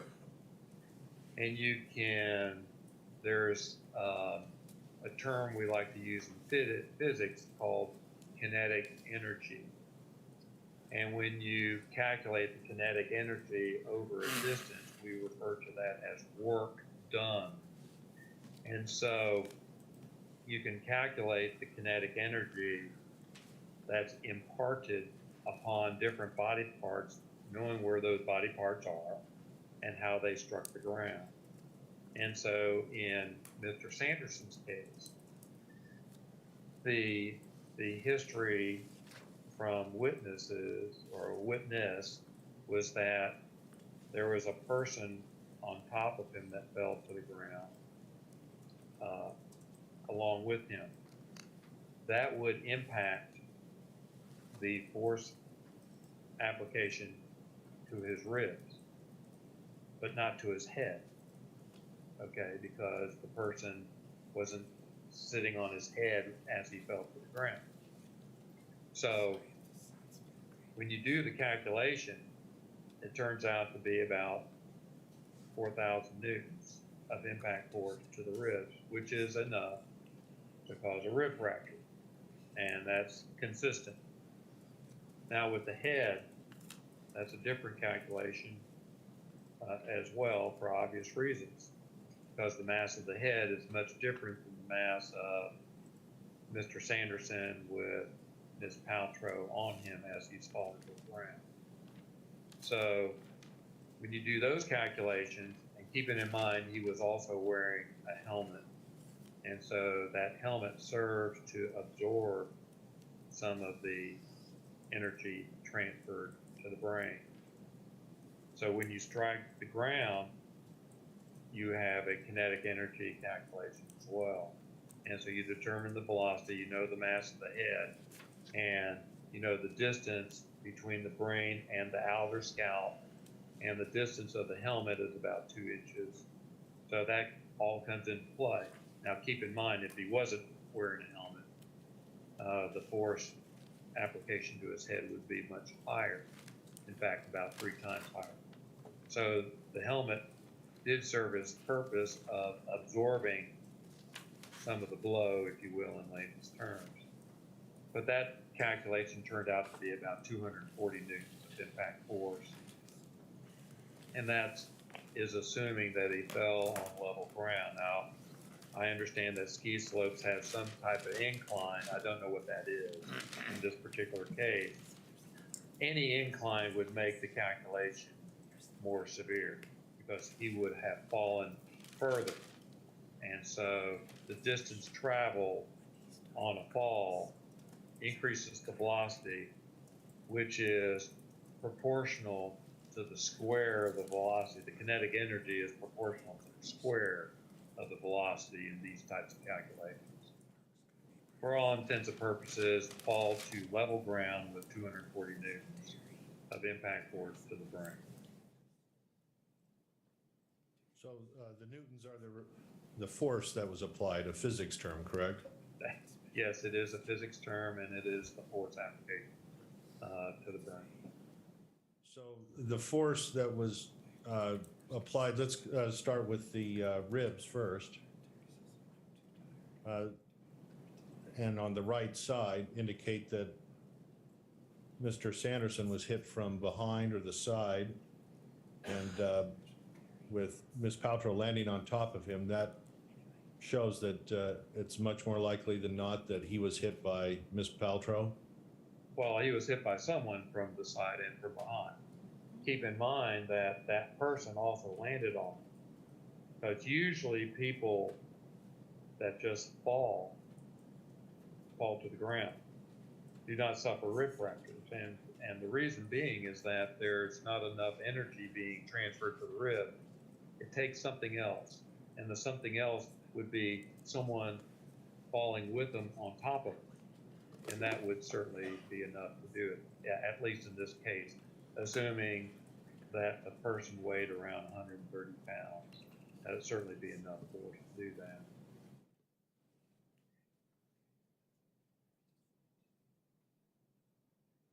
So the rib injuries, would you use the analogy that they're kind of like looking at the bumper of a car that was involved in a rear-ended collision where another car rear-ended the car, and they help show what the injury might be and how it was caused? Well, the rib injury really depicts how the injury occurred, what happened, not the head trauma. The head trauma was just a result of the fall.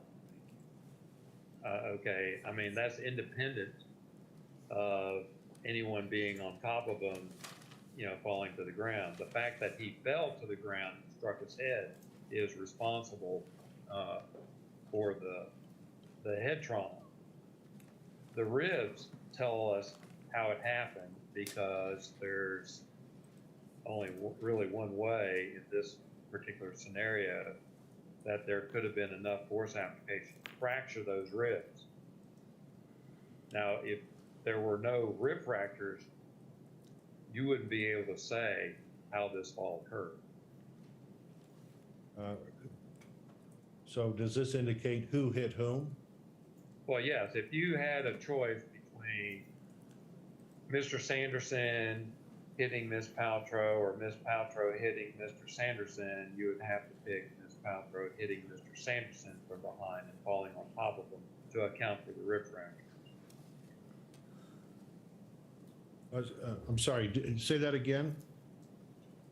If you were to compare two scenarios, Mr. Sanderson striking Miss Paltrow or Miss Paltrow striking Mr. Sanderson and falling to the ground, there's only one scenario that would account for enough force application to fracture those ribs, and that would be Miss Paltrow striking Mr. Sanderson from behind and then falling on top of him down towards the right side onto the right side of his torso. So you did consider the possibility that Terry could have hit Miss Paltrow? Well, yes, I considered a number of different scenarios. Not only that, but the possibility of a rotational effect both ways. Terry Sanderson striking Miss Paltrow from behind and then rotating in such a way to the ground. Could that account for the rib injuries, and vice versa? Miss Paltrow striking Mr. Sanderson from behind and rotating, in such a way. I took those into consideration, and those were eliminated for a number of reasons. But the biggest one is it takes a half a second to fall to the ground, and to rotate in such a way that you strike your ribs onto the ground over your elbow would indicate that, let's say that Mr. Sanderson struck Miss Paltrow from behind and rotated, and she fell on top of him as a result of the rotational effect. Mr.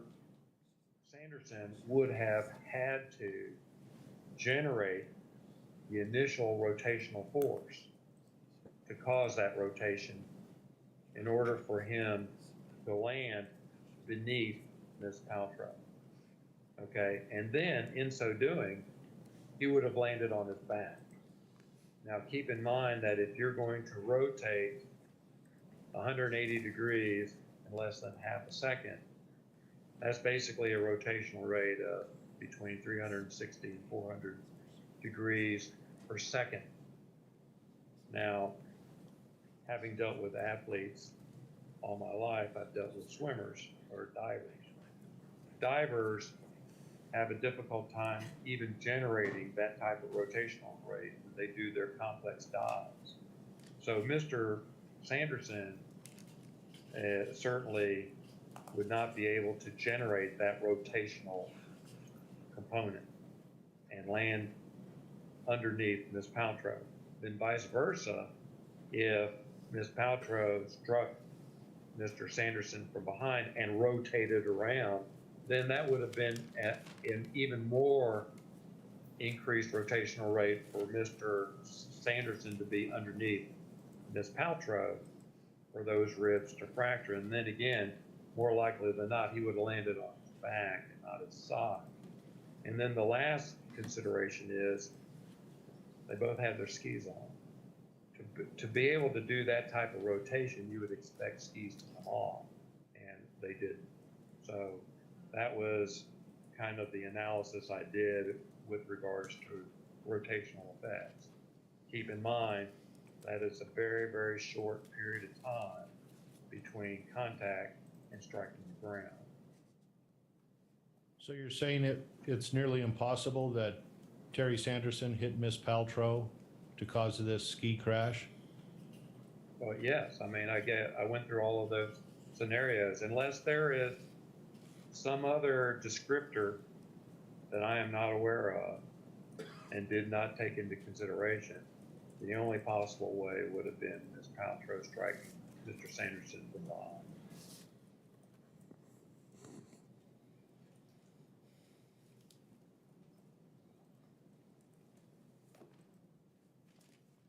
So you're saying this hit from behind is about the only way his ribs could have broken the way they did? Yes.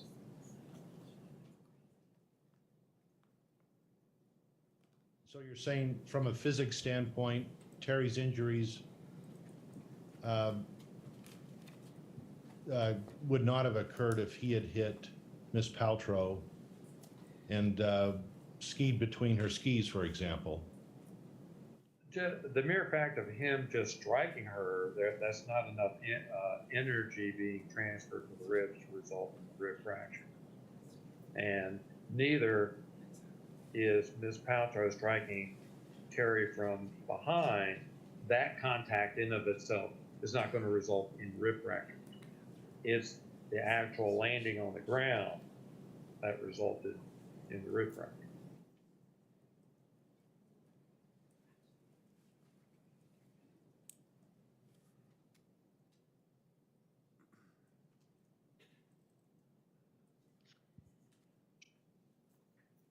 So the ribs and the way they were fractured are a clear sign that Terry Sanderson was hit from behind. Yes, I mean, that's what my analysis points to. And like I said before, I analyzed different scenarios and took that into consideration as well. Including the theory of the rotation? Yes, I did that as well. And there is just no way it could have happened in any other scenario, if you will, other than being struck from behind on the left side, driving your center of gravity to the right, resulting in the fall to the ground to the right side. Okay, we've been going almost an hour, or about an hour. Why don't we take a short break and continue after the break? Thank you. Okay, going off record, the time is 1:10. Okay, back on record, the time is 1:28. Dr. Boehm, why don't you tell the jury about the concussion that Terry suffered in this ski crash?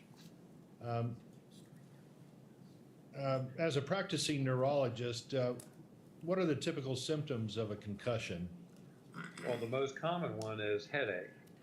And then you can have any number of other symptoms to include disorientation, confusion, not interacting correctly, some irritation, that kind of stuff. And now, obviously, if you have more severe injuries, you can actually have like paralysis, loss of vision, these types of things. But suffice it to say, the most common is a headache, and followed by a number of other things that may or may not accompany the headache.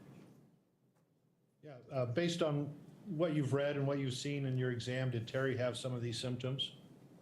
Yes, he did, and he reported those to me, which were consistent with medical records, and so I had no reason to refute that, but I would certainly defer all those findings to his treaters. Could you tell the jury, do you think Terry was malingering, magnifying, or faking any of his symptoms? He didn't appear that way to me, no.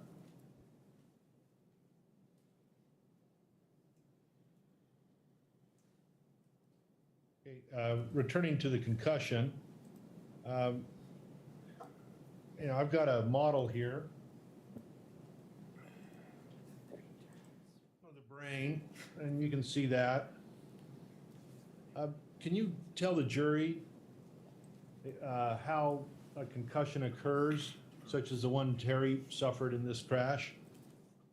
Well, a concussion results from the application or a blow to the head in layman's terms, basically an externally applied force application that gets transferred to the brain.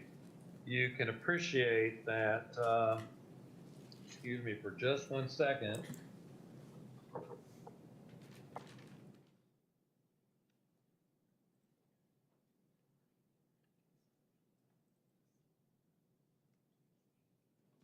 I have one of these too.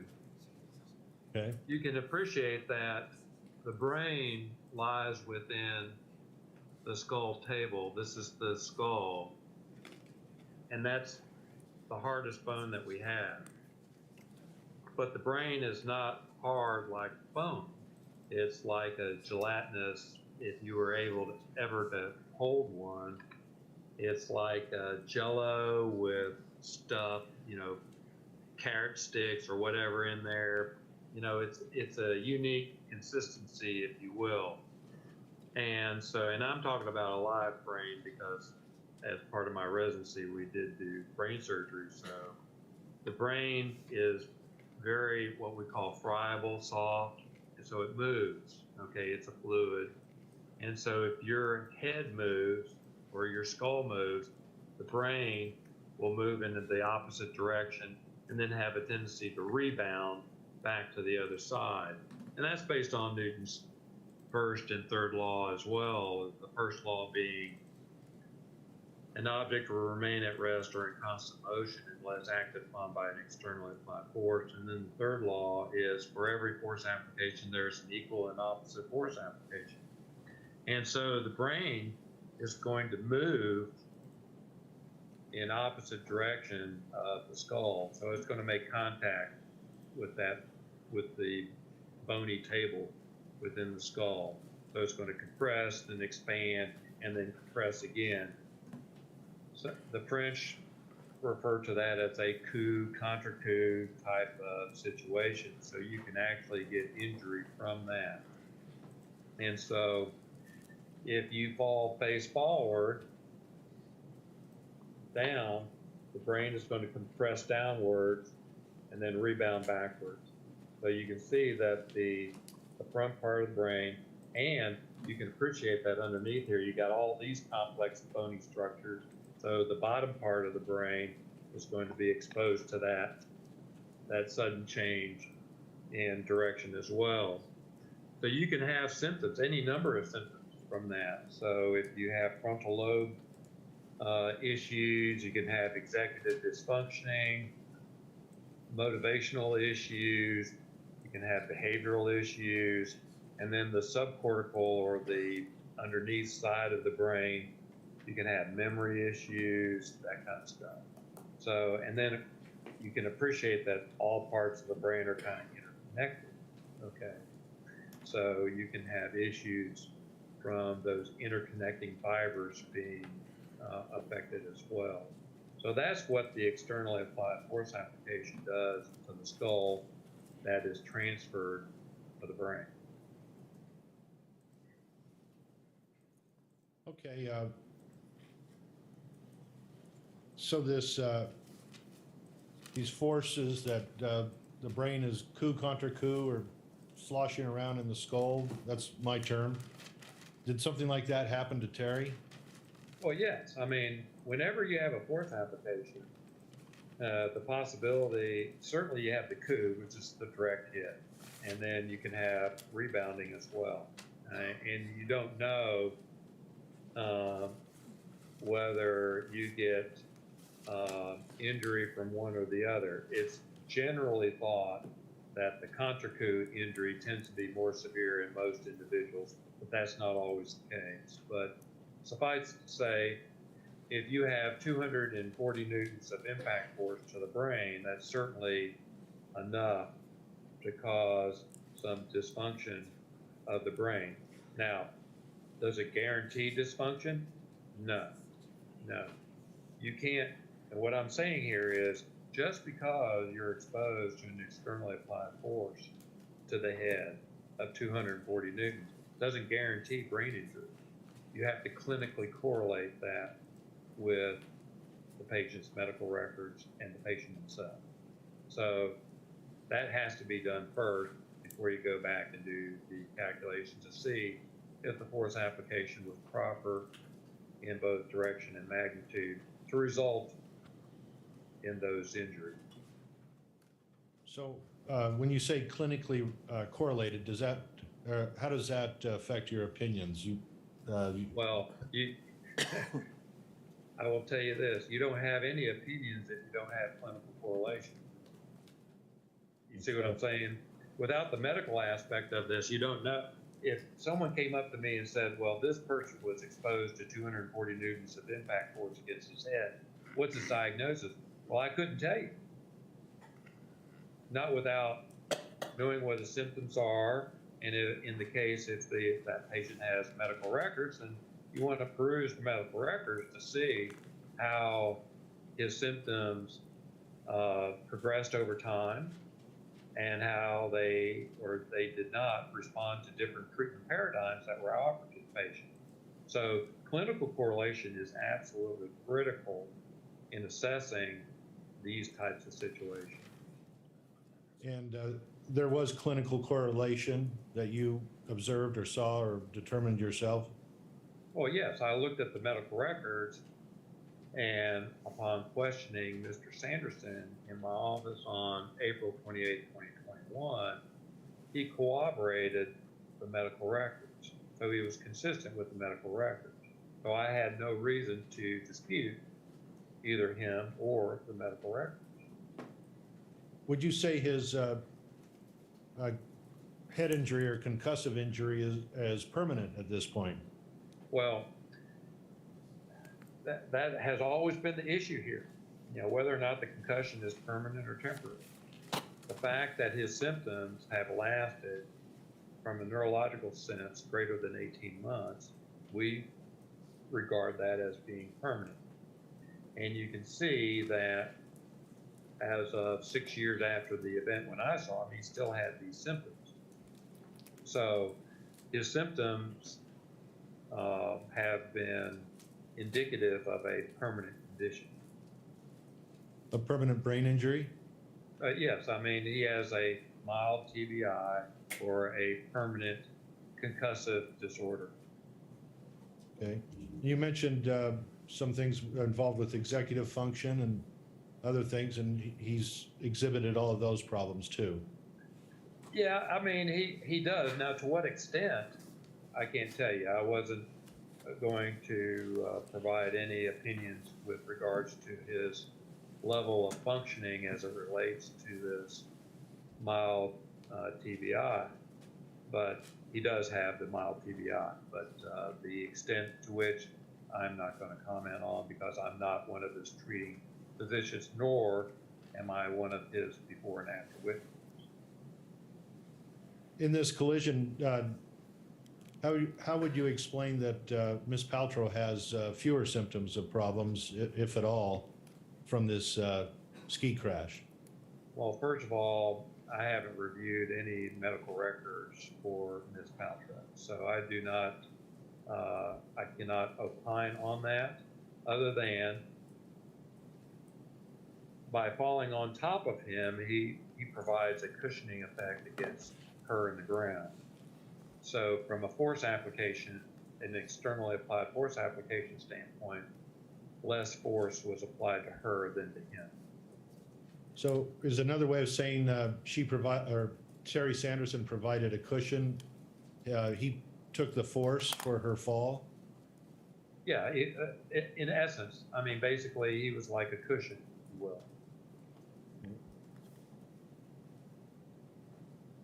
And earlier we discussed before and after witnesses being clinically important for a diagnosis of concussion and TBI. That's lasted longer than 18 months. How would you describe these before and after witnesses, such as his daughters or his girlfriend or ex-girlfriend? Well, they certainly describe a change in his overall makeup from before and after this event. Now, how it affects him directly, once again, I'm going to defer to others for that, but certainly there is before and after witness testimony reflecting that. And those before and after witnesses are important to determine the nature and extent of his injuries? Yes, I mean, absolutely. I mean, like I said before, whenever you have this type of situation or this type of patient that presents to you, often it is the witnessed account that is important.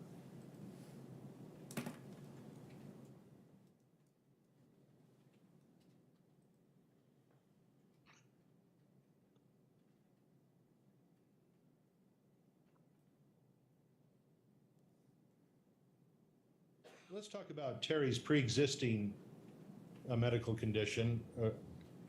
It's been brought up in that one exhibit with the x-rays or radiology that was reported shortly after the crash, within a few days, that he had NPA and enlarged ventricles. You recall that, correct? Yes, NPH. Or sorry, NPH. I wrote it wrong. My spelling was incorrect. NPH. What is the significance of NPH being a condition he had prior to the crash, and how it affects your opinions today? If you could explain that to the jury. Normal pressure hydrocephalus is a condition that is manifested clinically by a triad: dementia, ataxia, which means loss of balance, and incontinence. And it develops slowly over time.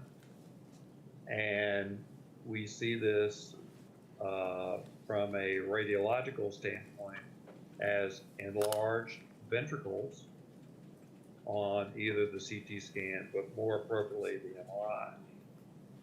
And so when you see this in that clinical setting, then you want to do one of two things, or preferably both. You do a spinal tap to see if you have increased intracranial pressure on the spinal tap, and we have manometers that we attach to the needle going into the back to measure that pressure in millimeters of water. And if it is elevated, i.e. greater than 200 millimeters of water, then the treatment of choice is to actually do a burr hole in the head and stick a catheter into the lateral ventricle, and then trace a drain all the way down through the neck into his stomach, if you will, abdomen, to drain off excess spinal fluid, i.e. reducing the pressure. And we call that an interventricular shunt placement, which I have done a number of times in the past. And so that is the treatment for it. But you don't want to do that unless you don't do it based on just the radiological findings. You want to have the clinical. Any intracranial image has to be clinically correlated to the patient. So if you don't have those symptoms, then you don't want to be putting holes in people's heads without having symptoms. So in this particular case, he did not have the diagnosis of normal pressure hydrocephalus before this fall, even though he had a suggestion of that in the differential from a radiological standpoint. So that's where the clinical correlation comes into play.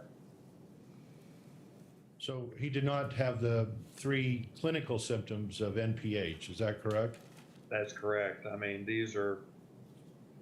dementia, ataxia, and incontinence are pretty noteworthy symptoms to have, and these people tend to present as they develop over time.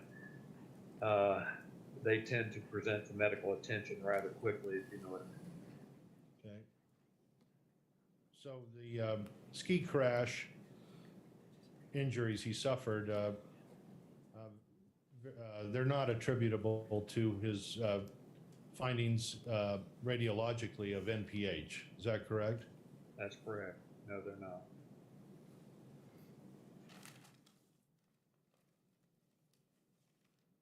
Now, I'd like to turn you to the defense experts. You've read some or all, I think most of the reports of the defense experts. Is that correct? That's correct. Some of them were quite brief, isn't that correct? Well, yes, in fact, I do like brevity, but yes, they got to the point.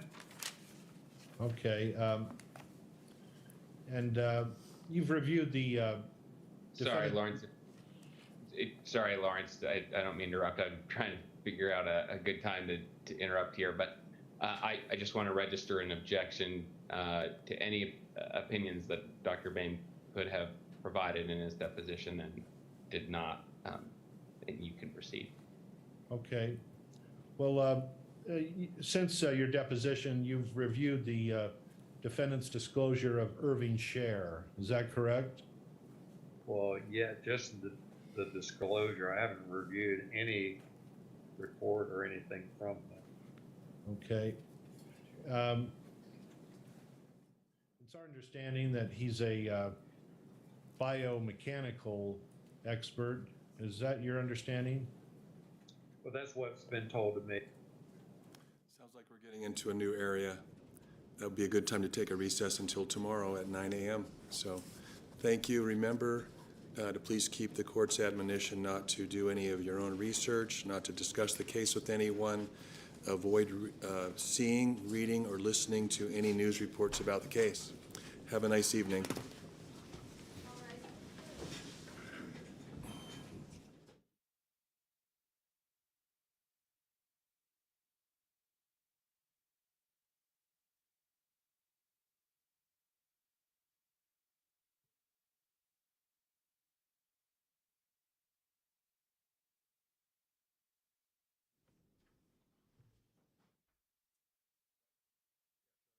On the record, we had a bench conference. I wanted to ask Polly Gresham questions about her sister, Jenny Sanderson. And what I would have elicited, had I been allowed, is that Jenny has a schizophrenic, I think it's called typal, T-Y-P-A-L diagnosis, and has a lot of psychological problems from that. Now, I'm not posing her as an expert, but as a layperson who knows her very well and knows the kind of problems that she has. I have a concern with this being nationally publicized without the permission of this patient, with a pretty explosive statement that I've never seen one iota of evidence. I don't think, and specifically Mr. Sykes does not represent Jenny, and unless he has written permission to make these disclosures to an even international audience, I'm pretty troubled by it. I think it's a big violation of this woman's privacy. I agree. If we're going to make a statement, I mean, if you want to make a record, I think we should make a record, but we should do it in camera. Well, okay, let's do that. All right. So if we could please go ahead and clear the courtroom. We'll take 5 minutes so that the press gets turned off. We clear the courtroom, and then you can make your offer of proof. Yeah, and secondly, I can make this publicly. We never subpoenaed Polly Gresham officially. We gave her a subpoena so she could show it to her employer if she needed to. But we expected that she would come. If she didn't come, we were without, you know. We had a deposition. And so she was to appear today, excuse me, and when she finished, you ordered her to come back next week. Now, I think that's improper.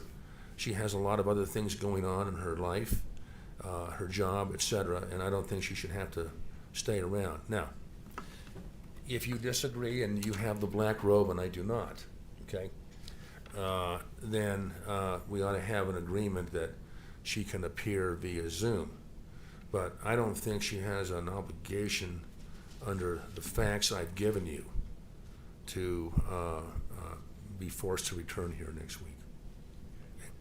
And as I indicated earlier, I mean, I asked her if she would have any problem remaining under the subpoena, and she didn't voice that at that time. I realized I put her on the spot. So if she, and you're not representing her. She voiced it to me. And you're not representing her. No. And so if she would like to be released from the subpoena or have its terms changed in some way, she can certainly request that. Well, Listen to all sides and make a decision. Okay. If you'd like her to come in. Sure, let's have her come in.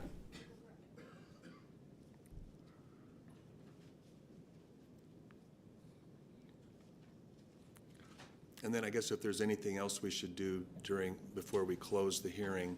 Well, do we have a piece of paper that says what Mr. I think we should wait till says is true about this woman's health? I guess let's cover that in the in-camera part of the hearing.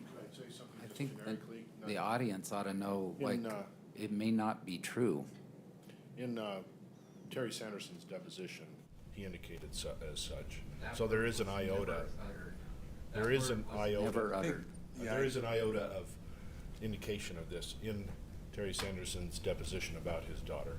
I read it two days ago. It does not say that word. Well, even if it did, that too would be improper to introduce into this proceeding in the public way. Right. What I'm saying is that the statement of counsel that there's not an iota of this. There is not. Then in the motion for a protective order, there was also additional information that points in there. So it's more than an iota. Okay. So, Polly, why don't you come on up and take the stand? We're just trying to straighten out. I understand that you may have some commitments where you'd like to be able to leave town. Why don't you explain that to us?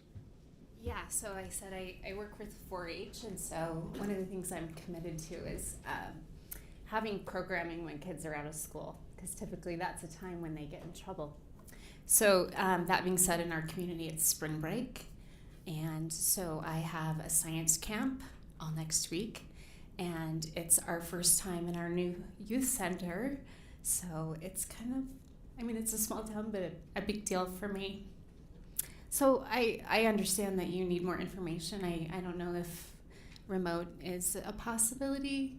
There could be kids in the background. No, I could probably have staff cover me if that was something that would work. Your Honor, we'll release her from the subpoena.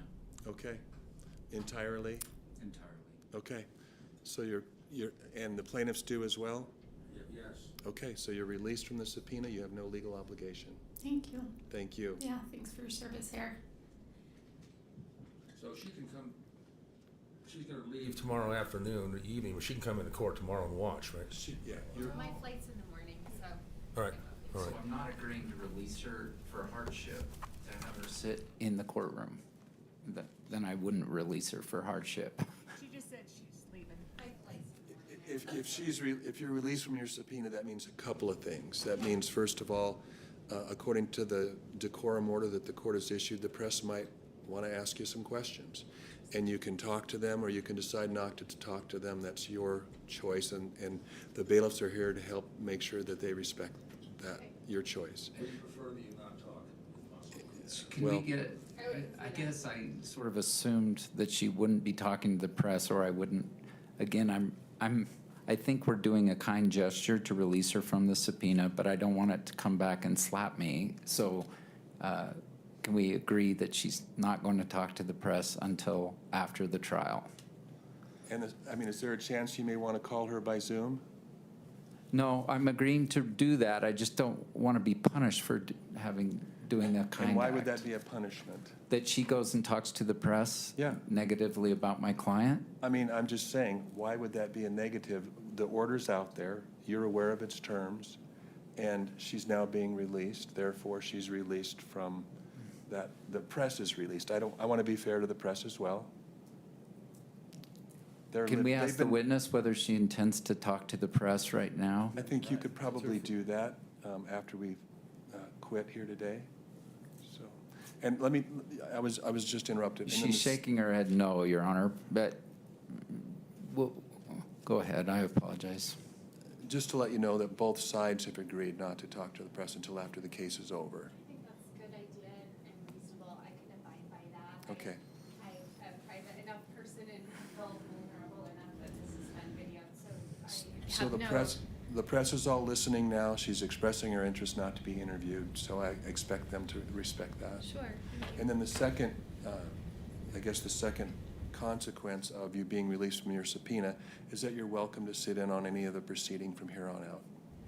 Don't anticipate that. And got And things to do. You can watch it if it's being broadcast in your area. Okay. Now. All right. Thank you. Judge, I'd like her to stay for a minute so we can proffer her testimony, if that's okay. Sure. In camera. Sure. If you could just wait a few more minutes. Do you have a minute to take the stand? Yeah. Okay. Is there anything else public that we need to do today? So, we can't change the deal. I mean, you release, I release, and suddenly she's giving more testimony. So by giving more testimony, I may not release. Understood.